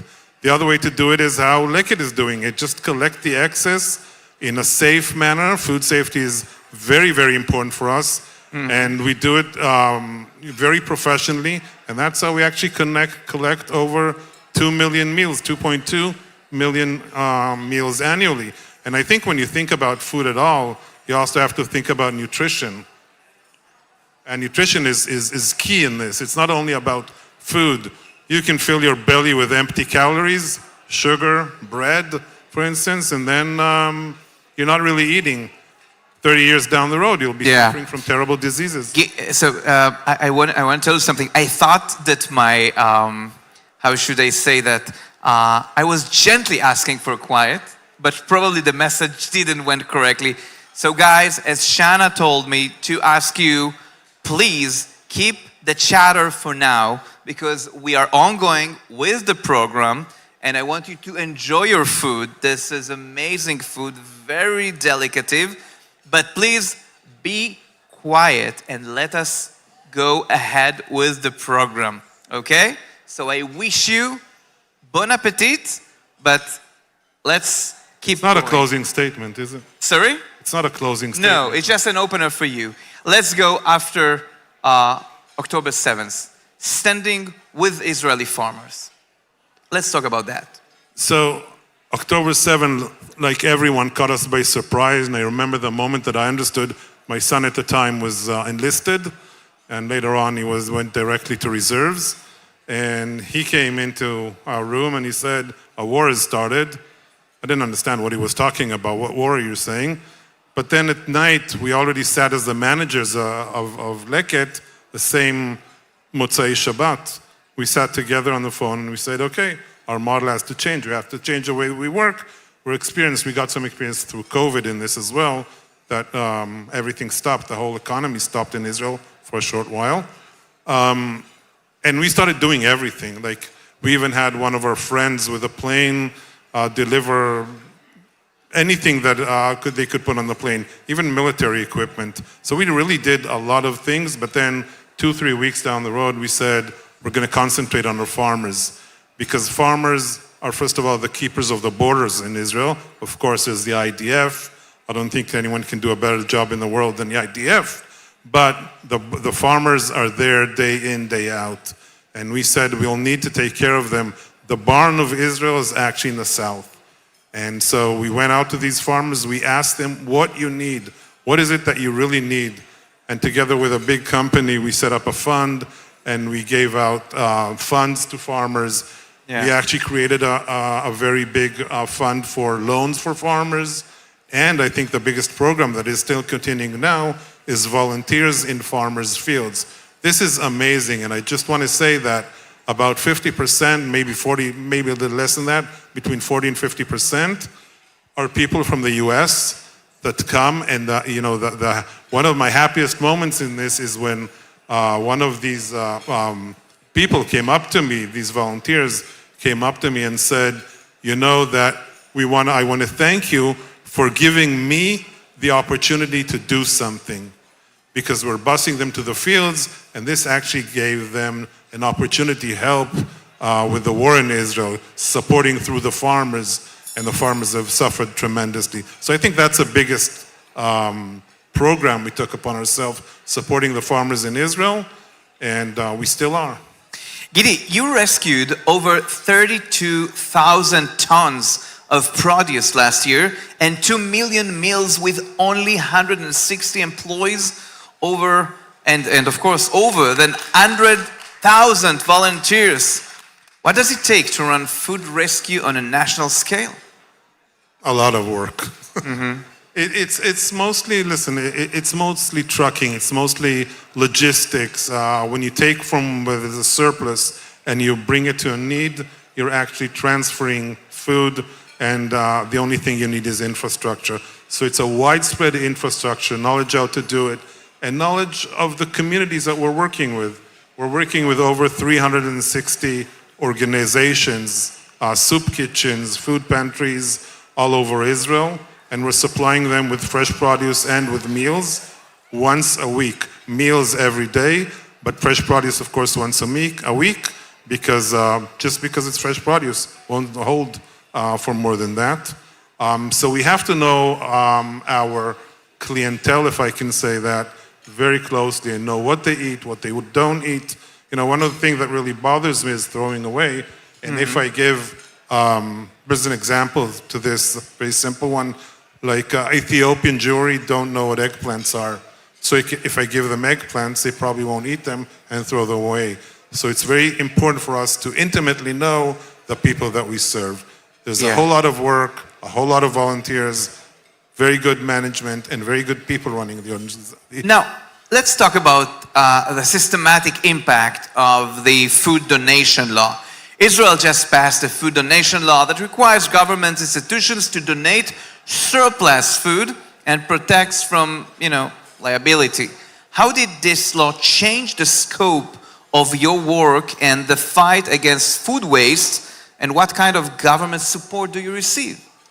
So first of all, I want to say that we passed the law in 2018, and we passed an amendment to the law that actually... 8 years, who counts, huh? Yeah. Yeah, but we passed an amendment last year which actually told the government you have to step in and all excess food or surplus food should be donated to people in need. The impact is tremendous. Listen, this is an amazing number. There's over 64 million meals in Israel that can be rescued.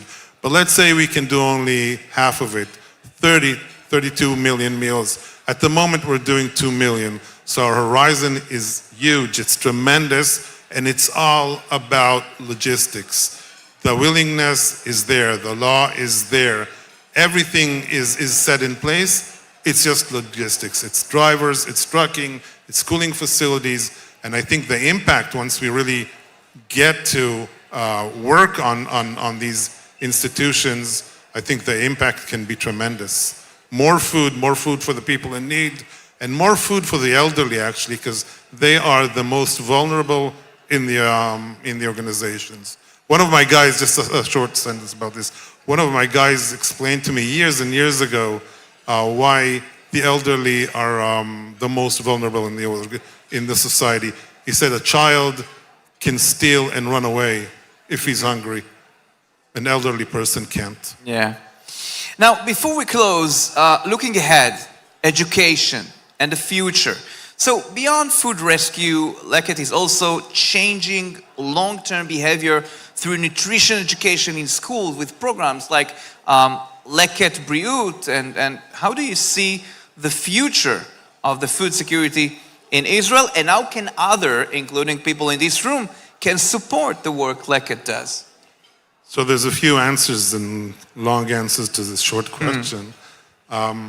I think, first of all, the way I see it is education from very early age. In the 70s, there was a problem of picking wild flowers in Israel. And those of you that lived in Israel at that time, I did. The education of kids actually stopped the parents later on from picking wild flowers. It changed a few years later with the Russian immigration to Israel, but then the program came again, and I think everyone in Israel is aware about wildflowers, and I think it's much the same. You start at a very early age, that's what we're trying to do. You teach the children about food rescue, food security, nutrition, and they grow up. I have a personal story in this.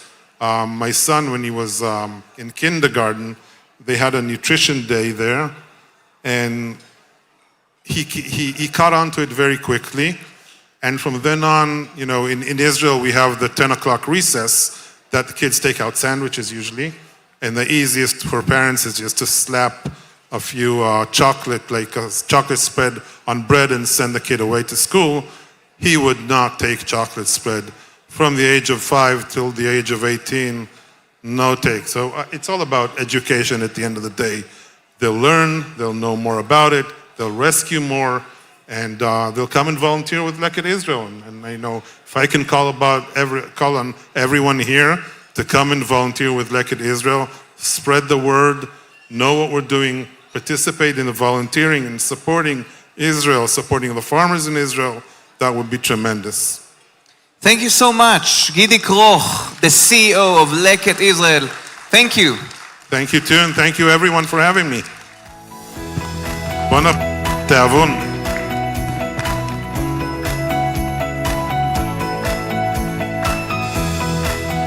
Since that very first journey to Jerusalem in 1992, Bishop Robert Stearns has been a voice in the nations of the world, pouring his heart into building bridges of friendship between the Jewish and Christian communities globally. With tireless dedication, he has united people of all backgrounds to stand in solidarity with the Jewish people and the state of Israel. The Day of Prayer for the Peace of Jerusalem, held on the first Sunday of every October, mobilizes millions of Christians in 175 nations through its global broadcast live from Israel. Eagle's Wings, under Bishop Robert's leadership, equips the next generation of Christians to stand with Israel. From Watchmen on the Wall training to strategic solidarity missions, Bishop Robert has led more than 40,000 Christian pilgrims to Israel and provided scholarships to hundreds of pastors, social media influencers, and leaders from around the world, equipping them as informed and credible advocates. Bishop Robert has committed his life to fighting anti-Semitism anti-Semitism. And now, after he was in Israel on October 7th, during the first days of the war,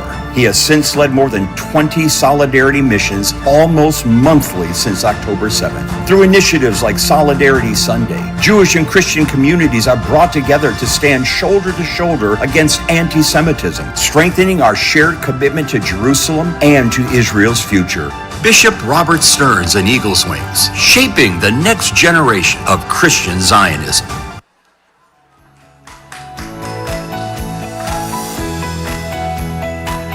Everyone, we have a very special guest with us who traveled to join us, so please hold your conversation.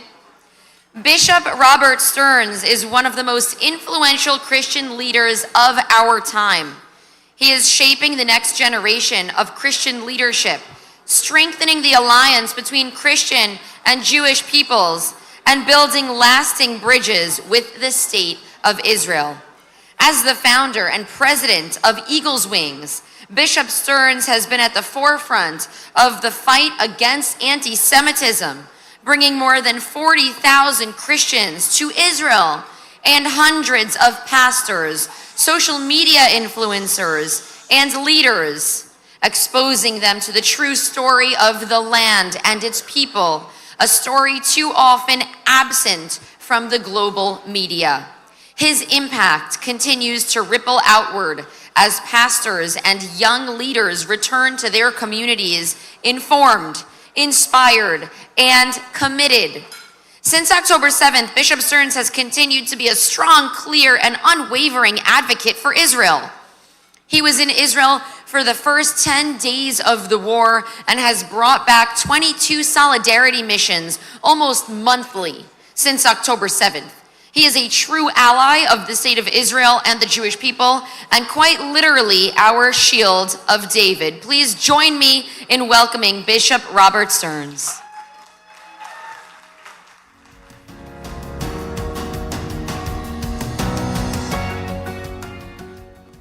Toda rabah, bruchim habayim hakol.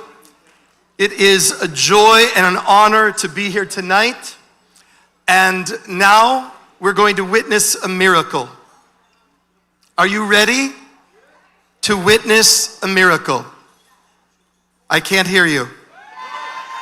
Are you ready to witness a miracle? No, that's not enough. I've got 20% of you, 25%. Are you ready to witness a miracle? All right, here's the miracle. This room of wonderful Jewish people is going to be quiet. Shh. Shh. I want to ask for the next few moments, very seriously, for your attention. I want to ask for just the next few moments for your focus. I want to thank the Jerusalem Post for this evening, but I want to say this to you. It is easy for us in this moment to focus on the evil that is happening all around us. I was in Israel on October 7th with my children. We lived through the first week of the war. I remember going to the bomb shelter with my young son as he looked up at me and said, "Dad, I'm going to tell my grandchildren about this experience, aren't I?" Tonight, listen to me, please. We see the spread of evil. We see the spread of hate. We see the spread of lies and of cunningly crafted anti-Semitic deception masquerading as social justice or theology. But here in this moment, I want to remind this room of something. I want to remind us that evil is not winning. Evil is losing miserably. That is why their tactics are becoming so desperate, because they know they are on the wrong side of history. I want us to remember that we are living in the age of miracles. Now listen, the Jerusalem Post did not just invite a bishop tonight. They invited a Pentecostal bishop. Do you know what a Pentecostal is? I'm going to teach you. A Pentecostal is someone who needs you to do two things. You need to shout out two good Hebrew words that the whole world now knows. You need to shout out, amen. Give me an, oh, that is weak. Come on, people. I need an amen. That's better. I need a hallelujah. That's your job for the next 4.5 minutes that I have. I need a shout of amen and hallelujah. Let's practice. And, all right, I want to remind us of a few of these miracles. We are living in the era of the rebirth of the state of Israel. After 2,000 years of exile and against all odds, the Jewish people have returned home from the nations of the earth, and the state of Israel has been reborn. There we go. Not in a moment of strength, but in a moment of your greatest weakness. Out of the dust and ashes of the Shoah, when you had an army that had almost no guns, no people, no planes, no ammunition. You had an air force of 2 planes, and yet you prevailed in 1948. Why? Lama? Because Hashem wanted to remind you of what David Hamelech knew, what he stood before Goliath, what Gideon knew with his 300. Lo b'chayil ve'lo b'choach ki im bruchi amar Adonai tzevaot. It is not by might, it is not by power, but it is by the Spirit of Hashem. If the miracle had stopped, if the miracle had stopped with the rebirth of the Jewish state, Dayenu, but the miracle did not end with the rebirth of the Jewish state. Hebrew, the language of the Nevi'im, the prophets, and David HaMelech, the Tephilim, has been resurrected as the spoken language of the Jewish people. Yerushalayim has been reunified as the one eternal and undivided capital of the Jewish people. Aliyah is happening from all over the world, from the north, from Ethiopia, from India. But the miracles do not stop there.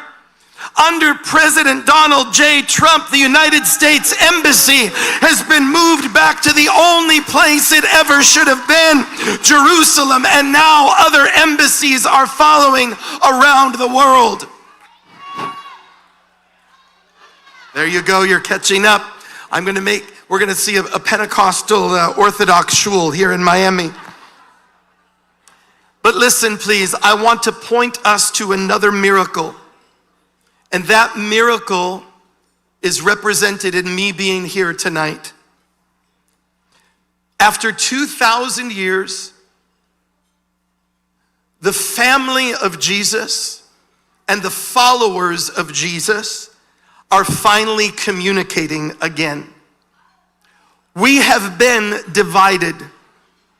2,000 years of history, of Christian history, have been horrible to the Jewish people.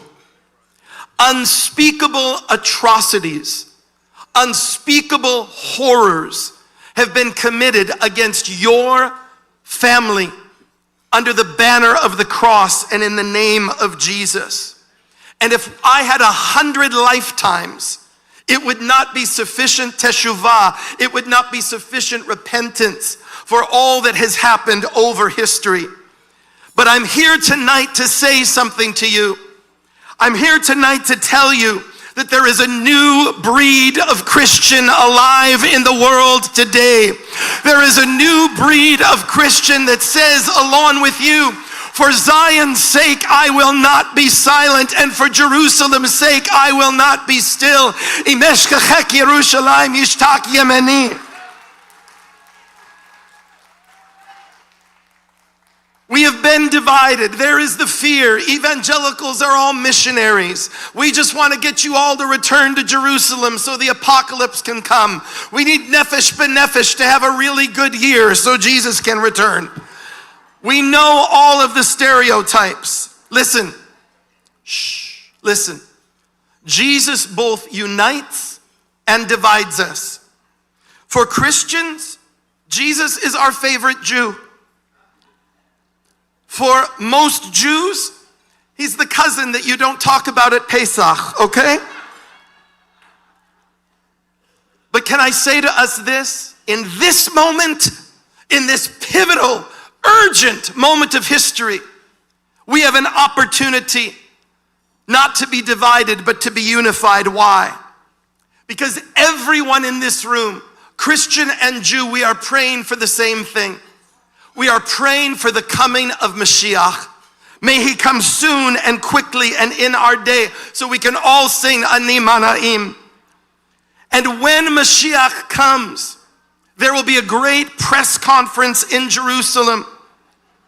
The BBC and the New York Times will not be invited.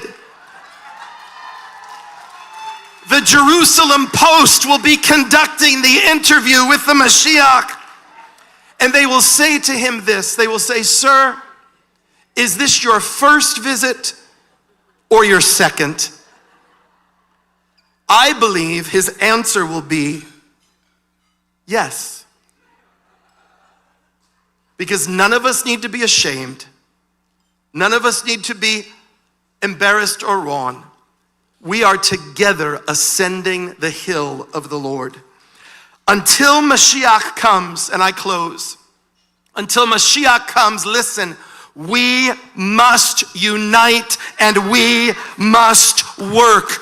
We must become partners. Evangelical Christians, Kanfei Nesharim, Eagle's Wings, and Jews must become partners in the divine will, and we must work as never before because we face the same threat.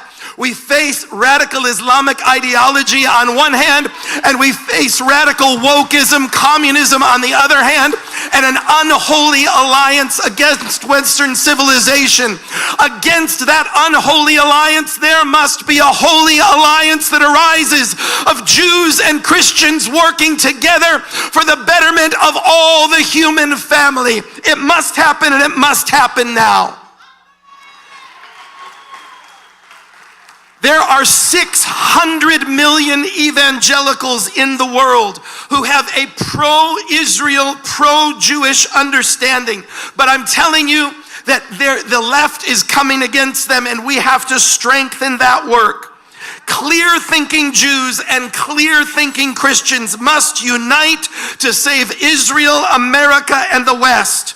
We must strategize together as never before. I have 392 pastors on my waiting list who are begging to go to Israel to see firsthand what is happening.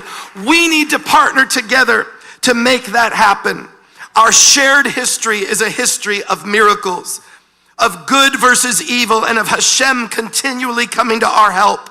We can trust him. Hine lo yanum velo yashan shomer Yisrael. But we must become, in this generation, the watchmen. We must become the Shomrei Achumot. And together, Bizrat Hashem, we will see Zion restored and Jerusalem become a house of prayer for all nations. From the bottom of my heart, thank you, God bless you, and Am Yisrael Chai.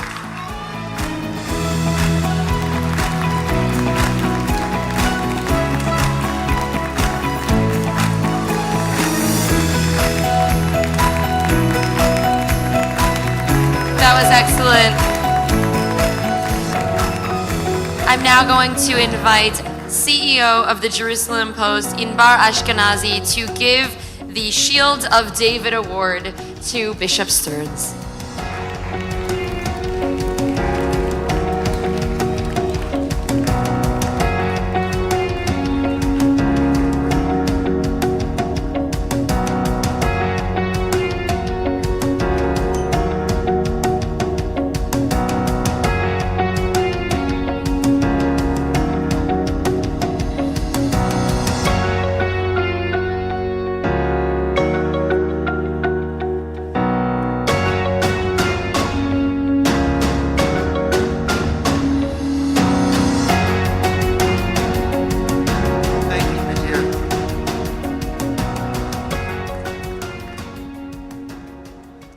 Thank you, Bishop Stearns, for putting us in such a wonderful mood. Hallelujah. Habitchonistim, the Israel Defense and Security Forum, is a defender of the Jewish people.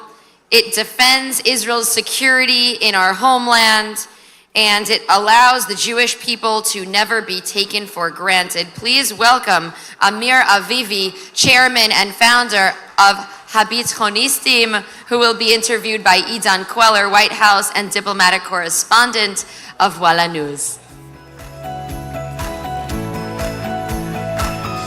Thank you, everybody. Amir, please take your place. No news yet from the White House. We just know the president is at the Oval Office. And if we'll understand something during this evening, we'll let you know. But, Amir, first of all, is that correct? Brigadier General in Reserve, Amir Avivi, former senior commander at the IDF. We all know him in Israel as one of the greatest analyzers, experts, pundits to the situation that goes on.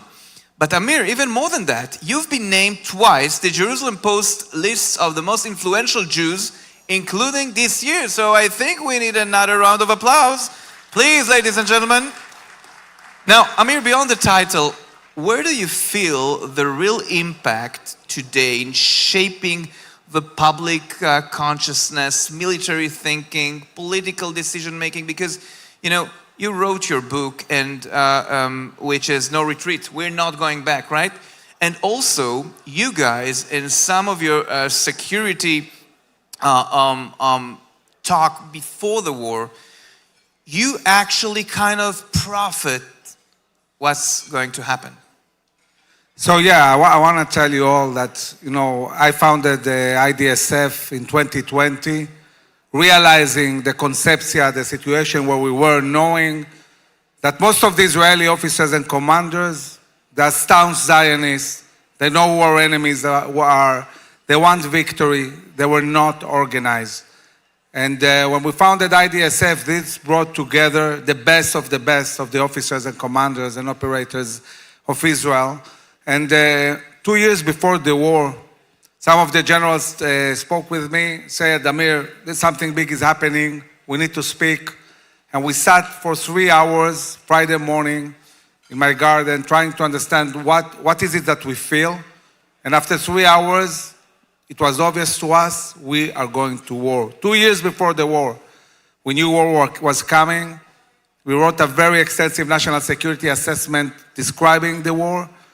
And following that, I also wrote the book No Retreat, which was published 6 months before the war, describing the whole war that is going to come, but also outlining a vision, a long-term vision of what is needed to secure Israel for generations to come. And this is what we do. We talk about really educate the young generation, the general public, and the decision makers about the vision of Israel's security. So let's talk about forecasting the war, because you said it's whether going to be 6-day war or Yom Kippur.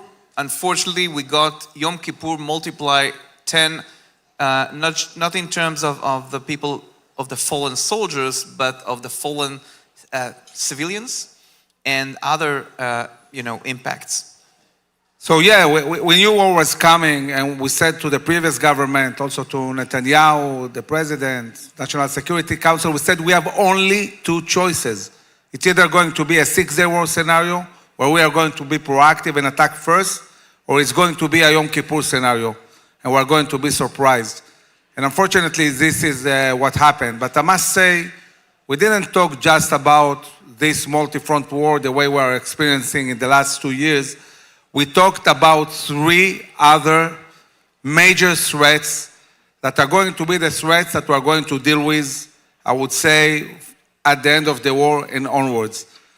One threat we talked about, we called it the fight over the land of Israel. We know that inside of Israel, there is a massive amount of illegal weapons in the hand of part of the Israeli Arab society, Bedouins in the Negev, in the Galil, in Judea and Samaria. We see munitions and arms being brought from the Egyptian border, from the Jordanian border, into hands of potential terrorists. We see protection all over Israel, And we understand that if there will be another 7th of October, this is going to come from inside Israel. So this is two threats we talked about, Iran and all its proxies and the fight over the land of Israel, which by the way includes also massive illegal grabbing of land in the Yehuda v'Shomron, in the Negev, in the Galil. It's a whole campaign. But 2 years before the war, we talked about another threat, delegitimation and anti-Semitism. And I want to tell you something. As optimistic as I am about the future of Israel and where things are going, I can tell you that we see anti-Semitism as something that is going to grow exponentially. It's not going to stop. We have to get ready for that. And therefore, following the end of the war in a few months, and we talk about the war, we really need to start focusing, Israel needs to start focusing on how to defend Jews around the world. We haven't been focused on that enough. And also getting prepared for massive Aliyah to Israel. Is it going to be a golden age of Aliyah like in the beginning of the 90s? I can tell you, I've been saying it from the 7th of October. The bigger the win will be, the more decisive the win in this war will be. And I want to tell you all, we are going to win the war decisively on all fronts. I want to tell you something. The war has not ended. The war has not ended yet. The IDF will renew its attack in Gaza, and Hamas will be destroyed completely. There will be no Hamas. I visited the Southern Command last week, and they're getting prepared. And it's just a matter of decision when the government will command the army to go in and destroy Hamas. But at the same time, we understand that another fight with Iran and Hezbollah and possibly the Houthis is imminent. And today, I can say something we couldn't have said a month ago. This regime is going down. There will be no Iranian regime. And this is going to change entirely the future of Israel. How it will happen? Can you describe us? It will be an American attack? It will be an Israeli-American attack? So I think it's going to be an American-led attack with the assistance of Israel. Iranians, even before the demonstrations, they started rearming again. They wanted revenge. They want to attack us. They want to shoot massive amounts of ballistic missiles on us. And Israel prepared for a preemptive attack.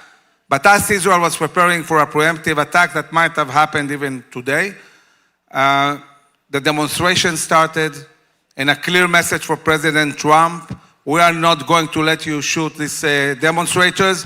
We are going to defend them. And indeed, I think that we'll see in the very near future a massive American attack with the help of Israel. And with the demonstrators, I think this regime stands no chance, and they will fall. And I can tell you, as I said, the bigger the win will be, the greater the golden age of Israel and the Jewish people will be the day after. The day after this war, there will be peace agreements, and the economy is going to boom, and there is going to be massive. We must unite behind our Jewish Zionist values. With no spirit, we cannot deal with all these challenges. And this is the most important thing that Jews need to do. Need to remember how great they are. They are the heroes of the story, not the villains in the story. And really get the Jewish people excited again about who we are and what is our vision. And the vision, at the end of the day, is coming to Israel and bringing redemption to the people of Israel and to the whole world. So Amir, at the last minute of this conversation, because you said something which really comforts us right now, but you're also saying that we will have to be prepared for another few months of fighting. How do you see that happen, and how do you see that ends? So when we look at 2026, it will be a very different first half and second half. The first half of 2026, war is renewed on all fronts. We have to finish the job in Gaza and destroy Hamas. We have to weaken Hezbollah dramatically in order to enable the Lebanese to deal with them. There will be a war in Iran, and we'll have to fight in Iran pretty soon, and possibly also deal with the Houthis. So basically, on all fronts, Israel is going to fight, but it's not like the last 2 years. They are much, much weaker. We are much, much stronger. And therefore, this fight will be decisive. We're going to win this war. And following that, the second half of the year, this is a half where we'll see the Abraham Accords expanding. We'll see peace agreements. We'll see treaties. We'll see the economy booming. And this will be the beginning of our golden age. חזון אחרית הימים. Brigadier General Reserve, Amir Avivi, former senior RDF commander and the head of the Bitchonistim. Thank you so much. Thank you Good very evening. much. And Am Israel Chai.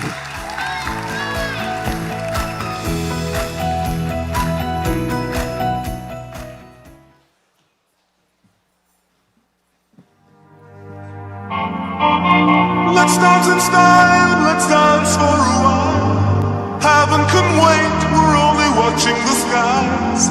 Hoping for the best, but expecting the worst. Are you gonna drop the bomb or not? Forever young, I want to be forever young.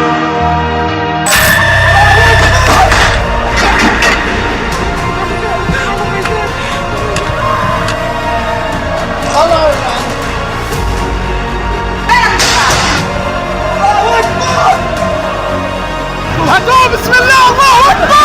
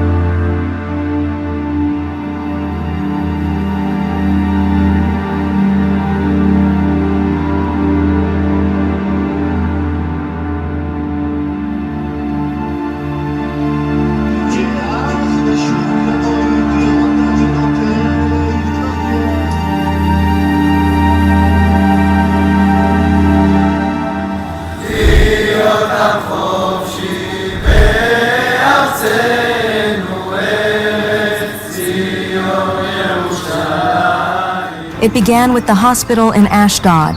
Today, it serves the entire South. Even patients from the center come here, drawn by the quality of the doctors and equipment. Medical Zionism means building an organizational culture, flexible, accessible, compassionate, and visionary, with modern innovation. This place is a game changer. This year, the internal medicine departments ranked first place in quality and service in a National Ministry of Health survey. For a hospital just 7 years old, that's an incredible achievement. Asuta Ashdod is medical Zionism. Located in the heart of the South, here, innovation meets compassion, leading the way to a brighter, healthier future. Investing in Asuta Ashdod is more than philanthropy.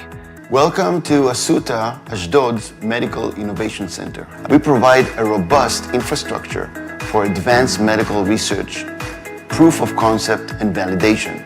Join the medical revolution. Together, we can achieve even more. More lives saved, more families healed, and more futures secured as we create a brighter future for medicine in Israel. Together, we are not just saving lives, we are transforming them. Asuta Ashdod Public Hospital.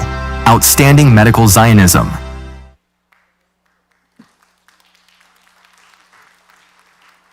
Please welcome to the stage Advocate Yael Yativ, CEO of the Friends Association for Asuta Ashdod Medical Center, who will be interviewed by Amichai Stein, diplomatic correspondent for the Jerusalem Post.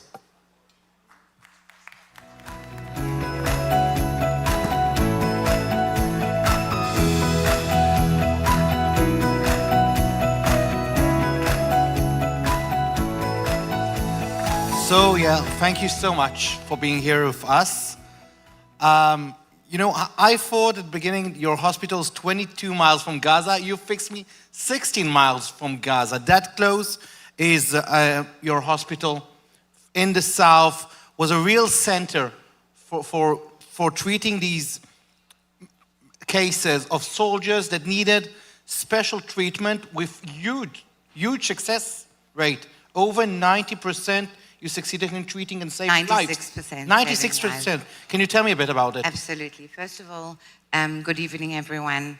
Thank you to the Jerusalem Post for this unapologetic Zionistic conference, which brings together the minds and the hearts of the Miami people and the Jewish people. It's not something to be taken for granted.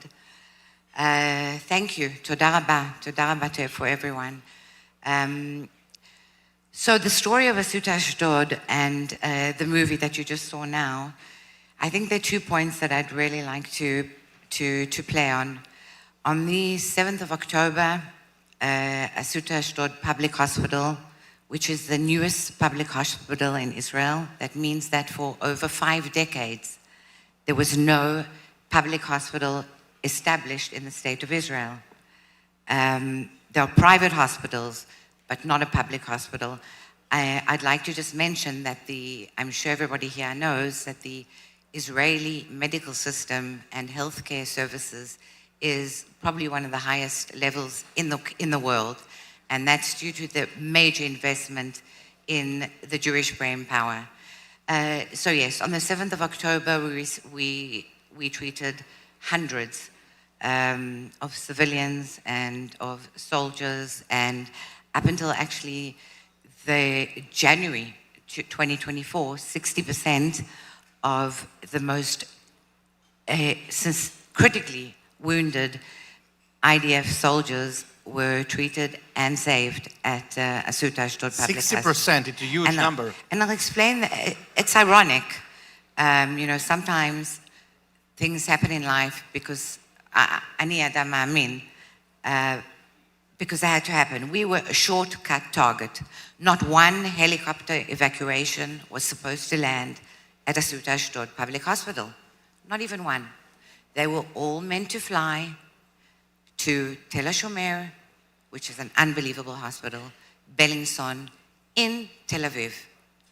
But if the soldier on board and the doctor from Sheshesh Tesa, which is the rescue unit, decided that this patient would not make it the extra 6 minutes, and in medicine, time is life, then they landed us. So the hardest cases came to you with 96% success. Absolutely, the most intricate say. And what I'm trying to say in the sentence is that it wasn't a miracle. We were prepared. We were the only, and still are the only, public hospital that has been established within the high-tech startup nation era in Israel. What a headache for a competitive Jewish Israeli country, because we have to be the best, right? So we're the only hospital in Israel that is fully fortified, the only public hospital in Israel that teaches innovation to every single employee. What does that mean? It's not just something to say. That means that patients transporters, they came up with ideas that have changed the way public health care looks in Israel. I'll give you an example. So it's not just a hospital. It's definitely not a hospital. It is, first of all, it's a high, top-notch hospital with hundreds and hundreds of the finest doctors coming from all around the world, including the United States, but most importantly, from Israel. Now, being a doctor in Israel, once you get through the 12, 13 years of gruesome studies, you don't usually change jobs. Doctors maybe have 2 places that they work in their whole lives. And this is what I'm trying to get to.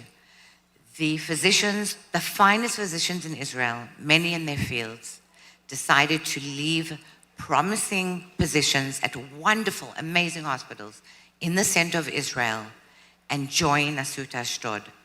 Why? Why would they do that if they didn't have the X factor, which is the tchushat shlichut, that southern Israel needs the southern periphery of Israel, and they understood it way before. And that's why in 7 years since our establishment, we've closed gaps of 20 years in innovation using sechel, in our investment, in our major investment in education of tomorrow's doctors, finest doctors in Israel. We aren't some mom and pop operation.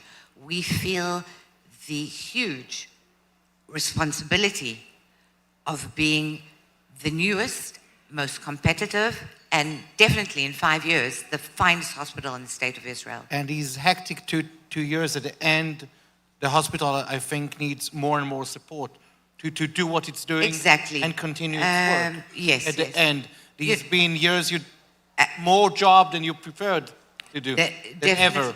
Yes, the demand definitely exceeds the supply, but more so. You know, the envelope Gaza communities, they relied on us years ago. Kfir and Ariel Bibas were born at us. An amazing statistic has come up now that 93% of the widowed IDF mothers to be chose Asut Ashdod Public Hospital. Why did they do that?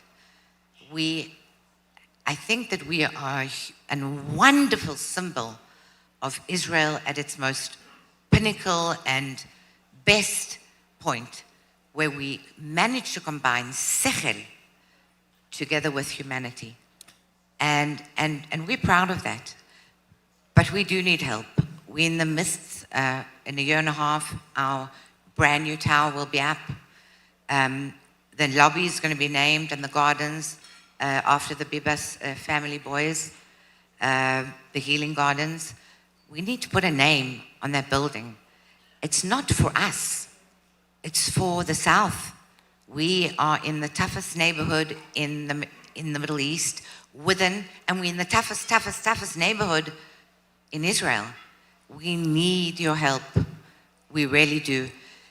So many people here spoke, if I could just touch on a point, about rehabilitation. Rehabilitation is a process. Rehabilitation takes time. There is no magic in rehabilitation. You need manpower, you need facilities, and you need it to be in close proximity to your home. Over 53% of the wounded soldiers that need rehabilitation live in Israel South. And the Plotkin family has done a miracle in what they've done. We need to do that in the South as well. So Yael, I really hope your hospital would continue the great success, and I think we should give them really a big applause for all the work they've done. Thank you. I don't deserve that. I will pass that on, but thank you all. Thank you very much.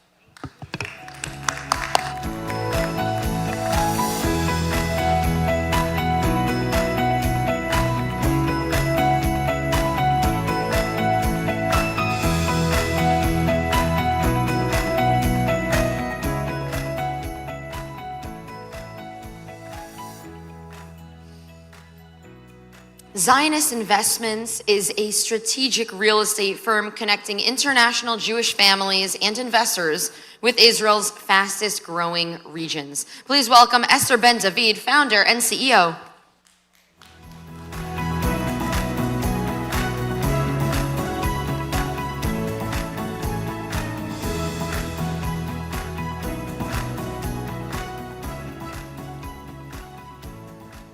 Let me start with a question. In a few years from now, will you say, I watched Israel rebuild from a distance, or I helped rebuild it? Because tonight, this is not just a business conversation. This is an invitation to purpose, to participate, to making history. Good evening, friends, investors, and leaders. We are all one Jewish family. My name is Esther Ben David, and I stand before you not only as the CEO of Zionist Investments, but as a wife, a mother of 5, and an Israeli woman who served nearly a decade as a former officer in the IDF. Someone whose heart beats in Hebrew. I want to truly thank you all for the support you have shown Israel, especially since October 7. Tonight, I want to talk with you about 3 pillars that define this moment: opportunity, revival, and Zionism. Opportunity. When people think about real estate in Israel, they usually think about Tel Aviv. But let me tell you something. The real story today is not about one city. It's about movement. Israel is changing beneath our feet.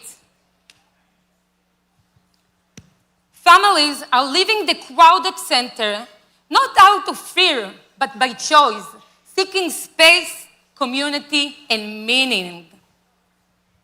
The north, the south, spaces one called periphery, are becoming the center of action. Population growth, combined with limited available land, is driving planning policy changes. This is an opportunity to influence, to be part of building, and actually an amazing economic opportunity. Statistical analysis and market understanding lead us to one clear conclusion: the real estate market will continue to rise. History has taught us, after a period of war, uncertainty, and disruption, Israel does not collapse. It jumps forward. Gaps in houses, temporary construction pauses, rising demand, these are signals, and they are waiting to be picked up. Those who read them early act before the market catches up, and those who act early are the ones who shape the future. The map is moving. Look at cities like Kiryat Gat.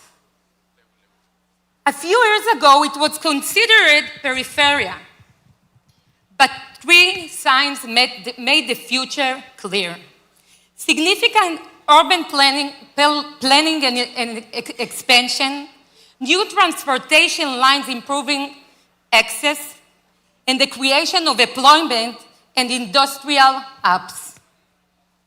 I want to tell you about an investor that we guided in purchasing a mall near Kiryat Gat. When the potential was only on the paper, he recognized the signs and acted. And listen carefully.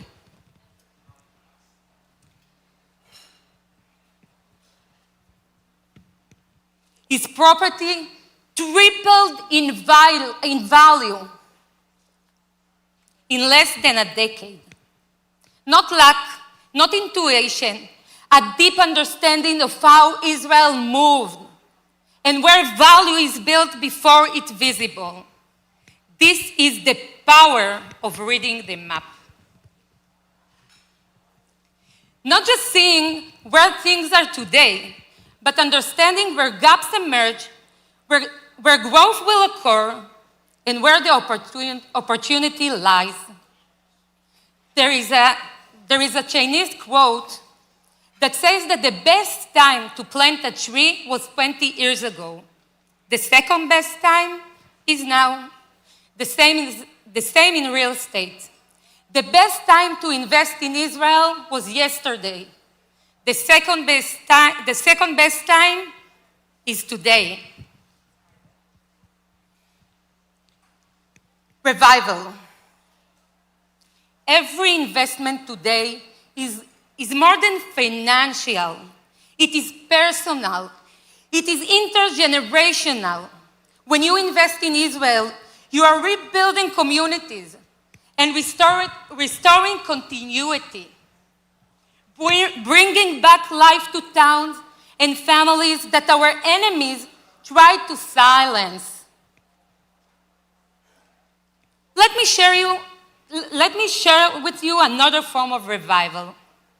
A Jewish American investor asked me to find him vacation house in Israel, one that will reconnect him to the Holy Land and carry meaning.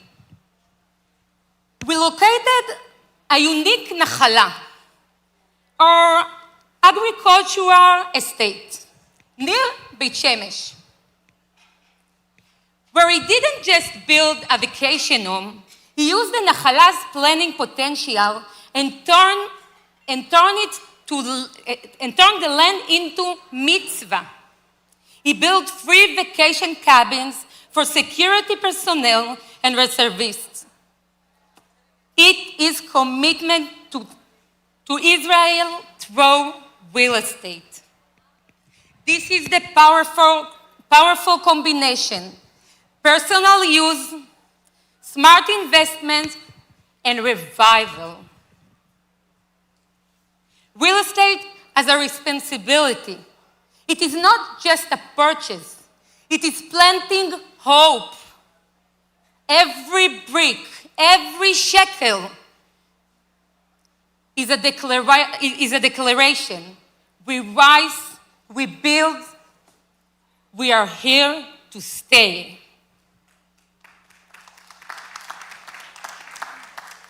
Zionism.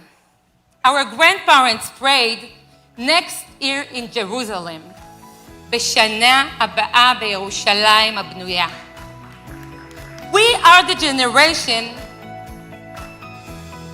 that can say, today we build Jerusalem.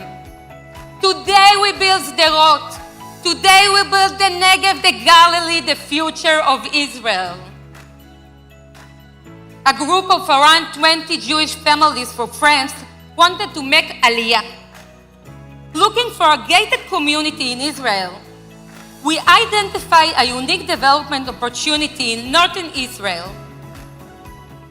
and help them to do it. This is an investment measured not only in an annual report, but in the historical record. Investors as partners in building a nation. This is our opportunity. Revival and Zionism come together. Those who understand the movement beneath the surface, who recognize opportunities, do not only seize the amazing financial investment, but also nourish their connection to the Holy Land. Write with us the next chapter of Israel's story. We have the vision. We have the planning map. We have the strategy. Israel has the projects. What Israel needs now are partners, believers, builders, smart investors. So let me ask you again.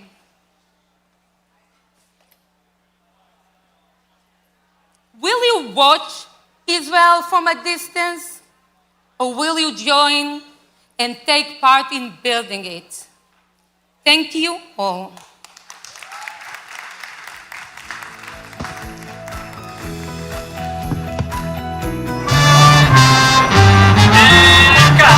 Thank you, guys.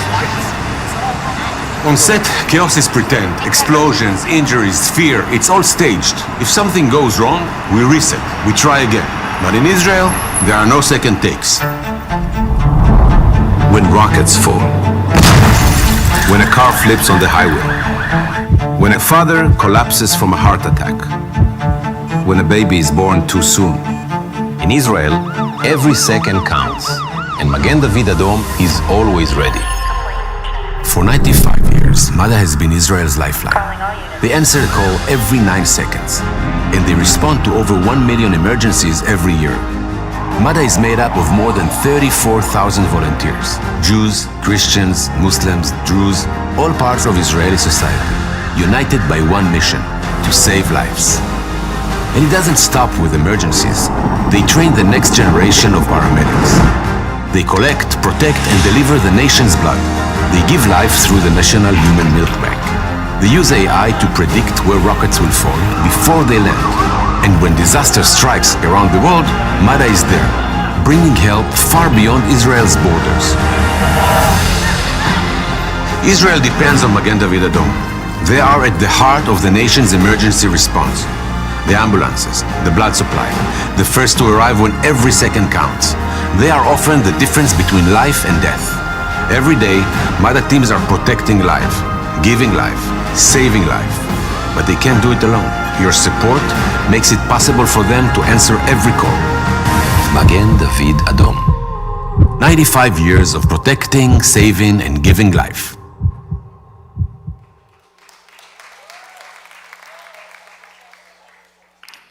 Everyone, it's highly recommended to remain with us throughout the program. We have excellent programming coming up, as well as dinner being served.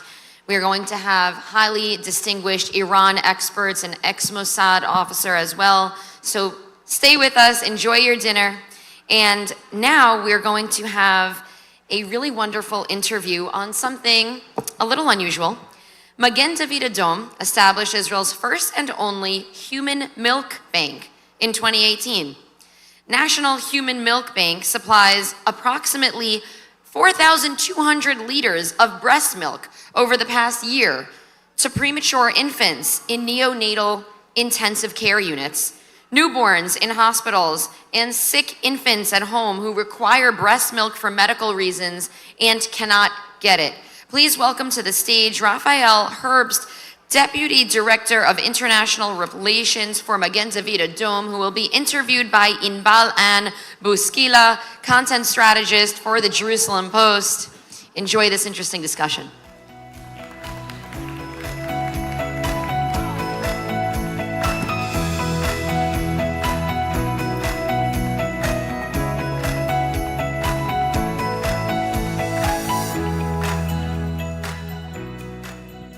Hello and good evening. I am honored to be here and do this one-on-one interview tonight due to my 2-year national service at Magen David Adom.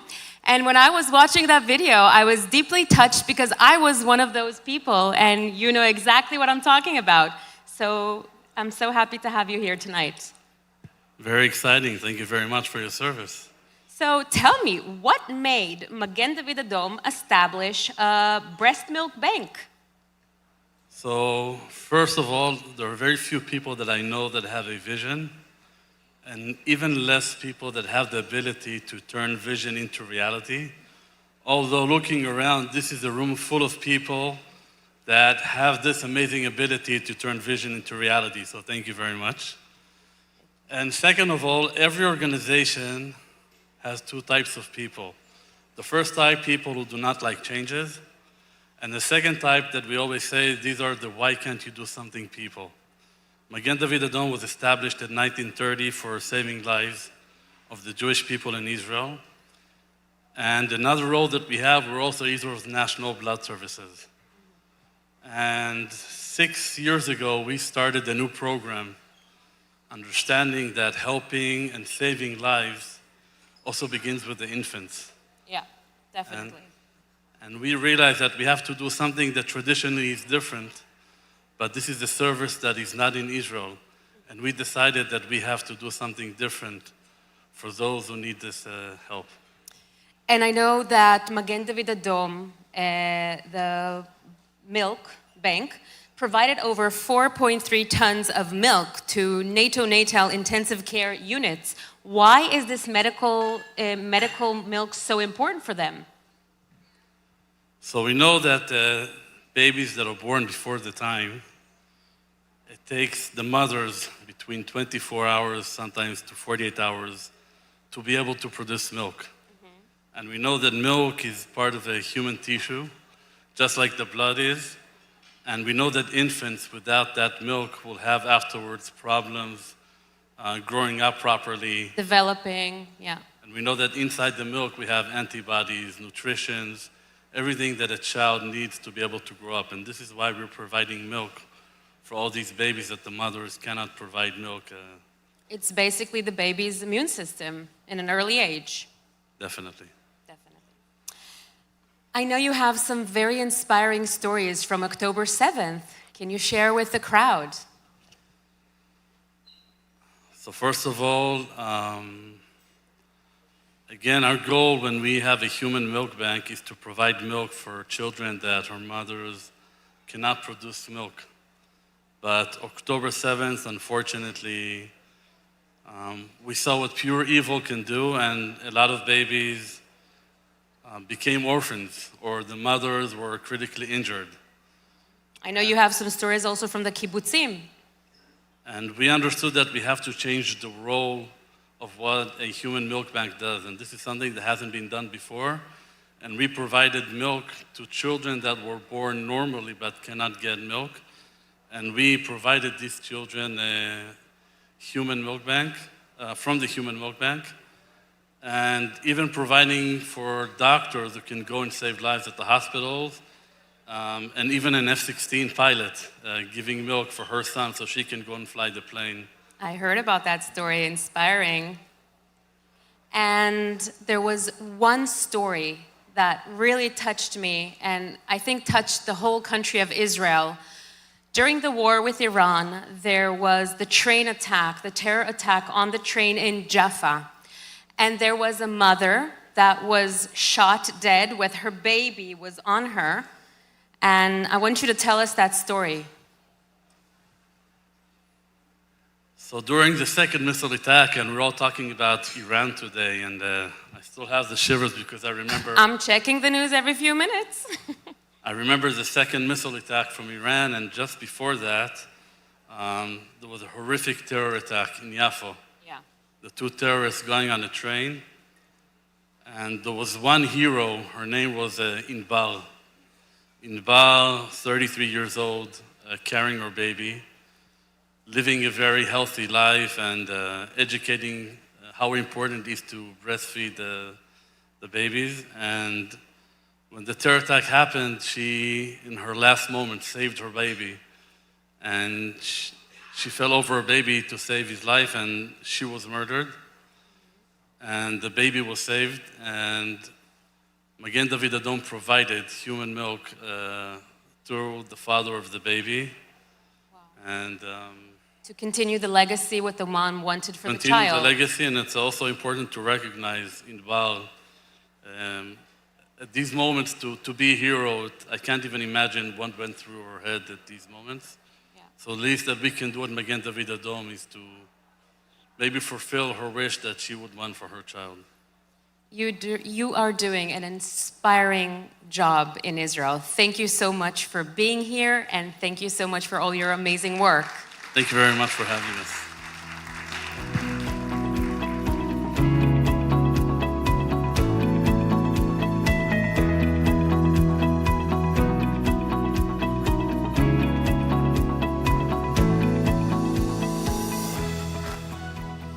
I'd like to invite the following to the stage for a panel discussion on Tikkun Olam, repairing the world.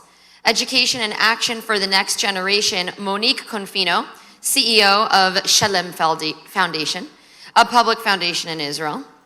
Meira Lerner, Director of World Emunah, and Ido Mahatzri, the CEO of Talma, the National Program for Excellence in Education. Each in their own way is striving for Tikkun Olam, to repair the world. Please come to the stage for this discussion.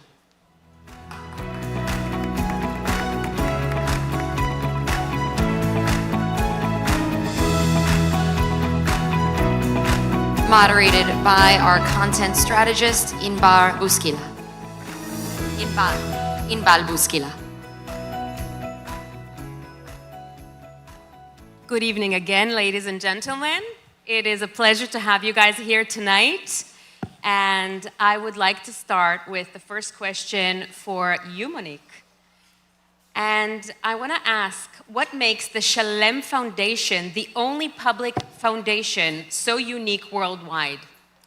First of all, I want to thank the Jerusalem Post that connecting people and community. This is the way where the change starts and begin. And thank you for having me.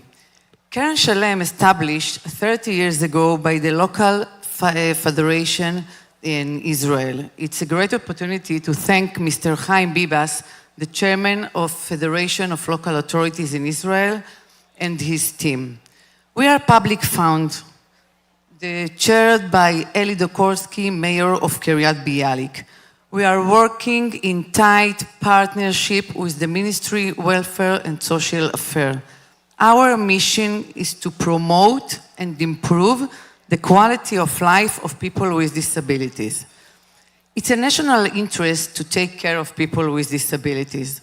The local government sees the overall picture. The local authorities know their residents and their unique needs.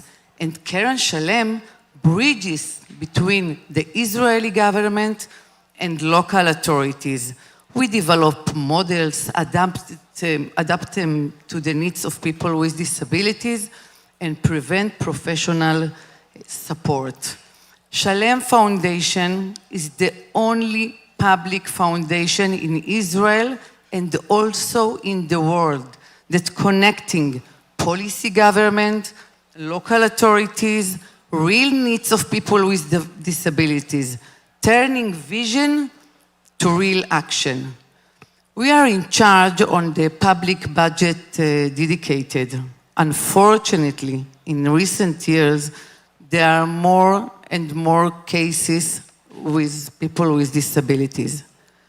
One in 5 people in Israel lives with disabilities. 11% of them are children. We are working to expand our partnership to enhance our impact and grow the resources available to this mission. We are partner to the local authorities more than funding resource. We are building a solid platform for this activity to keep going. Thank you. My next question is for you, Ido. You are from Talma, and it's a unique foundation, nonprofit in Israel. What is Talma, and why is it so important to advance English education in Israel periphery areas? Thank you. So Talma is a nonprofit education working in Israel since 2014. We started as a small program up north where we brought a lot of teachers from around the world, primarily Jewish teachers and Jewish educators, to come and teach English in Israeli periphery, out of the understanding that English is the most important tool for social mobility that can lead to economic growth and opportunities. Since then, we have grown so much. We have been working in more than 40 municipalities across Israel, focusing on Israel geographically periphery and the social periphery of the Israeli society. It's really important because we believe that those kids doesn't have any access to or lacking access to English education, and that's something that we're missing. And I think that by bringing teachers from the Jewish diaspora, we are gaining 2 things. One, we are gaining access to a great education, and the most important thing after that is that we make a connection between the Jewish diaspora, the educated across the world, to Israeli kids and to the state of Israel. Thank you, Ido. Meira, my next question is for you.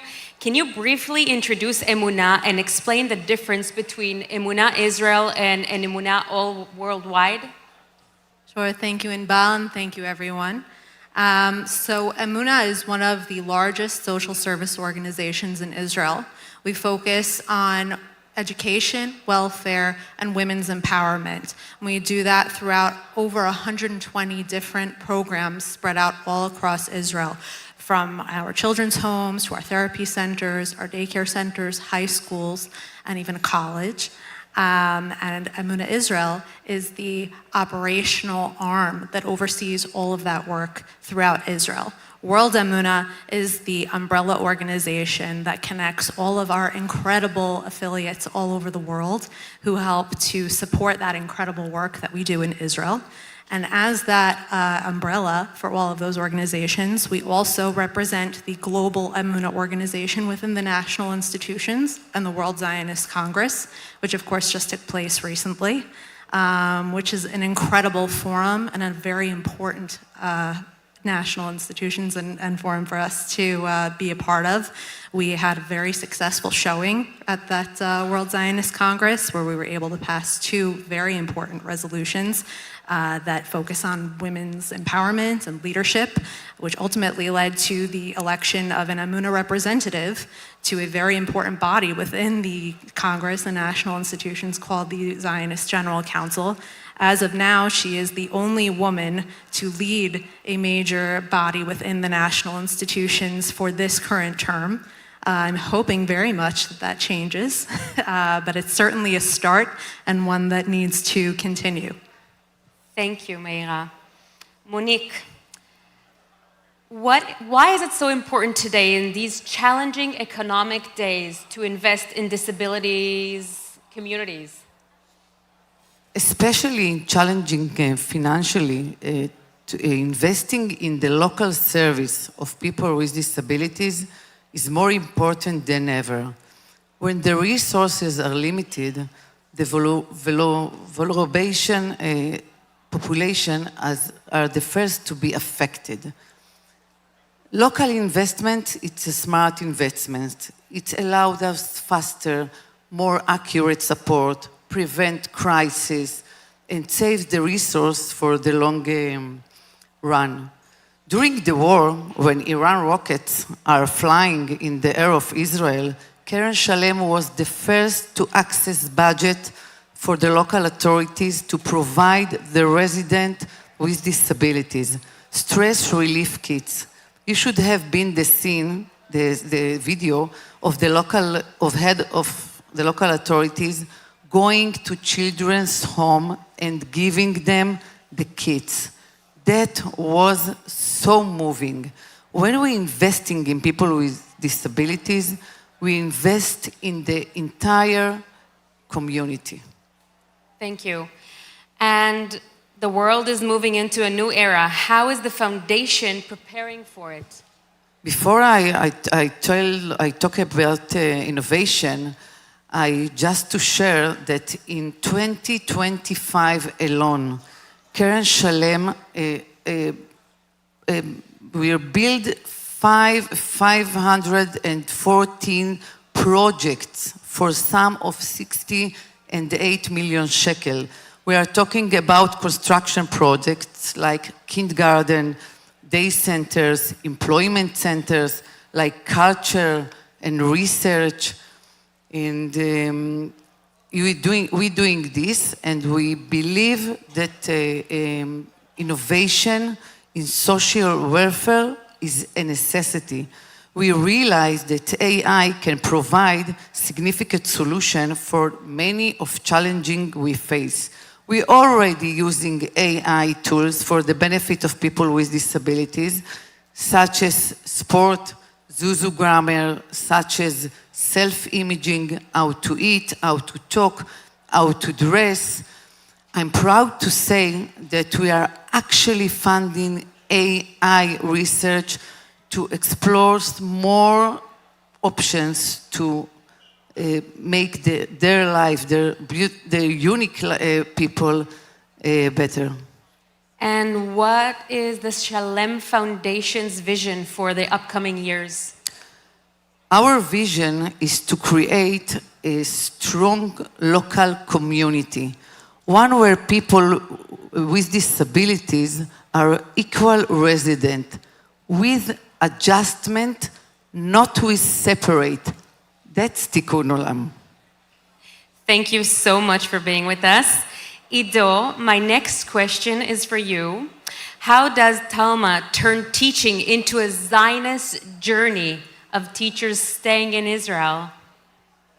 So The first interaction from teachers around the world with Talma will mainly be in a summer program, which will introduce the education system to them. They will come, they will volunteer for a month in Israel, they will teach English for 3 weeks, and I think that create like the spark in their eyes to come back. The majority of our teachers that are coming for the full year program are coming from the summer program, and those teachers are teachers that in the month that they have spent in Israel have created a bond with their students and with the municipality and with the families like around them, and they decided to take their bag, pack their stuff, come to Israel for a minimum of a year and join the education system in a specific municipality. In the morning, they're teaching in classes. In the afternoon, they're involved in work around the municipality, working with kids, working with adults, working with whoever needs English education. And I am proud to say that more than 80% of our teachers are making aliyah to Israel. And that's kind of like their journey, their Zionist journey into joining into the Israeli society. Thank you. Meira, my next question is for you. How does the 90th year anniversary of Emunah's Women Leadership Conference advance your mission to empower women? So Emunah was started almost 91 years ago already by incredible pioneering women, mainly from the religious Zionist movement, who came to Israel, many of them Olim themselves, and saw a country being built and developed, and they wanted to take part in that mission. And a big part of Emunah's credo is to meet the needs of the country and its people where they're at and find solutions to meet whatever problems they're facing. At the time, a big part of the problem that the nation was facing was to be able to meet the needs of orphans and families coming out of the Holocaust and coming out of Europe to Israel. And so we started out with children's homes, which is still a big part of our mission today. But that mission has continued, and we've developed into new programs such as our daycare centers. And a large part of the reason for opening our daycare centers was to allow women to go out into the workforce. So empowering women has been a huge part of who we are, even from before the establishment of the state. And when it was time to celebrate our 90th anniversary, which was a huge moment for us, we didn't want to only reflect on the legacy of Emunah and who we are and what we've accomplished, as much as that would have been incredible to do, but we wanted to reflect on how far we've come as women throughout the country and throughout history and who we are as a people. And so we decided to develop this women's leadership conference where we brought together women from all different backgrounds and from all different sectors, from the nonprofit sector to the public sector and the professional sector, Native Israelis, Olot, to celebrate these incredible women and leaders. Because women are there. They are leading this country forward. They're leading Israel forward. They're leading Am Yisrael forward. They're the driving force behind so many incredible initiatives. And we wanted to celebrate that. And we wanted to show that there are women who are leading so many different things, not just since the beginning of Israel, but they're doing it now. And we wanted to show the next generation of young women that they have role models and mentors that they can look up to, and they have something to aspire to. And that was the mission that we set out to accomplish. I'm very proud that we were able to set out to do that, and we accomplished it. We had an incredible conference, and I hope to see more conferences like that in the future. Thank you. Ido, the new Holocaust survivors are actually the kids of October 7th from the kibbutzim, the hostages. How do you help them tell their story better to the world so they will never forget? So for the past 2 years, Talma have focused their work in areas that were impacted by the war. Together with the community and with teachers who are joined and asked specifically to work with communities like Kfar Aza and Sderot and Kiryat Shmona, we're helping them tell their stories. We're working with kids and with adults, again, with a social worker and with a storyteller that helps them tell their story, because at the end of the day, we are teaching English specifically for those communities One, to give them opportunities, for a better life and for a better work in the future, but also a tool to tell their stories. Because the stories that happened for the past 2 years in Israel, from October 7th to those communities, are stories that we need to keep in our heads and we need to keep in our hearts forever. So we are making sure that we're investing in those kids and those adults to tell their stories. And tell me, as a nonprofit, what is the most important thing people need to understand about you guys? So Talma has 1,500 alumni so far. I think one of the things that is very important is that in order for us to continue our work and the amazing work that the teachers are doing, we need more educators. We need more educators to come to Israel, to volunteer, to work with us in areas that we work and need support of educators. So spread the word. Help us bring Jewish educator into Israel. Definitely.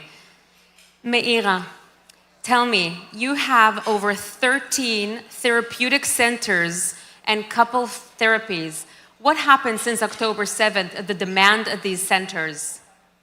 I don't think that there's a single individual or family or organization that was not affected in some way since October 7th, and our therapy centers were certainly changed and affected by October 7th as well. We talk a lot about the different fronts of the war. Certainly the mental health front has been a huge part of where our therapy centers have been operating, mainly in treating the trauma of families all over Israel. We talked a little bit earlier this evening about the soldiers and the reservists and the effect that the war has had on them and the support that they need, and they're certainly the main heroes, I think, of the last 2 years. But I'd like to talk a little bit about the heroes behind the heroes, and that would be the wives and family members of those reservists who have really just taken a very hard toll and sacrifice upon themselves over the last 2 years, and that's where our therapy centers have really been instrumental in supporting them. All of our therapy centers have been working very hard on providing couples therapy and family therapy to all of those reservists and their spouses. One therapy center in particular in Tveria has been going above and beyond to provide services and support for them. We've developed a support group for wives of reservists that meets once a month with a social worker, really to make sure that they know that they have a support system, therapy. They give them activities, make sure that they are really getting through this in whatever way they can. They're also providing them with volunteers to go check in on them, make sure that they have somebody that can just come in, help them take care of the kids when needed. We're also opening a support group for mothers of reservists. Every soldier has a mother. Just because they're older and they're adults doesn't mean that their mothers stop worrying about them. And so to be able to provide them with that support has been an incredible service and something that we're really very proud of. I want to thank you guys for being here with me tonight. It was my honor to do this interview. Thank you so much.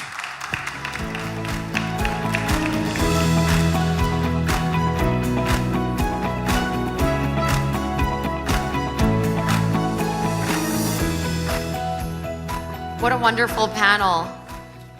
Thank you, Inbal. What is the future of the Latin American Jewish community? Please welcome the following individuals for a panel discussion on Latin America with Stephen Miner, the mayor of Miami Beach, Ambassador S. Fitzgerald Haney, managing director of Latin America's Genesis Prize Foundation, Ambassador Gustavo Leite Gusinki, Ambassador of Paraguay to the United States, Mayor Mizrahi Matalon, the Mayor of Panama City in Panama. This panel will be moderated by Tila Falek-Levy, community, political, and educational advocate. Round of applause. And everyone, we are serving dinner momentarily, so please find your seats so that our wait staff can move around the room easily. We don't want anyone's beautiful dress getting soiled, so please take your seats.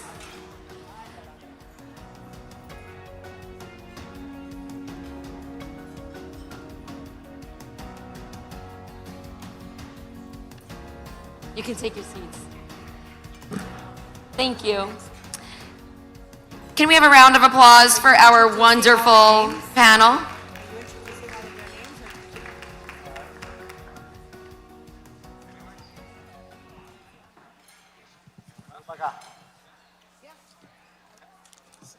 Hi, how are you? Good evening, and thank you for being here, representing so many important Latin American countries and a pretty Latin American city, Mayor. It's great having everybody in Miami, so thank you for coming all the way from all your amazing countries. One very interesting fact that I was looking up today when I was doing a little bit of research for this is that there were 33 countries in 1947 that voted for the UN partition plan, creating the State of Israel. And I don't think it's a coincidence that the three of you, and of course you're from America, Mayor, but the three of you representing Panama, Paraguay, and Costa Rica are three of the countries that voted for Israel in 1947.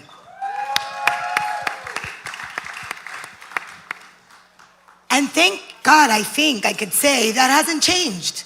So if we can start with you, Mayor, from Panama City, the youngest first Jewish mayor in Central and South America. Thank you. Hi. How you doing? So welcome, and tell us a little bit about the relationship that you see between Panama and Israel that dates back to 1947. All right, guys. So many of you guys don't know anything about Panama, and don't blame you, but believe it or not, it's a bit of a safe haven right now for Jews that are looking to relocate elsewhere that can't get access or can't afford Miami or New York or can't even get a visa. Panama is actually the place to go. It's a very conservative community. The economy itself is it's a conservative, dollarized, capitalist society. We probably have the most stable political environment in all of Latin America. We've all seen what just happened with Venezuela recently. Well, it's no coincidence that about 33% of our growth in the community, in the Jewish community of Panama, has come from Venezuelans. Another 30% from Colombia. And Panama is basically the place to go. And right now, Panama sits at the UN Security Council and is a very big player because of the canal. And Trump knows this. I think it's no coincidence that when addressing Latin America in his in foreign policy, his first country, his first matter was the Panama Canal.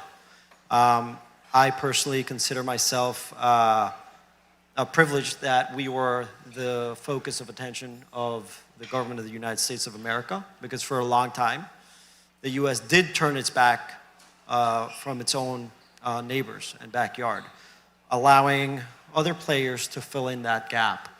But anyhow, my goal as mayor is really to create a bridge between Israel and Latin America through Panama. As it is, Panama is the hub, logistical, for air travel, you name it. It's the hub of Latin America. And I recently was in Israel. Stephen, we were together. We were in Israel, guys. That was a great trip.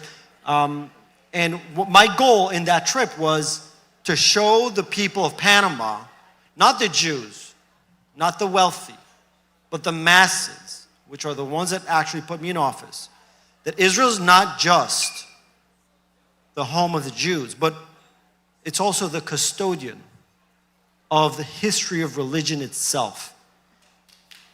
This is the message. This is what Jews are protecting. And that's why when I went to Israel, one of the important things for me was not just going to the Kotel. That day, I went to the Kotel, I put on my tefillin, and straight after, I went to see the Holy Sepulchre, and I took a picture there. And then I went to a mosque, and I published these 3 pictures all together so that Panamanians don't see a one-sided partial image of Israel, but rather, look at what Israel is. This is it. It's not just Jews. It's Christians, it's Catholics, it's Muslims, and it's Jews, and it's all of them coexisting and living with a higher quality of life than anywhere else in the Middle East. So that's what we're trying to do. And I think, I think we're blessed to be here. I want to thank the Jerusalem Post. Tila, you've been a good friend. I want to say hi to Moshe, who's here, fellow Panamanian. And I think over the next coming years, you're going to start hearing a lot more about Panama. We've got a bit of a campaign for Mandami in New York, considering I'm a Jewish mayor in Panama City, so we're going to be pushing people here. I told Stephen, so whatever overflow that you can catch from the New Yorkers that move to Miami, I'll be happy to catch them in Panama, man. You're going to be catching some, I think. Thank you. Ambassador Lalaite, I think you have a lot to say about the relationship between Israel and Paraguay, but before you do, I want everyone in here to know that Paraguay moved their capital to Jerusalem. Our embassy. Sorry. That's next. You're that's right. next. The capital is next. Sorry. Paraguay moved their embassy to Jerusalem, and not many countries in South and Central America did. So I want to recognize you for that. But tell us, how do you think that came about? And what's the relationship between Paraguay today and Israel? Well, thanks to the organizers. Thank you for inviting me. Paraguay, when the books are to be written some 100, 200 years from now, is going to be remembered as the only country in the world that moved its embassy to Jerusalem twice in 6 years. We did it in 2018 under President Cartes. I was minister then, and I was there. It was May 21st, 2018. Then we had a government that decided that Tel Aviv was the right place for it. And then we have a new government, for the last 2 years, which moved it again. And you have to sell the property like President Donald Trump did. Yeah, President Cartes was the leader who did it, and now President Peña is the one who redid it. But we met Prime Minister Netanyahu at the anti-Semitism conference last February, and President Cartes said to Prime Minister Netanyahu, don't worry, if needed, we'll do it 3 times. So you can count on that. But that comes from, I think, a Christian Catholic faith in Paraguay. I always say that. I try to go to Mass. I'm a Catholic every Sunday. And the first reading is from the old book, from the Old Testament. And there you listen about Jerusalem at least 3 times every reading. And then you know that back then Jerusalem was already the capital of Israel. So there's no historical question about it. But when it comes to Paraguay's alignment with Israel and with Taiwan as well and with the US, we've been doing this because we believe that as Panama, we're a small country, but our axis in foreign affairs is Washington, Taipei, Jerusalem, Buenos Aires, Brasilia, and Montevideo. Those are our partners. Those are the people that we want to do business with. And there's a lot to be done still between Israel and Paraguay. We're still looking for more investment. We are developing, I have been implemented development between the Hebrew University of Jerusalem, their innovation, and bringing them to Paraguay and use Paraguay as a technology platform. But it's much to be done. But on the political side, I think that Israel can be assured that they have a loyal friend. Thank you. Amen. So, Ambassador, besides having a lot of backpackers from Israel and Costa Rica, tell us more about the connection of Costa Rica and Israel. Well, Tila, thank you, and thank you, Jay Post, and everyone thank Tila Falak Levy for being the moderator for this wonderful panel. I'd actually take a step back, and it's, the foreign minister of Israel said that the year 2026 is going to be the year of the Western Hemisphere for Israel. And I kind of looked at them when they said that and said, well, where else are you going to go? Because it's like, as we've seen, Israel fought a war on 7 fronts, and I'd say it's a war on 9 fronts.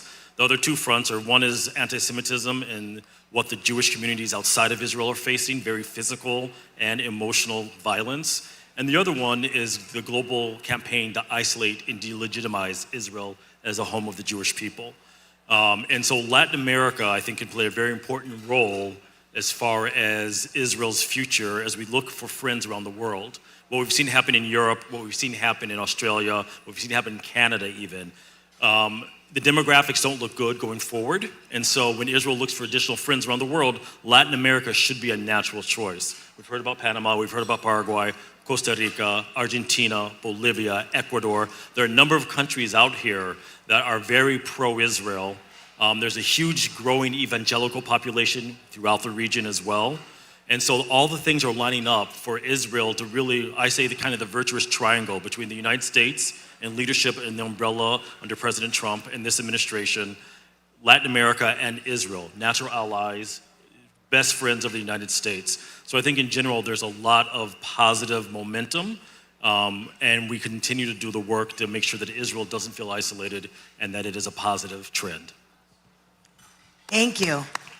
Mayor, I think the relationship between Miami and Israel is very clear. We're here, we're representing. We're here, and we were here when the Prime Minister of Israel came here with you. In the same room. Same room, right here. He didn't go to New York, he didn't go to DC. The Prime Minister was here in South Florida. So tell us why. Why do you think we're now the second Tel Aviv, mini Israel, the safe haven for Jews from New York and other places? What's happening in Miami? What's changed, and how are you involved in that? Thank you. Well, part of it is with the residents that we have here, the people that live down here, and I think you hit on it, that our Hispanic community, which is a very large portion of our population in Miami Beach and South Florida, is very supportive of the Jewish people and Israel. But it's also the leaders down in South Florida. It starts with the Governor DeSantis, and Florida, but who's done, obviously, I don't have to repeat all he's done for the Jewish people and for Israel. But in South Florida, we have very strong leadership, and it absolutely makes a difference. You see the difference in California and New York when you have leaders that are equivocating, or even worse, relating to Israel's importance as an ally, importance as the home of the Jewish people. And when they start denigrating Jewish causes, it has an impact on the population and the safety. I hate it when I hear people from New York, who would have thought this 5-10 years ago, that they don't feel comfortable wearing their kippah, or they don't feel comfortable wearing the Magen David. It is so hard to comprehend that that is happening in our country. And certainly I can tell you from my own standpoint, and I know many others share this, that God forbid that's going to happen. It's certainly not going to happen on my watch. So let's bring the conversation to current events right now, in this moment. We're all refreshing our phones, reading about what's going to happen in Iran, when is it going to happen, how's it going to affect Israel. But we saw what happened last week in Venezuela. And Venezuela is very close in proximity to some of your countries, and is also very close because of the citizens of Venezuela that have been displaced for so long. We see the direct relationship between Venezuela, Cuba, Iran as the axis of evil that is so close to many of our countries that we're speaking about here on stage. So let's flip the conversation and start with you, Mayor. We see so many Cubans, so many Venezuelans. What's going to happen next? And what do you think Miami's role will be in the future of these free new countries that President Trump is bringing freedom and liberty to? It's incredible when you see the joy of, we have a very large Venezuelan community, not so much in Miami Beach, but in Miami and Doral, and the celebrations that they were undergoing. There was no good that was coming from these administrations. It hurts us because from a economic standpoint, as a trade partner standpoint, from a tourism and international business, having dictator regimes hurts us and hurts our economy. And certainly having the liberation, hopefully, we'll see what happens with Venezuela, but certainly the potential possibility is only going to be a benefit to us and our Hispanic community. We'll see. Obviously, we're talking about Iran, Cuba. Obviously, you talk to people from Cuba, they're very hopeful. I just hope they don't leave us. The Cubans built Miami. I want them to stay, so I hope that they don't leave us. Well, what's interesting, you have the President Trump who orchestrated the Abraham Accords, and I feel like he's doing something similar with different name now in South America and trying to bring that coalition together. That's a perfect segue for you. I'm not even going to ask a question. Tell us about your vision. Yeah, so I'm part of the Genesis Prize Foundation, and every year we get a prize of $1 million to a laureate who has had an impact on Jewish achievement around the world. This year it's Gal Gadot, who is focusing on healing and trauma after post-October 7th. Last year was actually President Milei from Argentina. He was the first non-Jew to receive the prize. And each year, the laureate gets to decide what philanthropic theme the foundation should try to pursue. And so President Milei said, why don't we do something called the Isaac Accords, based upon the Abraham Accords, but focused on Latin America, and really trying to bring Latin America and Israel closer together. They used to be very close over the last 15, 20 years. Because of politics, things have drifted further left and they've further away. But as we've seen after election this year, we're going with the current, and the path is going in the right direction for us. So this is very exciting. As far as current events, I think that we see the larger hand of Hashem here as well, because obviously what's happening in Iran directly affects what happens in Latin America. Most of us know that have been involved in Latin America for decades that Iran has been funding Hezbollah all throughout the entire South American continent. They're huge in Venezuela, they're huge in the tri-border area, and they're bringing their destabilization that they had in Iran and they try against Israel also to the continent. We can't forget what happened in Argentina back in the early 90s at EMEA and at the embassy, and that was also Iran and Hezbollah. And so with the fall of the Iranian regime and the freedom for the people of Iran, hopefully that also is freedom for people in Venezuela, in Cuba, in Nicaragua, and the rest of the hemisphere. And all those will be good signs for Israel, because then they can have a positive relation with Israel and the state of Israel. Ambassador Laite, tell us what your thoughts are about all of the geopolitics that are going on in Central and South America, and how you think it may affect Paraguay, if in any way possible. I think that Paraguay has been outstanding in declaring Hamas and Hezbollah and the Iranian Revolutionary Guard and the Tren de Aragua as terrorist organizations. So when Paraguay speaks, we speak loud, although we're a small country, but we have strong positions. And you have moral clarity, which is very important, and it's not obvious. Well, if you look at how many countries in Latin America have moved its embassy to Venezuela, is only to Jerusalem is only 2, as far as I know. 3, 4, good. Guatemala, Honduras, Paraguay, and Argentina announced it. I have to see it. Yeah, we have to see it. You're right. We are believers in what we see, but it's a good move. But we are more than 40 countries in Latin America. So 4 out of 40 is 10%. It's not relevant yet. We have to work on that. But I think on Venezuela and the geopolitics, the question that you posed, Tila, Venezuela was a band of thugs being led by Maduro, who was, captured. And I think that what the U.S. did in terms of leaving the other friends of Maduro in place was wise in terms of not creating roots for a armed conflict inside Venezuela. So it's like, it is still your problem, but we're gonna be watching you type of thing.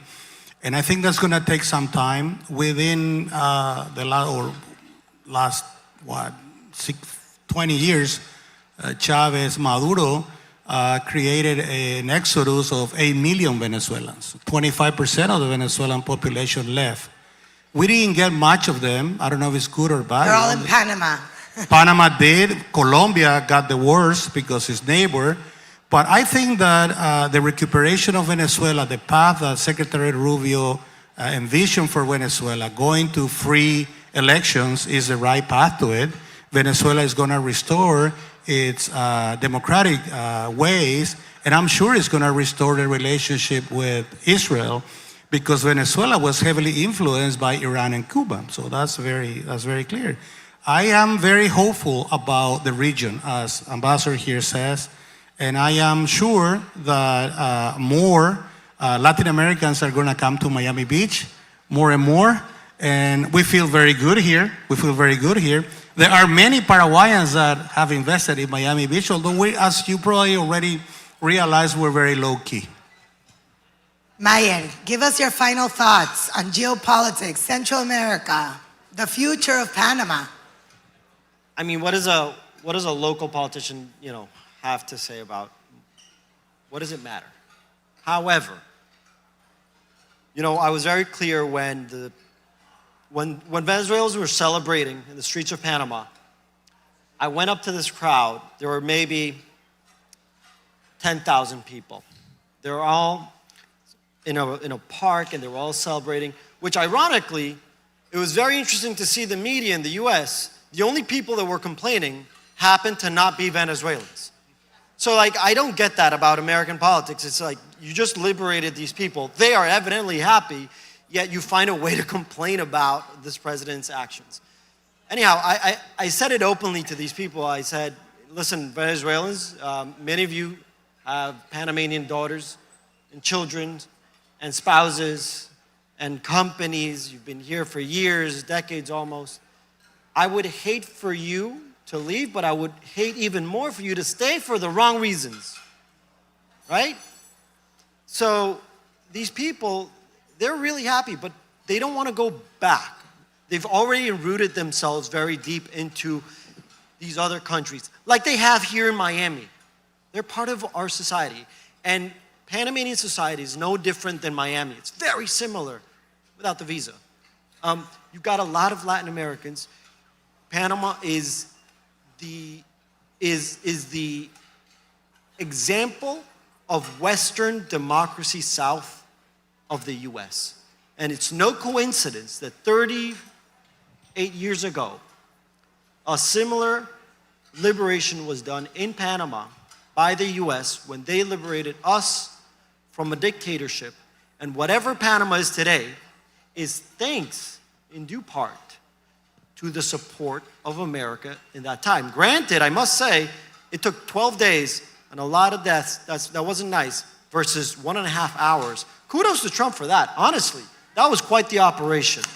And I do have you know, for those who underestimate the influence of country building of America, Panama, for the last 15 years, has had the highest GDP in all of Latin America, with all of 4 million people.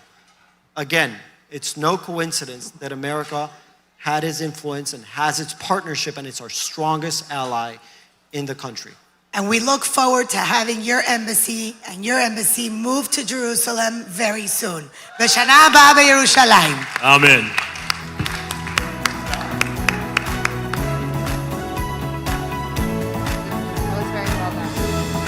That was very, very interesting and very exciting also about the new developments. Good to see you. That was great. Thank you. You too.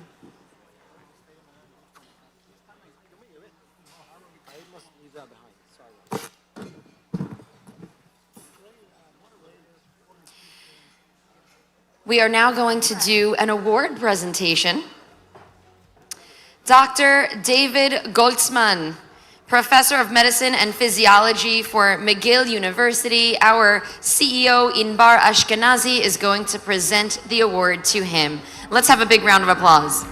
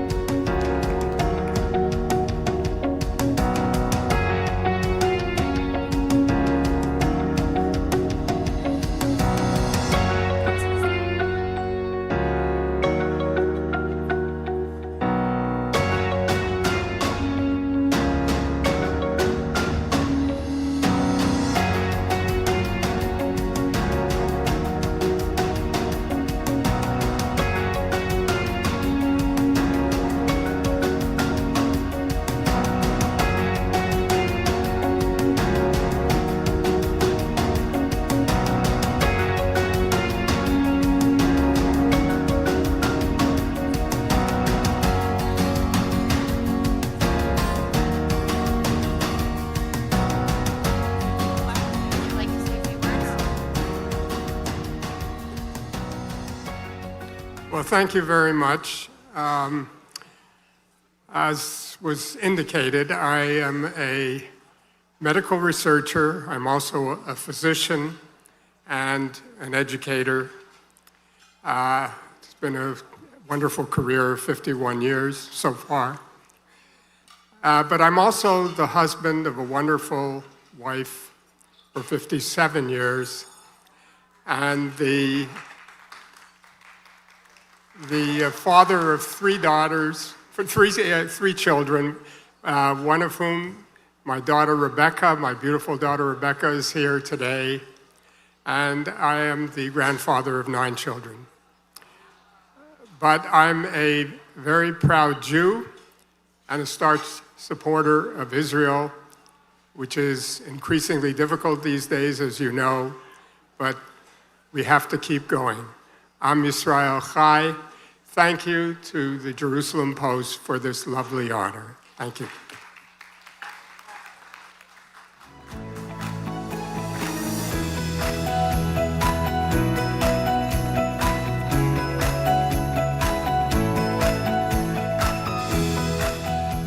That was lovely. Are Israel and Iran headed for another showdown? I know that's the question on everyone's mind. Despite the success of the 12-day war in Iran in June, 12-day war in June between Iran and Israel, reports indicate that the Iranians are accelerating their development of additional ballistic missiles. On the other hand, protests against the Iranian regime have been spreading throughout the country, and hundreds, if not thousands, have been killed by regime forces. Please welcome Benny Sabti, Iran expert at the Institute for National Security Studies, and Sagiv Azulin, former senior security official, in conversation with Amichai Stein, diplomatic correspondent for the Jerusalem Post. Please join us on the stage.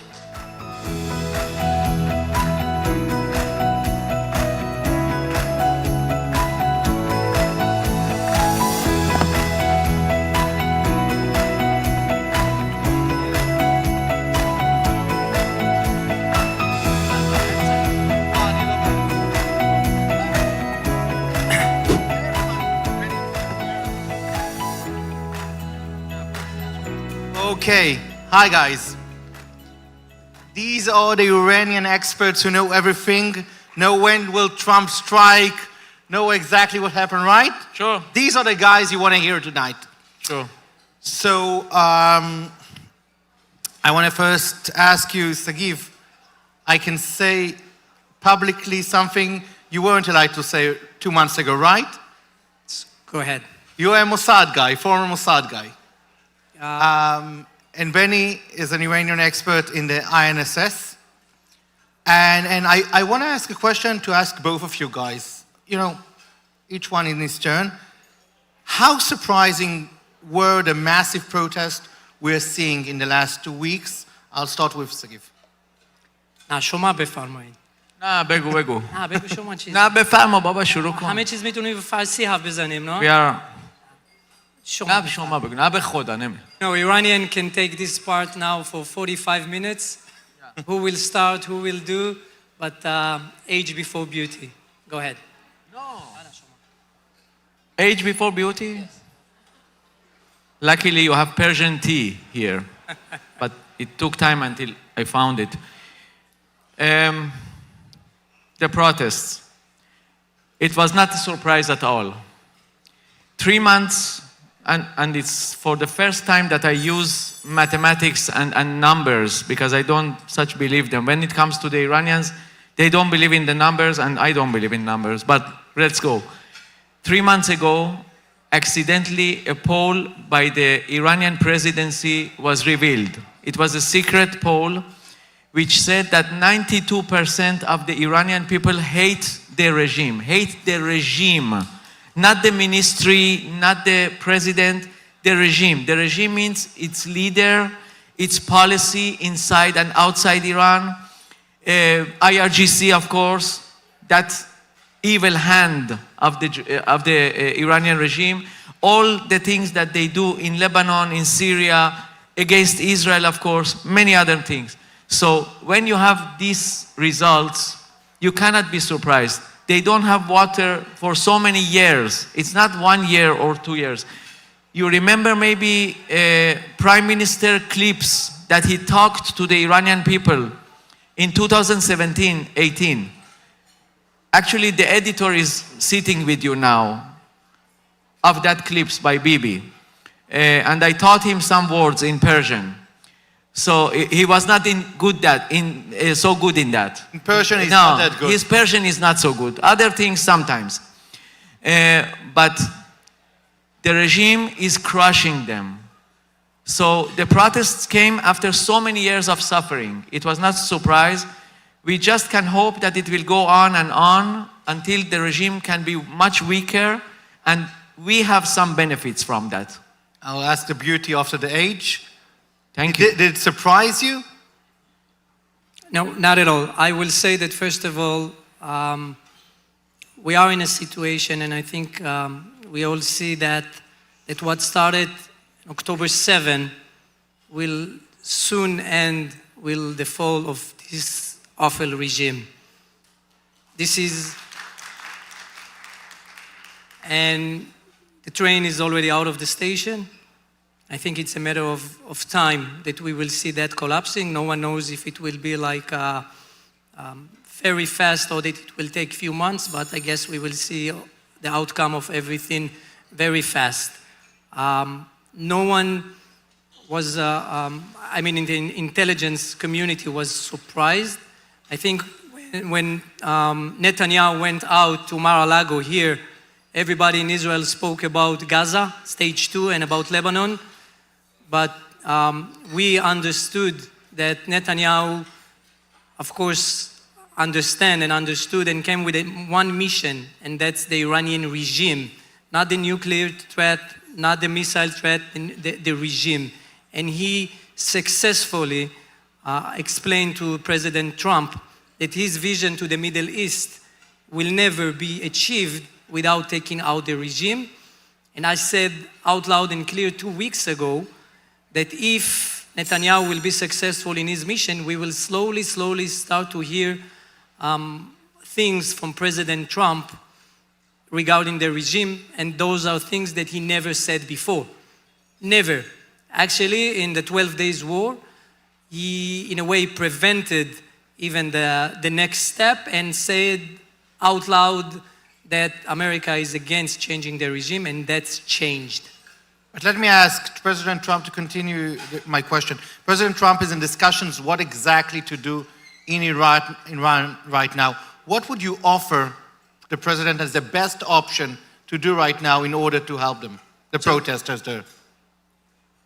As I see it, first of all, to continue with his support, with his statements, with everything that he's doing on the level of influence. One statement from the President Trump is equal to 10 or 50 missiles. This is how I see that.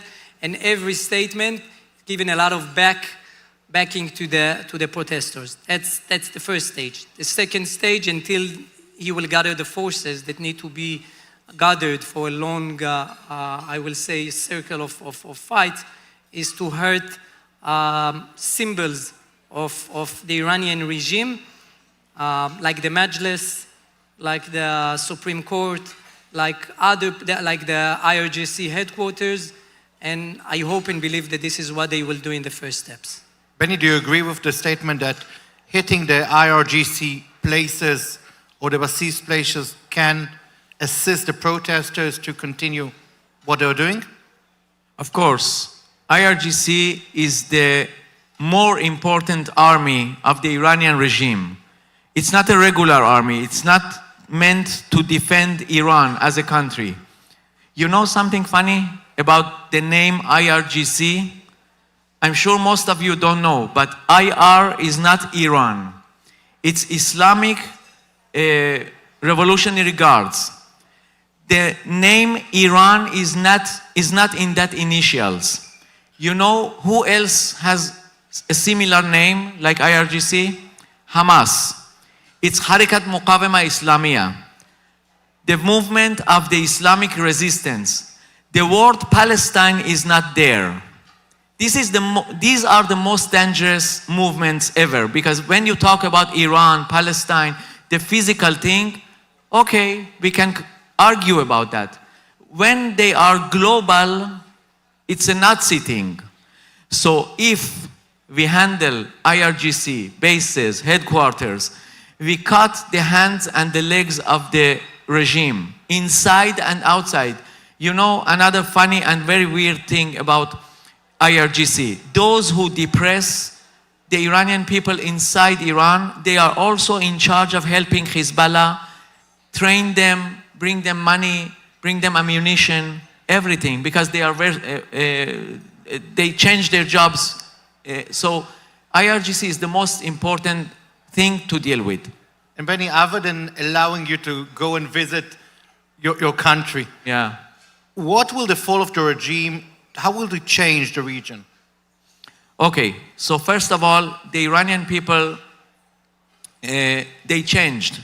They are not anti-Semitic, for example, and in the first important point, they are not anti-Semitic anymore. Since 30 years ago, the Iranians are changing. Since 2009, they are shouting in their protests, no to Gaza, no to Lebanon, I am only for Iran. It means that I don't want to give my money to the terror organizations. This is very important. Another poll that was revealed accidentally a few months ago, it says 75% of the Iranians love Jews, not only Israel, they love Jews. So of course, if the regime falls, they don't have the hostility towards us. It can be the best thing, as Sagif said, it can be the best thing that can happen to Middle East and to the world. So when God, inshallah, or Yehi Ratzon, how do you say it? How do you say in Persian? Yeah. Inshallah. Inshallah. Khoda kone. Khoda kone. If they come down, we have a very beautiful and magnificent nation to be in a relationship with. We can go back to the 50s, to the 60s. I don't care who will rule Iran, okay? It's the king, the republic, I don't know, I don't care. I care about what is the best thing for Israel and Jews. So this is the best thing. Sagiv, how do you see an effect of if the regime falls? So, as I said, there is two major forces, enemies of not just Israel, of course Israel, but also Judaism, Zionism, and Western civilization in general. One of them will be the Shias, led by Iran. And if the regime will change in Iran, we will not see Hezbollah, will not see the Houthis, will not see the threat from the jihadi Islam and from Hamas. So it will be a huge change for not just for the Middle East, but for the world in general.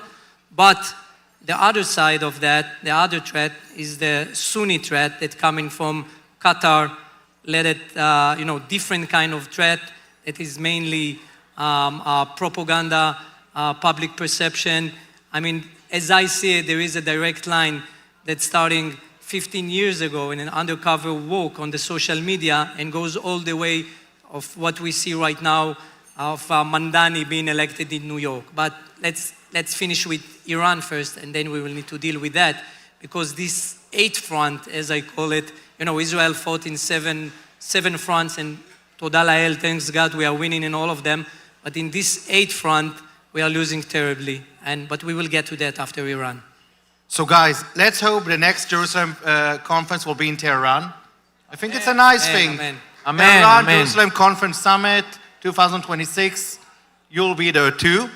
And you sound very optimistic. You sound the people want it. You sound the people want good relations with Israel. So let's hope these ideas and these hopes will happen this year. Thank you very much, both of you.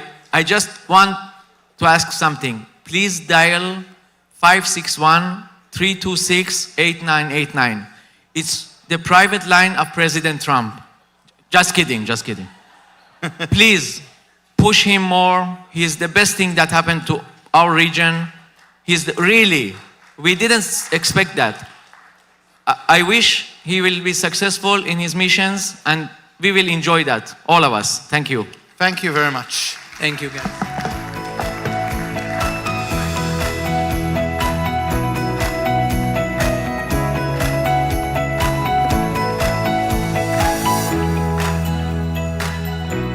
Well, that was so interesting. Thank you for those insights, gentlemen. Now, please welcome to the stage Gabe Groisman, Conference Ambassador and head of Groisman LLC, and we love him.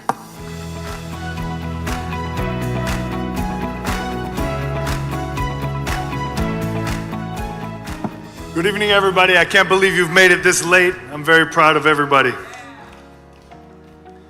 On September 18th, 1967, the oldest and largest synagogue in the state of Mississippi in Jackson was firebombed by the Ku Klux Klan. Last Shabbat, last Saturday morning at 3 a.m., that very same synagogue was firebombed yet again. This time by a 19-year-old who called the shul a synagogue of Satan. So here we go again. The storylines write themselves. This isn't going to be another speech about the rise of anti-Semitism. We've heard it, we see it, we know it. I work today in U.S. politics, particularly in the Republican Party. And we've spent the last 10 years or so watching the rise of anti-Semitism in the Democratic Party, rightfully so, watching it grow, watching it fester. We watch as a small minority that everybody just ignored. It's just a small minority. Let them talk. They represent a small district here and there. We watch as they grew and grew until the tail wagged the dog and they started controlling the party. And we end up with people like Mayor Mamdani in New York and thousands of people cheering him on and continuing the movement that he's at the head of today. But it turns out, ladies and gentlemen, that they're not alone. The horseshoe theory of politics is a political theory that suggests that the political spectrum is not a straight line, but it's more of a horseshoe curve where the ends start to look the same. And while this is a theory that was coined in the 1970s by a French philosopher, today we are seeing it in play. Turns out that the far left and the far right today are almost entirely indistinguishable when they're supposed to be opposites. They bend towards each other.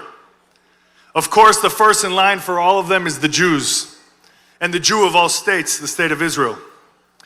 We're hearing it on the right in the media from folks like Tucker Carlson, Candace Owens, Nick Fuentes. In politics, by Thomas Massey, Marjorie Taylor Greene, and others. There's still a small fringe.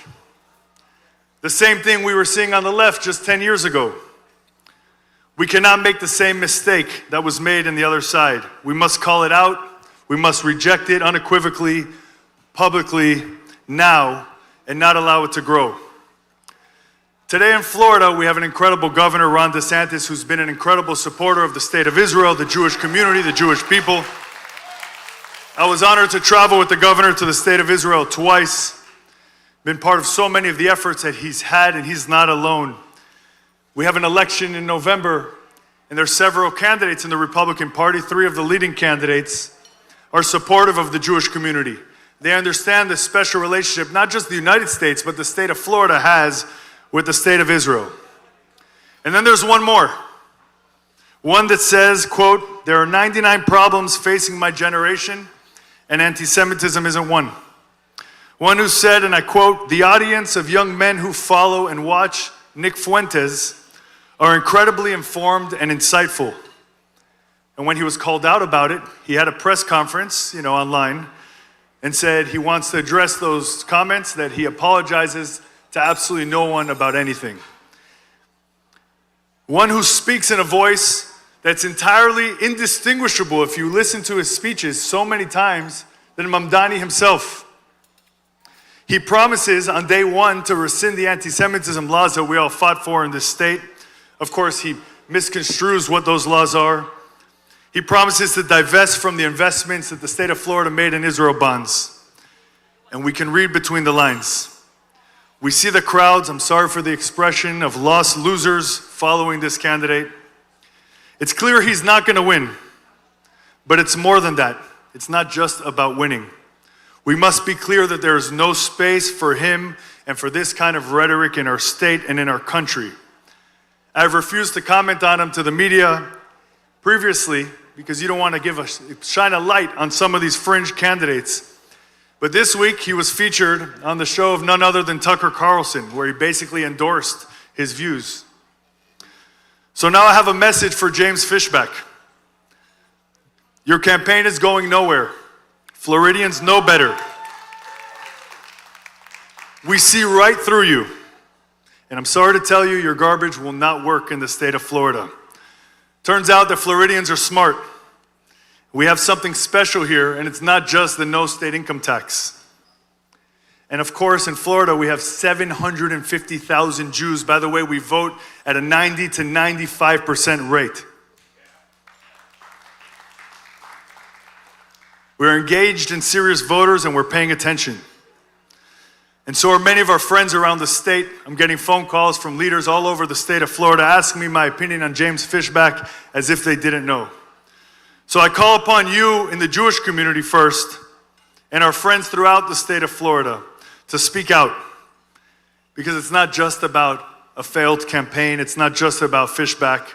It's about stopping this movement in its tracks.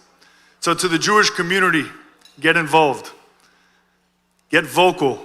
Get loud. Don't assume that the fringe cannot take over.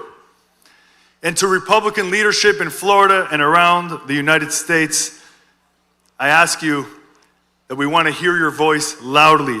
We want to hear a unified voice where we all say together, no, no, no. Not in our state, and definitely not in our political party.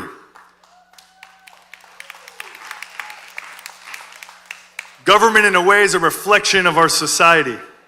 So let's be sure that we keep these kind of people out of our government. So get active. Don't sit on your hands. Don't just write op-eds. Don't just get out there and speak to your friends. Make sure you get involved in politics, in local government, in state government, in federal government, and make sure that when we see this explosion of anti-Semitism, we see a synagogue burning in Jackson, Mississippi, and I promise you 85% of you didn't even know about it.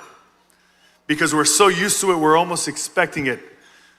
But this time, we're going to do something about it. We're going to fight for this amazing country with our teeth and our nails. We're going to fight for our country. We're going to fight for our party. We're going to fight for our place in the American dream. Thank you so much.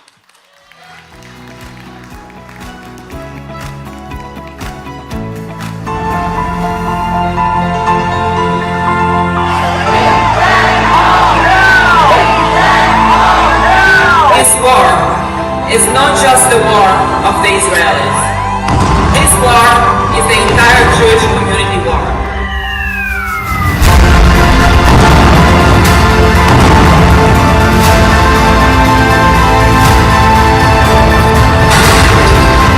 Israel is ours. We have a responsibility to protect and defend her. Inside the battery, there is an explosive device made in Israel. At Mossad? Yes, we create a pretend world. The world is our stage. It's an honor to have Mimi and Sarah with us, friends of mine for a long time, and we had a tremendous success together.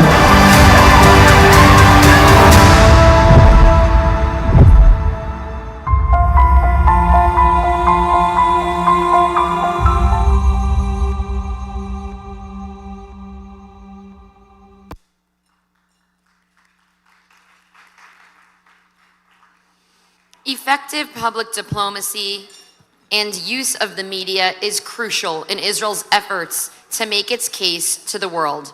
Please welcome the following individuals to the stage. Loai Al-Sharif, Abraham Accords advocate, opinion leader and historian Siggy Flicker, influencer and board member of the Holocaust Museum Leo Terrell, head of the U.S. Task Force to Combat Anti-Semitism, Natalie Hister-Ostad, philanthropist and community leadership, and Brooke Goldstein, excuse me, that was from the previous. Community leadership is Natalie Hister, and Brooke Goldstein, lawyer, filmmaker, on-air commentator, author, and activist.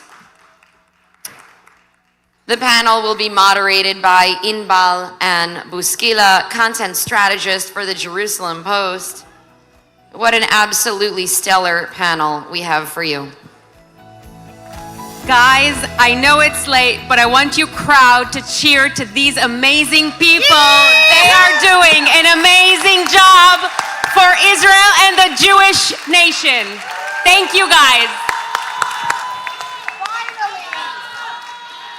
Yay, Tila! Tila! We love Tila! I love the energy on this panel. Welcome here, everyone. We have amazing people here, and I'm going to start with Leo Terrell. Jesse. Leo, you were a Democratic, very strong Democratic Party. What made you change your views and start supporting President Trump? Let me just be very clear. President Trump is the greatest president in my lifetime. Okay? That's very clear. And let me be also clear, because this fight against anti-Semitism is not a Jewish issue. It's an American issue. It is a fight to save Western civilization. And we have the right man in the office. I have been a civil rights attorney for 35 years, and I know my history.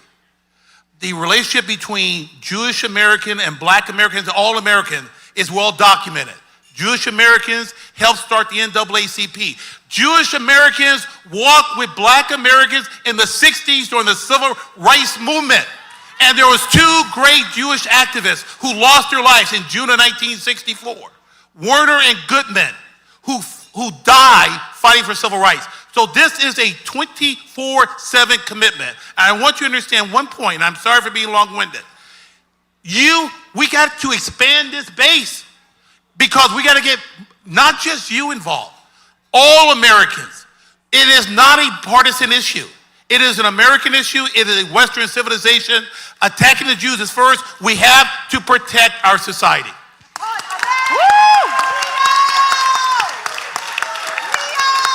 Tila.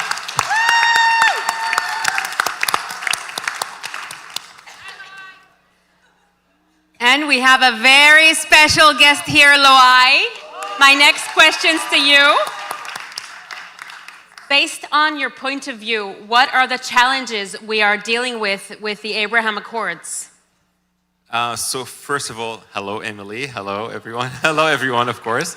I'm so honored to be here. I want to say that before we talk about the challenges, we have to recognize that the Abraham Accords are the greatest breakthrough in American foreign diplomacy, and we have to give credit to President Donald J. Trump for bringing that. Definitely.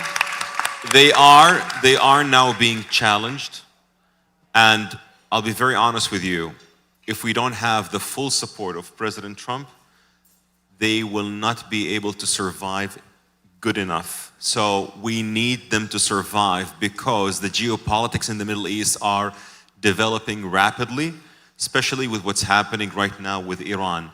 And I want to say one thing. All of you here, the Jewish people, or the people of Israel, you have a debt in your necks to the Persian people. Cyrus the Great freed your ancestors 2,500 years ago. And it's now time to pay the debt for Cyrus and return it and free the Iranians to make Iran great again. Wow. Well, it seems like it may happen in the next few hours. Inshallah. I'm so sure that God will guide President Trump to do what is right. I don't like wars, I don't like bloodshed, but there are at least 5,000 Iranians, protesters died, and this is unfair. The Iranian people are amazing people, a great nation. Cyrus did not only free the Jewish people, he freed them with a mission to rebuild the house of God. And he commanded me to build him a house in Jerusalem that is in Judea. These are the words of Cyrus. These are not the words of a Jewish leader. So I believe that Iran and Israel should be the greatest allies in the Middle East. And maybe, inshallah, President Trump will make the Cyrus Accords between Iran and Israel, inshallah. Inshallah. We have Siggy Flicker in the house tonight. Yeehaw! I've heard you often say, the West is next. What do you mean by that?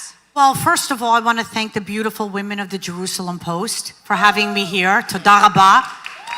And I'd like to shout out to the greatest president in the history of America, Donald John Trump.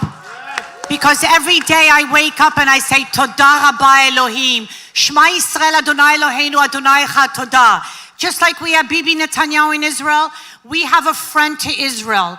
And God made, he uses all of us for different reasons.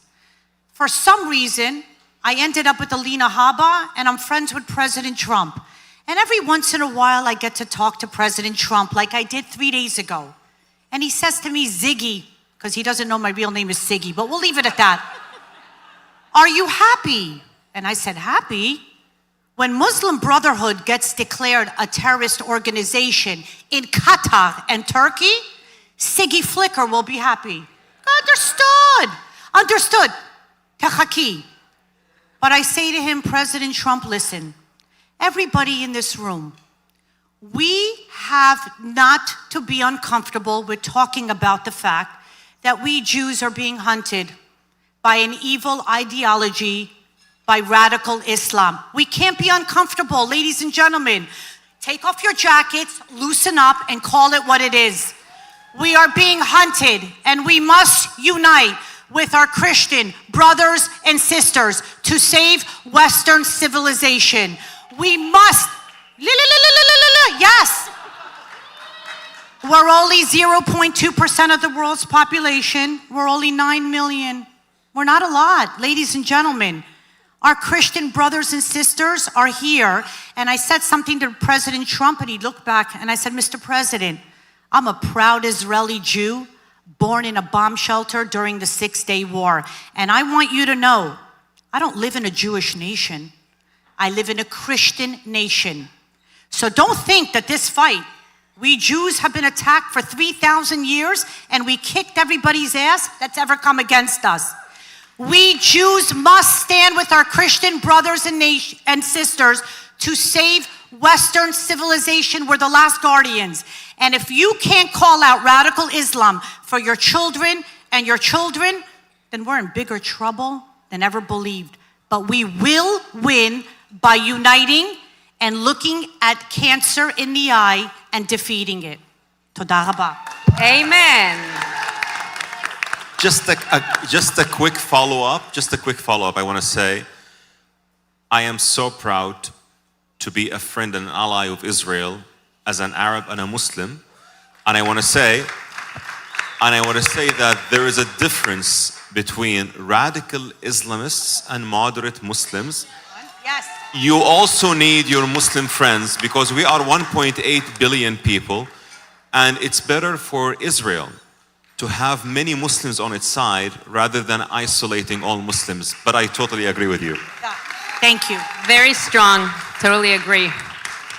Natalie, just before we came on this panel, we saw a very strong movie you created as a strong activist for Israel. What made you create this movie after October 7th? So after October 7th, we realized after all this event that we have to take an action immediately.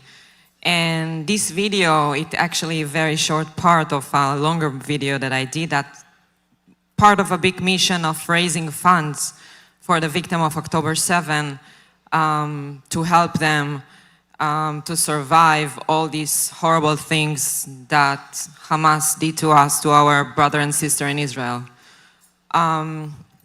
This video also, before I did it, I also had to spread the facts, the sad facts that been happened to us.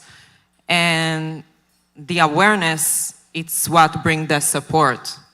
And in the video, you can see the fact connect with the humanity.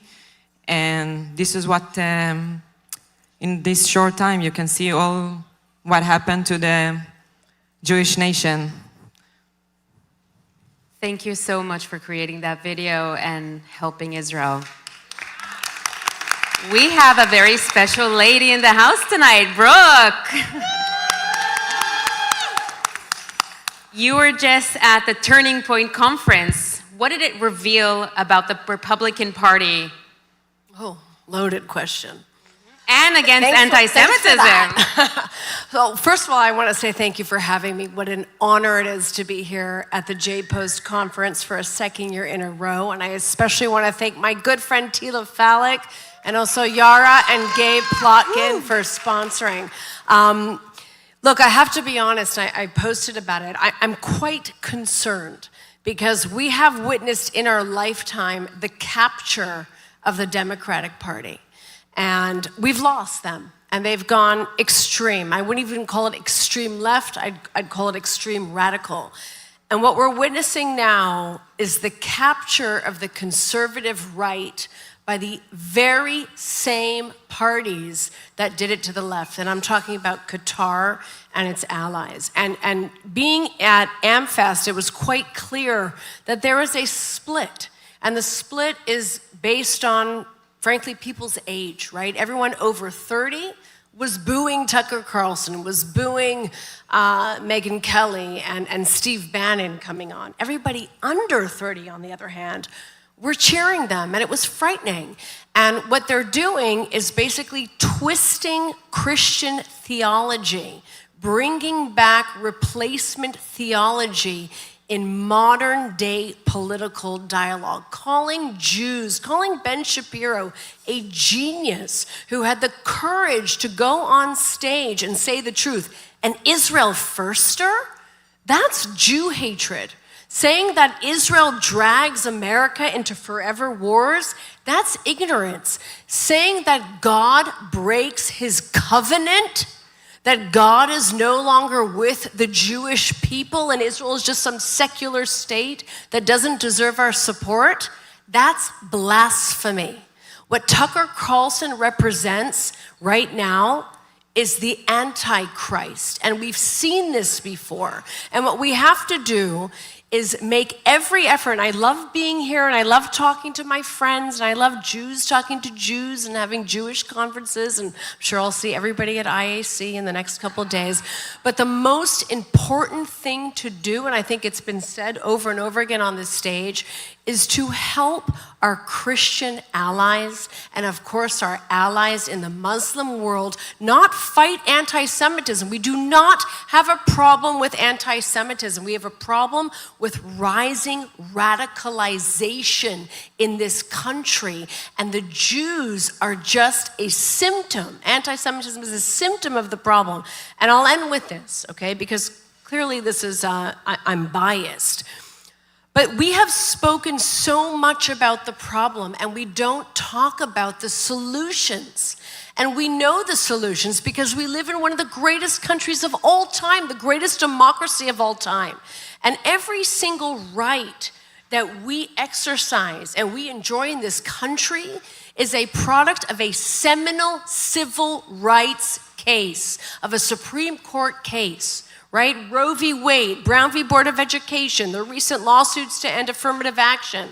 The way that we win and establish our civil rights in this country to equal protection under the law is through impact litigation that we cannot be afraid of, and grassroots mobilization. I will say one more thing. We just settled with Cooper Union University. Cooper Union was the school where we witnessed 11 Jewish students being locked in the library, trapped in a library, while pro-Hamas protesters, a mob, which Mamdani was basically leading those mobs at the time, he is a mobster, were trapped in the library as they threatened the Jews with violence, banged on the walls, and were carrying sticks and other weapons. We learned in the lawsuit that the administration, the president of the school, gave the police, the campus police, a stand-down order when they asked to remove the protesters. We sued the school, we settled with them, and I think one of the most important, monumental, groundbreaking settlement agreements of recent history, which requires ID for protests. It requires the school to approve protesters. It has an admission that the school failed the protesters, there's monetary compensation, there's no more masked protests, and last but not least, it recognizes that anti-Zionist discrimination is a violation of the school policy. So impact litigation, grassroots mobilization, and making sure we strengthen our allies in the Christian and Muslim world is how we are going to win this fight, and it is winnable. Brooke, thank you for this inspiring insight.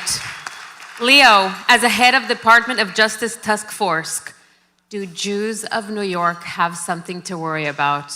Let me think about that. Yes! Yes, and shame on the 33% of the Jews in New York who voted for this monster. Shame on you. But let me say this very clearly, and I want to sum it up. Now, I agree with everything Brooke said, but here's the key. I think Gabe talked about the synagogue being burned in Mississippi. The president can do so much from the federal level, but the anti-Semitism, the Jew hatred is happening at the local schools with the local prosecutors who are not prosecuting hate crime, the mayor who's turning his back on hate crime. We saw what happened 4 years ago. We have to expand our election base. Those local school districts, those local cities, those prosecutors, we have to win that as well to make sure that hate crimes are addressed at the local level, just like what we're trying to do on the federal level. Thank you. Louis, tell me, how do we fight disinformation online? By presenting facts and the truth without bad-mouthing anyone. You don't need to attack people to present the truth. And my approach to defend Israel, for example, to my Arab audience and to my English-speaking audience is by history and historical facts, archaeological facts. I believe Israel's case is so just. You just need to prove to people, to tell them where the word Jew comes from. The word Jew, by the way, most of you, not most of you, all of the Jewish people were never called Jews before 586 BCE. They were called Hebrews or Israelites. Only after the Babylonian exile, when they went to Babylon, the Babylonians were inquiring, where are you guys from? They said, we are from Judea. We are the Jews. Before that, Prophet Yonah, when he was asked on the ship, where are you? What are you? Where are you from? He said, Ivri Anochi, I'm only a Hebrew. But the thing that they were called Jews proves that they are indigenous to the land that they were taken into captivity from. And why would a Muslim who claims to believe in and honor and revere the prophets of God, who they call the land Israel, be against anti-Israel? It just requires some brains to actually recognize the legitimacy of Israel and to defend it. So this is how I do it on social media. Facts, knowledge, and the truth. Historical, archaeological, and the case of Israel is so just. We are lucky to have you and all your knowledge.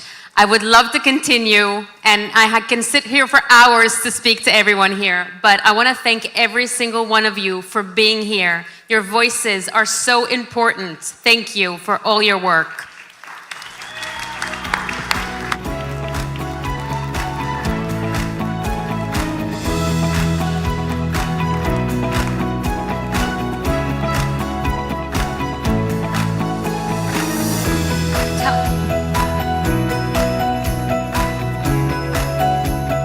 Mark, can you grab a photo?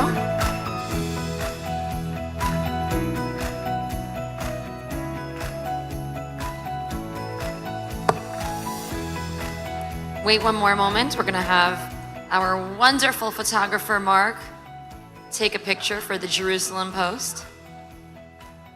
If there's no picture, it didn't happen.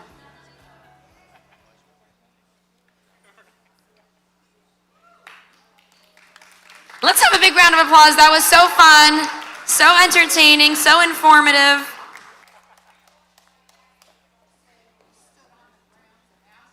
Natalie wants to say a few words. Natalie? I have something important to say.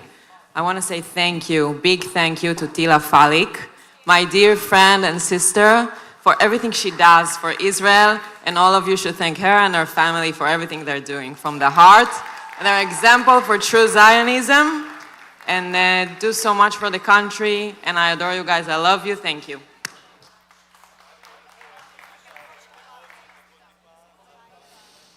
What do the young and up-and-coming leaders of the Jewish people and the state of Israel think about the future, hopes and ambitions for the Jewish people and the state of Israel? Please welcome the following to the stage for the Young Visionaries panel.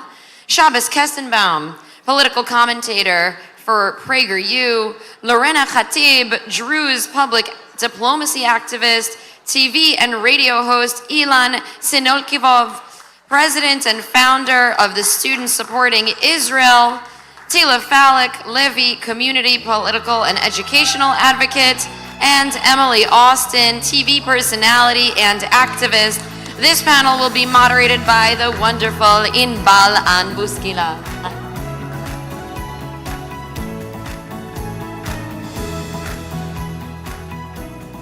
We are continuing the party in the house, everyone. Thank you so much for being here. My first question is going to go to Ilan. Okay, I'm ready. Are you ready? Yeah, let's go. Anti-Israel activism didn't appear overnight. What is the result of years organized work on campuses?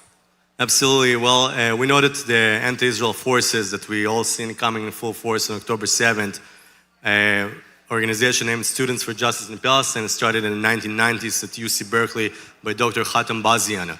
For about 20 years, almost 30 years, SJP was setting up grassroots pillars and building its activism on the college campuses, so when the whistle blows, they're ready. For many years, unfortunately, in the Jewish community, we were not taking those voices seriously. What we were hearing in Students Supporting Israel when we were just starting in 2012 was, don't worry about it, don't pay attention to this issue, it's a bunch of crazies running around the campuses, and then, surprise, we saw what happened. So the importance is that we have about 20 years catch up to do. Students for Justice in Palestine has about 300 chapters that are registered on college campuses and universities across North America. It didn't happen overnight. In Students Supporting Israel, we have about 120 registered student clubs on college campuses across North America. It took us 14 years to get to that point. Now we need to catch up to this number of 300, surpass it, and make sure that we set up the pillars on the college levels to win the war, not for today or tomorrow, but for 20, 30 years down the road when we are fighting for the future of this country. Mamdani, the president of SJP, won New York. Every president of SSI can win any other major city in America down the road. Thank you. Shabbos, let me ask you a question. You said we should stop fighting anti-Semitism and start fighting for Jewish identity. What did you mean by that? Yeah, well, first of all, it's super not fair to have us speak after Siggy Flicker and Leo Terrell and Brooke Goldstein, but I digress. Look, it is past my bedtime. It is definitely past your bedtime. So I'll say this very, very quickly. You will never be able to defeat racism because racism is a mentality and an ideology, right? You can't dictate your way out of how people think. What you can do is you can tell a bus driver in the 21st century that if you tell a black guy to go to the back of the bus, we will haul your ass to jail that night. Yet for whatever reason, when it comes to anti-Semitism, when someone commits an anti-Semitic act, we don't send them to jail. Instead, we get the ADL to say, let's bring them to a Holocaust museum, which A, gives them pretty bad ideas, and B, doesn't solve anything about the fundamental issue that they violated the law. So the way we solve anti-Semitism is pretty goddamn simple, and I'm really beside myself that we don't push for this with all the major Jewish organizations. When someone commits a crime, stop sending them on El Al flights. That will make them more anti-Semitic, I guarantee it. Send their ass to jail. It's not complicated.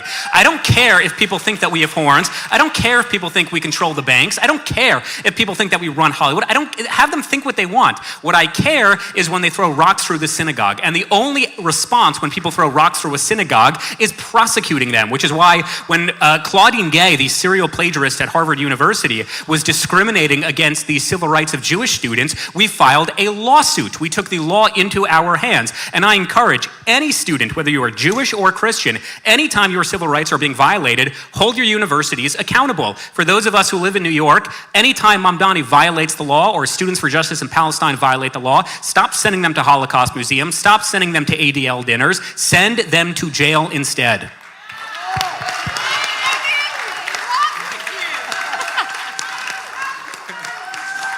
Imbal, before we move on, Thank you. Before we move on, I need the video of what Shabbos just said so I can replay it later in half speed and fully digest.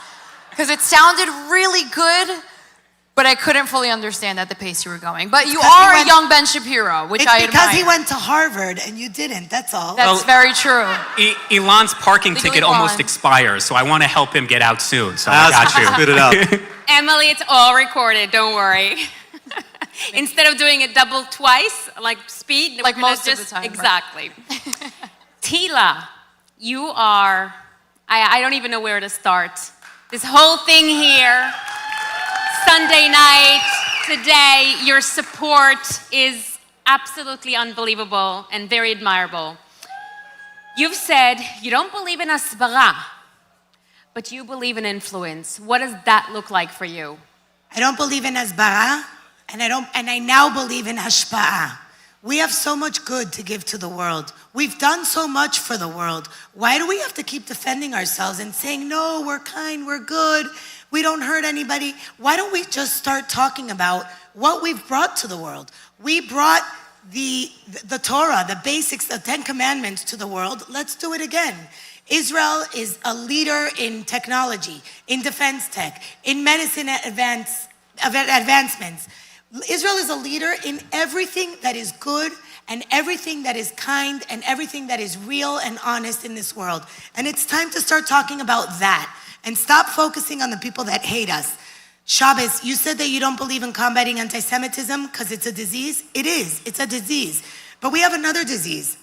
And the disease is within ourselves. And when you have Jews marching with Students for Justice of Palestine, we have failed. We're doing something wrong. So Jewish education is part of that hashpa'a, influencing our own kids to know who they are, where they come from, having a strong Jewish identity, understanding why Israel belongs to the Jews. Because I teach at a high school history of the state of Israel. And the first day that I walked into my class, I said, who was Ben Gurion? And one student raised his hand and said, the guy that built the airport. That means we have failed. And then on that same note, if you go and ask people many times of characters or biblical people that represent the Jewish faith and represent what the Judeo-Christian values represent in this country and all over the world, it's that same idea that people have no idea where they came from, therefore they have no idea where they're going. Thank you. We have Emily Austin in the house. Guys, stop. You don't have to be that excited, okay? Relax. This is the last year I can sit on this panel. It's only until 45. All of these kids are my daughter's age, so it's the first and last time you'll see me here. You'll see me on another one next year. So you mean I'm off as well? You're the moderator, but Emily is my daughter's age, although she is my best friend. Teila's my best friend. Emily, on a more sad topic, we are losing Gen Z. And as a young Jewish American Israeli, how do we win this war? What are we doing? Where are we going? Well, wouldn't we all like to know that answer? For starters, I actually read a really interesting piece. I think it was in the Free Press, if I'm not mistaken, where Olivia, I forgot her last name, but she's an incredible journalist. She wrote a piece interviewing parents, Jewish parents, who have children around my age. Shabbos, you're nodding your head. You know who I'm It's the Free Press, yeah. Correct. They wrote an incredible article interviewing Jewish parents on why their children somehow turned out anti-Zionist. And there was one common theme amongst all these parents. None of them sent their kids to Israel growing up. Now, to give context, by the way, I spoke to Teila's class, and I think it's really important that she teaches this class, because as someone who went to public school most of their life, but then went to one of the best high schools in New York for Jewish students, I still did not receive, first of all, hardly any biblical education, let alone Israel education. So when October 7th came around and I had a platform from sports media and Miss Universe and all of these incredible non-Jews following me, I didn't know where to start. Because growing up, the one thing my parents did amazingly was every summer they took me to Israel. But all I learned was schnitzel and matkot, so that didn't really help me with any hasbara, which we're not doing anymore. But what it did teach me was where I came from, which is most of the battle. A lot of parents don't see the importance in sending their kids to Israel anymore, or maybe they can't afford it, but that's why there's programs that exist. And essentially what I did after October 7th was have to educate myself, and it's like Israel for dummies. And there's incredible resources, but it's very overwhelming to do it at a time when there's so much pressure and hate coming from every direction, and now you need to sit and educate. And the whole time I was just thinking, why was I never taught this my whole life? I was almost resentful in a way, because I didn't know anything that I knew now regarding the history of Israel that now I very, very avidly know. I didn't know anything biblically. Like sometimes I still learn these facts here and there, and I'm embarrassed, Timbal. But it's better late than never. So I really believe, and listen, I'm 24, but I have ambitions to have many, many children. I know the first thing I'm going to do is like read them childhood books about the Bible. I don't know if they exist, but I'm sure the PJ library has a bunch. We can't make the same mistake that clearly Gen Z went through, and now Shabbos and I have to be like the few Gen Zers that are in fact Zionists, that are in fact secular Jews. Because there's one quote, and I'm pretty sure I shared it at this conference last year, that I resonate with, and not enough people are doing it, and I'm sure a lot of names will come to mind. Hasbara is not a job, and we have to stop treating it like such. And by the way, it's very profitable for a lot of people, which is the problem. We need to divide and conquer, and not just Jewish spaces, because everyone else is doing it. Why can't we do that? We actually dominate most spaces, but we're too busy apologizing for that instead of owning it. I'm going to continue in sports broadcasting. I will be in the Sports Broadcasting Hall of Fame one day. Shabbos, I think you're going to be a senator. I just told someone 5 minutes ago. I think everyone can have a bright future. What about us? You guys are already doing a good job. We're the youngsters here. I think we need to, as Jews, really, really go out, and like the Rebbe Lubavitch said, you don't leave your religion to go find your career, you bring your religion into your career. And if we can master that practice, the next generation will be saved. Thank you. Lorna, I have a question for you. She's a very special lady here tonight. As a Druze Israeli and a minority in Israel. Thank you very much. What led you be such a great advocate for the country of Israel? First of all, good evening, everyone. It's a great honor and privilege for me to be here and to share with you a little bit about my journey. I've been advocating for Israel in the last few years, and my journey has begun a few years ago when I have participated in a Holocaust exploring delegation to Germany. I was the only Druze among a group of 50 participants. And they were all Muslims and Jewish, and I was the only Druze there. And I have faced a lot of misleading conceptions there about my country, about my community, the Druze community. People knew nothing about the Druze community beside the Druze Pita and our service in the army. So I felt responsible. I went back home and I started to advocate for my community and for my country. I started to create content through social media, using my mother language, the Arabic language. And I saw that people in the Arab world were curious to know more about Israel, about my community. I started to receive a lot of messages from people from the Arab world that asking me, how can I speak fluent Arabic? So people didn't know even the simple things that I always took for granted, that 25% of the Israeli society are non-Jews. And I started to travel with pro-Israeli organizations to college campuses to speak and to share my reality, to spread the truth about my country and my community. But everything I did in the last few years did not prepare me for October 7th. On October 7th, and in the last 2 years, I work as an external content manager at the Israeli spokesperson department. So on October 7th at 6:45, I have received a call from my manager that told me that we are in an emergency situation. I didn't understand what we are dealing with until I went through social media and I saw the first video that I'm sure that every Israeli saw it, the white car in Sderot. And back then I understood that it is the time, that I have to do more, to advocate more, especially to Arab the world, to speak about the war that have forced upon us. And, unlike my Druze brothers that serve in the army, the only weapon I had, my voice and my story, so I decided to use it. I founded a program called Druzim B'Chazit Asbara, Druze in the advocacy arena, in order to bring more youth to join my mission.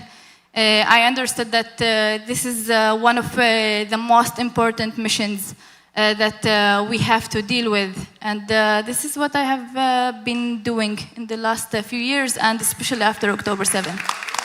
Everyone here and in Israel are thanking you for all your work. I have a question, Ilan. Looking back, what sparked the idea of building a global work on campuses for Israel? So I think the number one answer was that we were told, don't do it. When we were in Minnesota, you know, they call the Jews in Minnesota the frozen chosen. And when we were there and SJP was hosting the Israel Apartheid Week, we wanted to do something and respond. And everyone told us, don't do it. You don't need to do a demonstration. You don't need to do a protest. And we said, if you don't want to do it, that's fine. But we'll do something about it. So we grabbed Israeli flags. We walked outside of the student union. We stood there in the cold. It was September in Minnesota, almost snowing. And we started believing in something that is bigger than us, that is greater than us. We started believing in the fact that if we're going to be showing up physically on the ground, being visible, and not wait until something bad happens and publish a statement, more people will follow it because it's contagious. You know, success and growth, and when you believe in something, it's contagious. And we started growing first in Minnesota, later on in the Midwest, in the Chicago, Indiana, Nebraska, Iowa, all the flyover states that people in Florida don't usually visit. But slowly we became a national and later on an international student movement. And I think that the biggest takeaways that sparked us, it's the fact that we never tried to build this organization. We just got out, started working on it, and it worked out because we had our hearts at the right place. And if you have your hearts, you can learn everything later, but if you have it here, no one will ever stop us. And that's our story. I wish I had more time because I can ask you so many more questions, all of you, but we really have to wrap it. So thank you so much for being here tonight. Thank you. Mark, can you come grab a photo? Mark to the stage. Mark to the stage.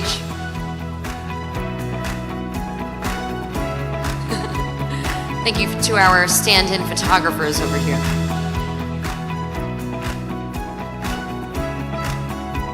Oh, we have Mark. Mark's coming.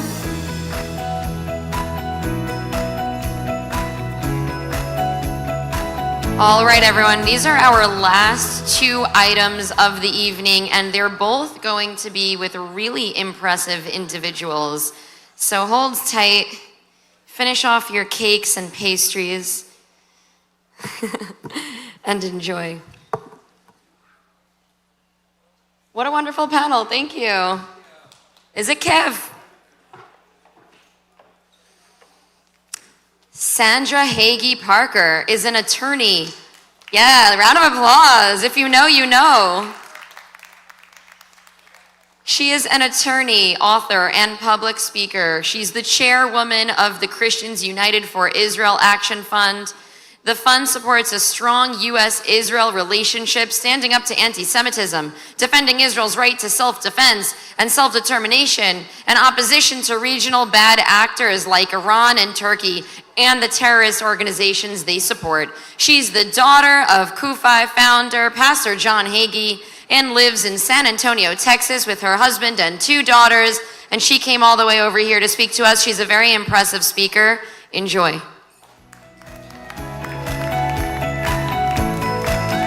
And she'll be interviewed by Tila Falak-Levy.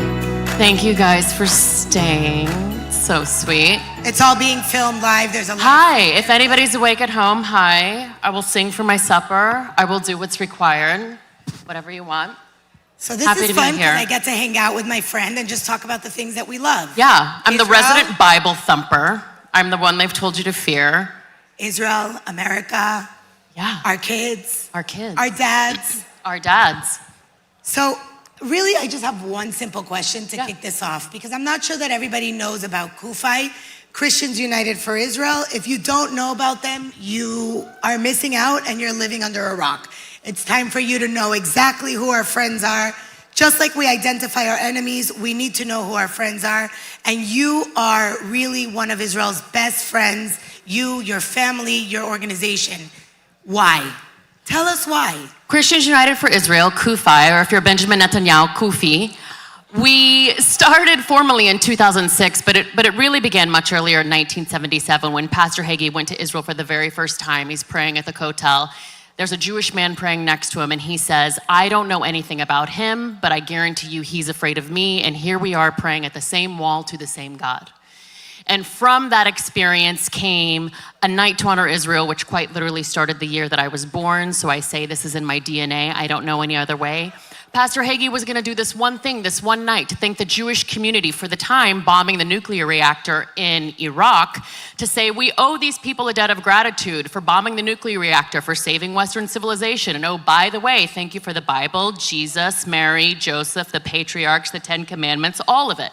Without Judaism, Christianity wouldn't exist. The opposite is not true. He was going to do it just one time. And when he announced in 1981 that he was going to do this, the windows got shot out of his car, he got vandalized, he got protested, and he was like, I am going to do this, and I'm quoting him until these redneck thugs get used to it.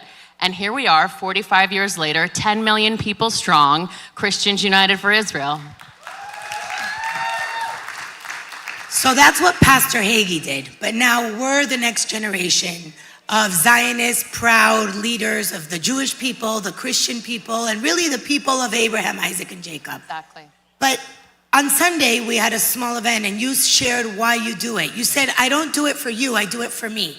What does that mean? Why do Christians defend Israel? And why are Christians so worried about Israel? And why does your whole life revolve around Israel? Well, one thing we aren't is worried about Israel. Let's talk about Tucker Carlson's favorite verse, Genesis 12:3, shall we?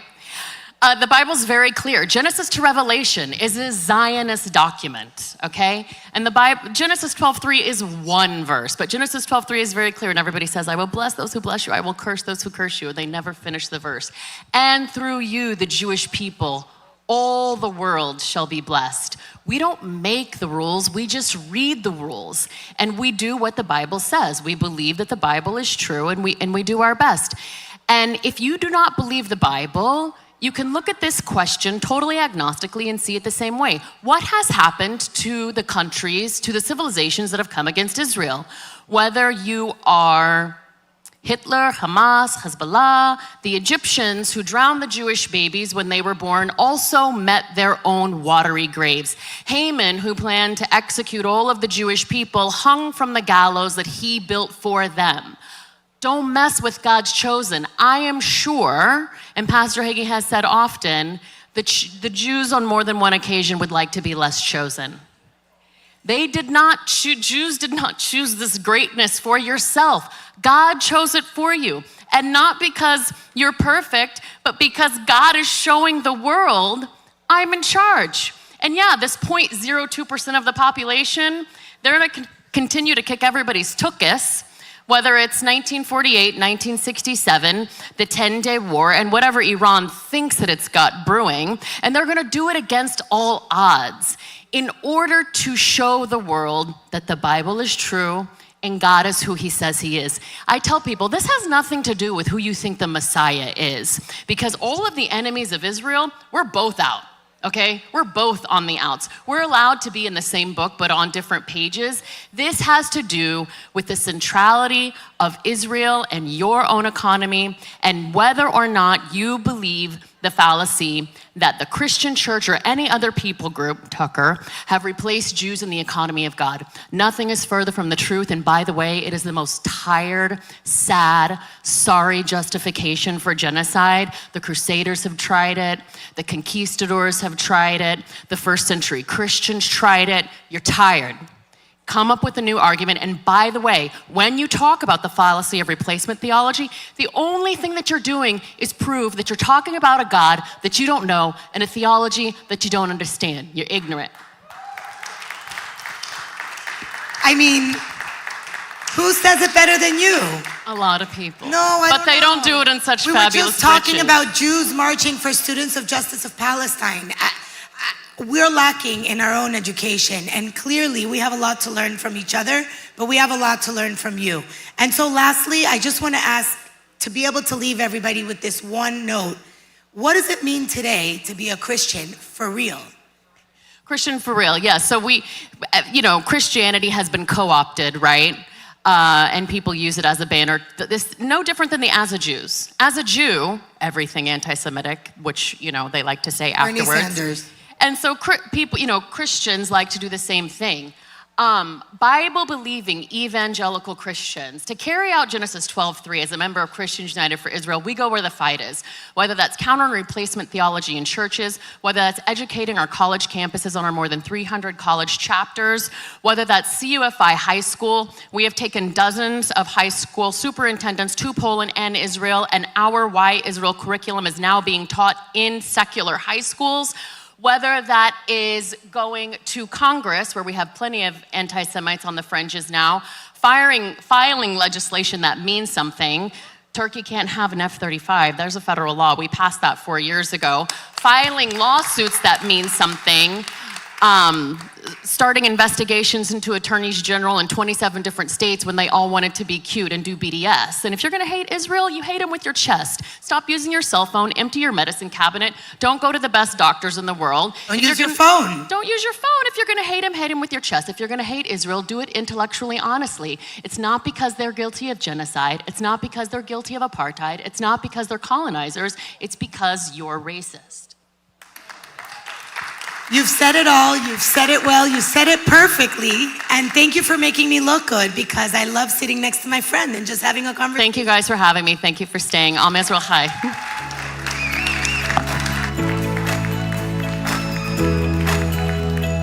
Wow. Sandy, Tila, that was absolutely fun and riveting. Thank you. Please welcome a very special guest and our last speaker for the evening, Rabbi Zalman Duchman, Executive Director of Kolel Chabad, the oldest continuously operating tzedakah organization in Israel. Tzedakah is where you take money for charity, which was founded in 1788. Kolel Chabad's flagship initiative, the National Food Security Project, is Israel's largest and most coordinated effort to combat hunger. Thank you so much. All right, ladies and gentlemen, I'm last. That means if you still have at least 10% on your battery, that's how we track time these days. The first thing is I'd like to thank the spiritual leader of the shul, Rabbi Lipsker, with the great honor to bookend this amazing conference. We opened up the conference where Rabbi Lipsker addressed today's yahrzeit, the founder of Chabad, the founder of Kol Chabad, Reb Shneur Zalman of Liadi, and I have the great honor to close the conference that way. So obviously, this is the call to action.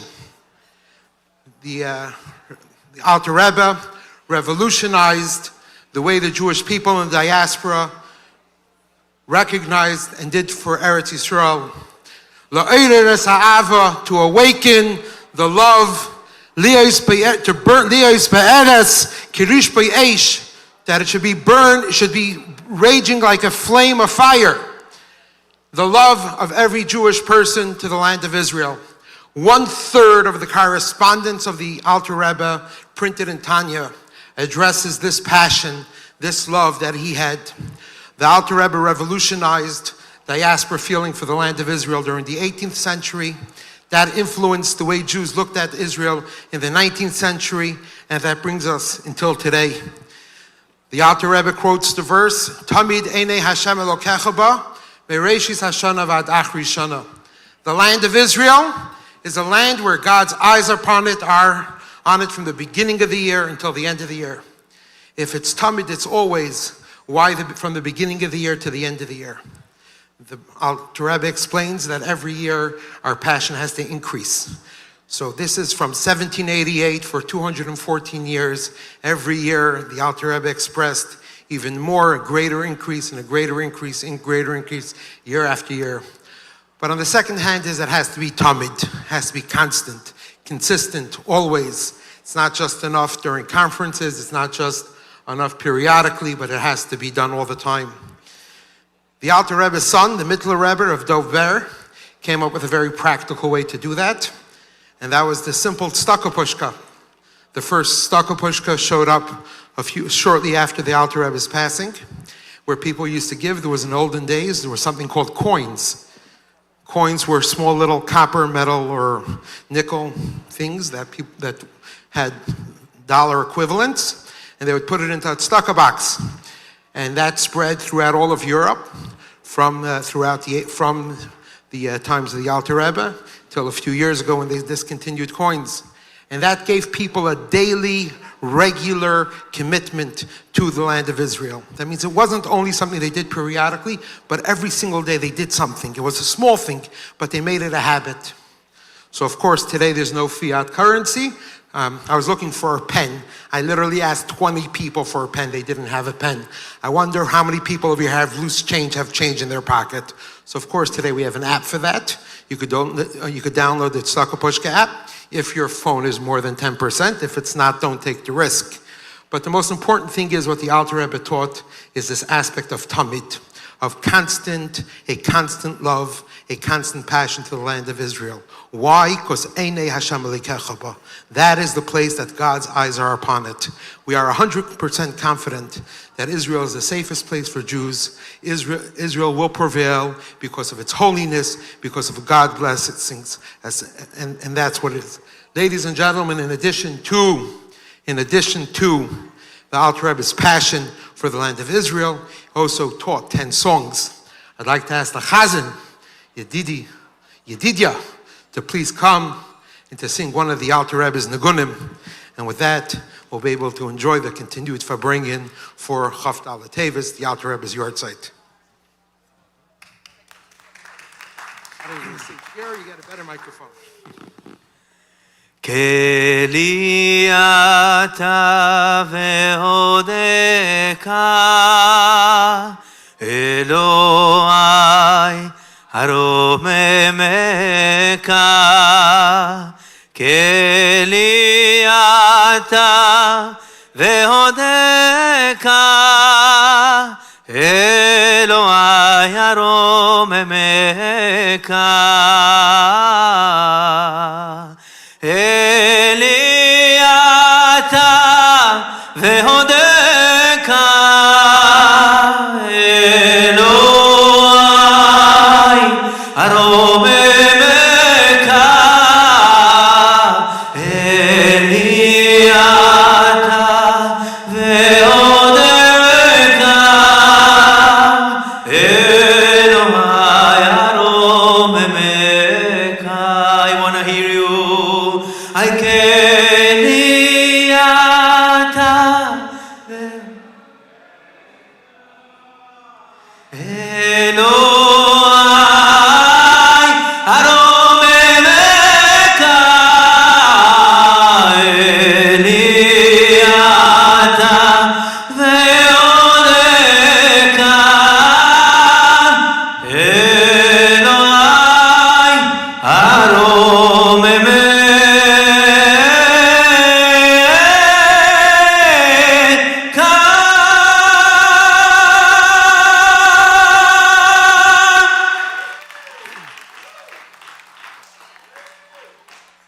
Okay, I want to sing also Mishe Berach for the soldiers. Please, everyone rise. Thank you. Mishe Berach Avotenu Avraham Yitzchak veYaakov uYevarech את חיילי צבא הגנה לישראל העומדים על משמר ארצנו וערי אלוהינו מגבול הלבנון ועד מדבר מצרים ומן הים הגדול עד לבוא הערבה ביבשה ובאוויר ובים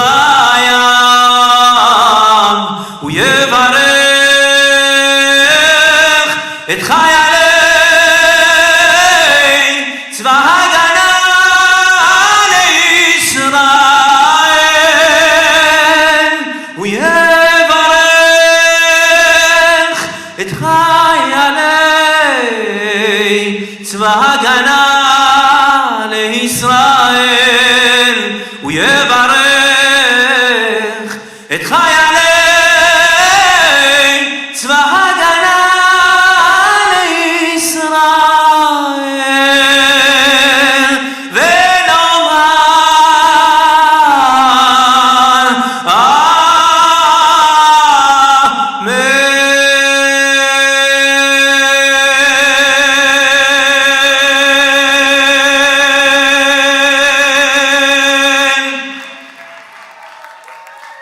Thank you.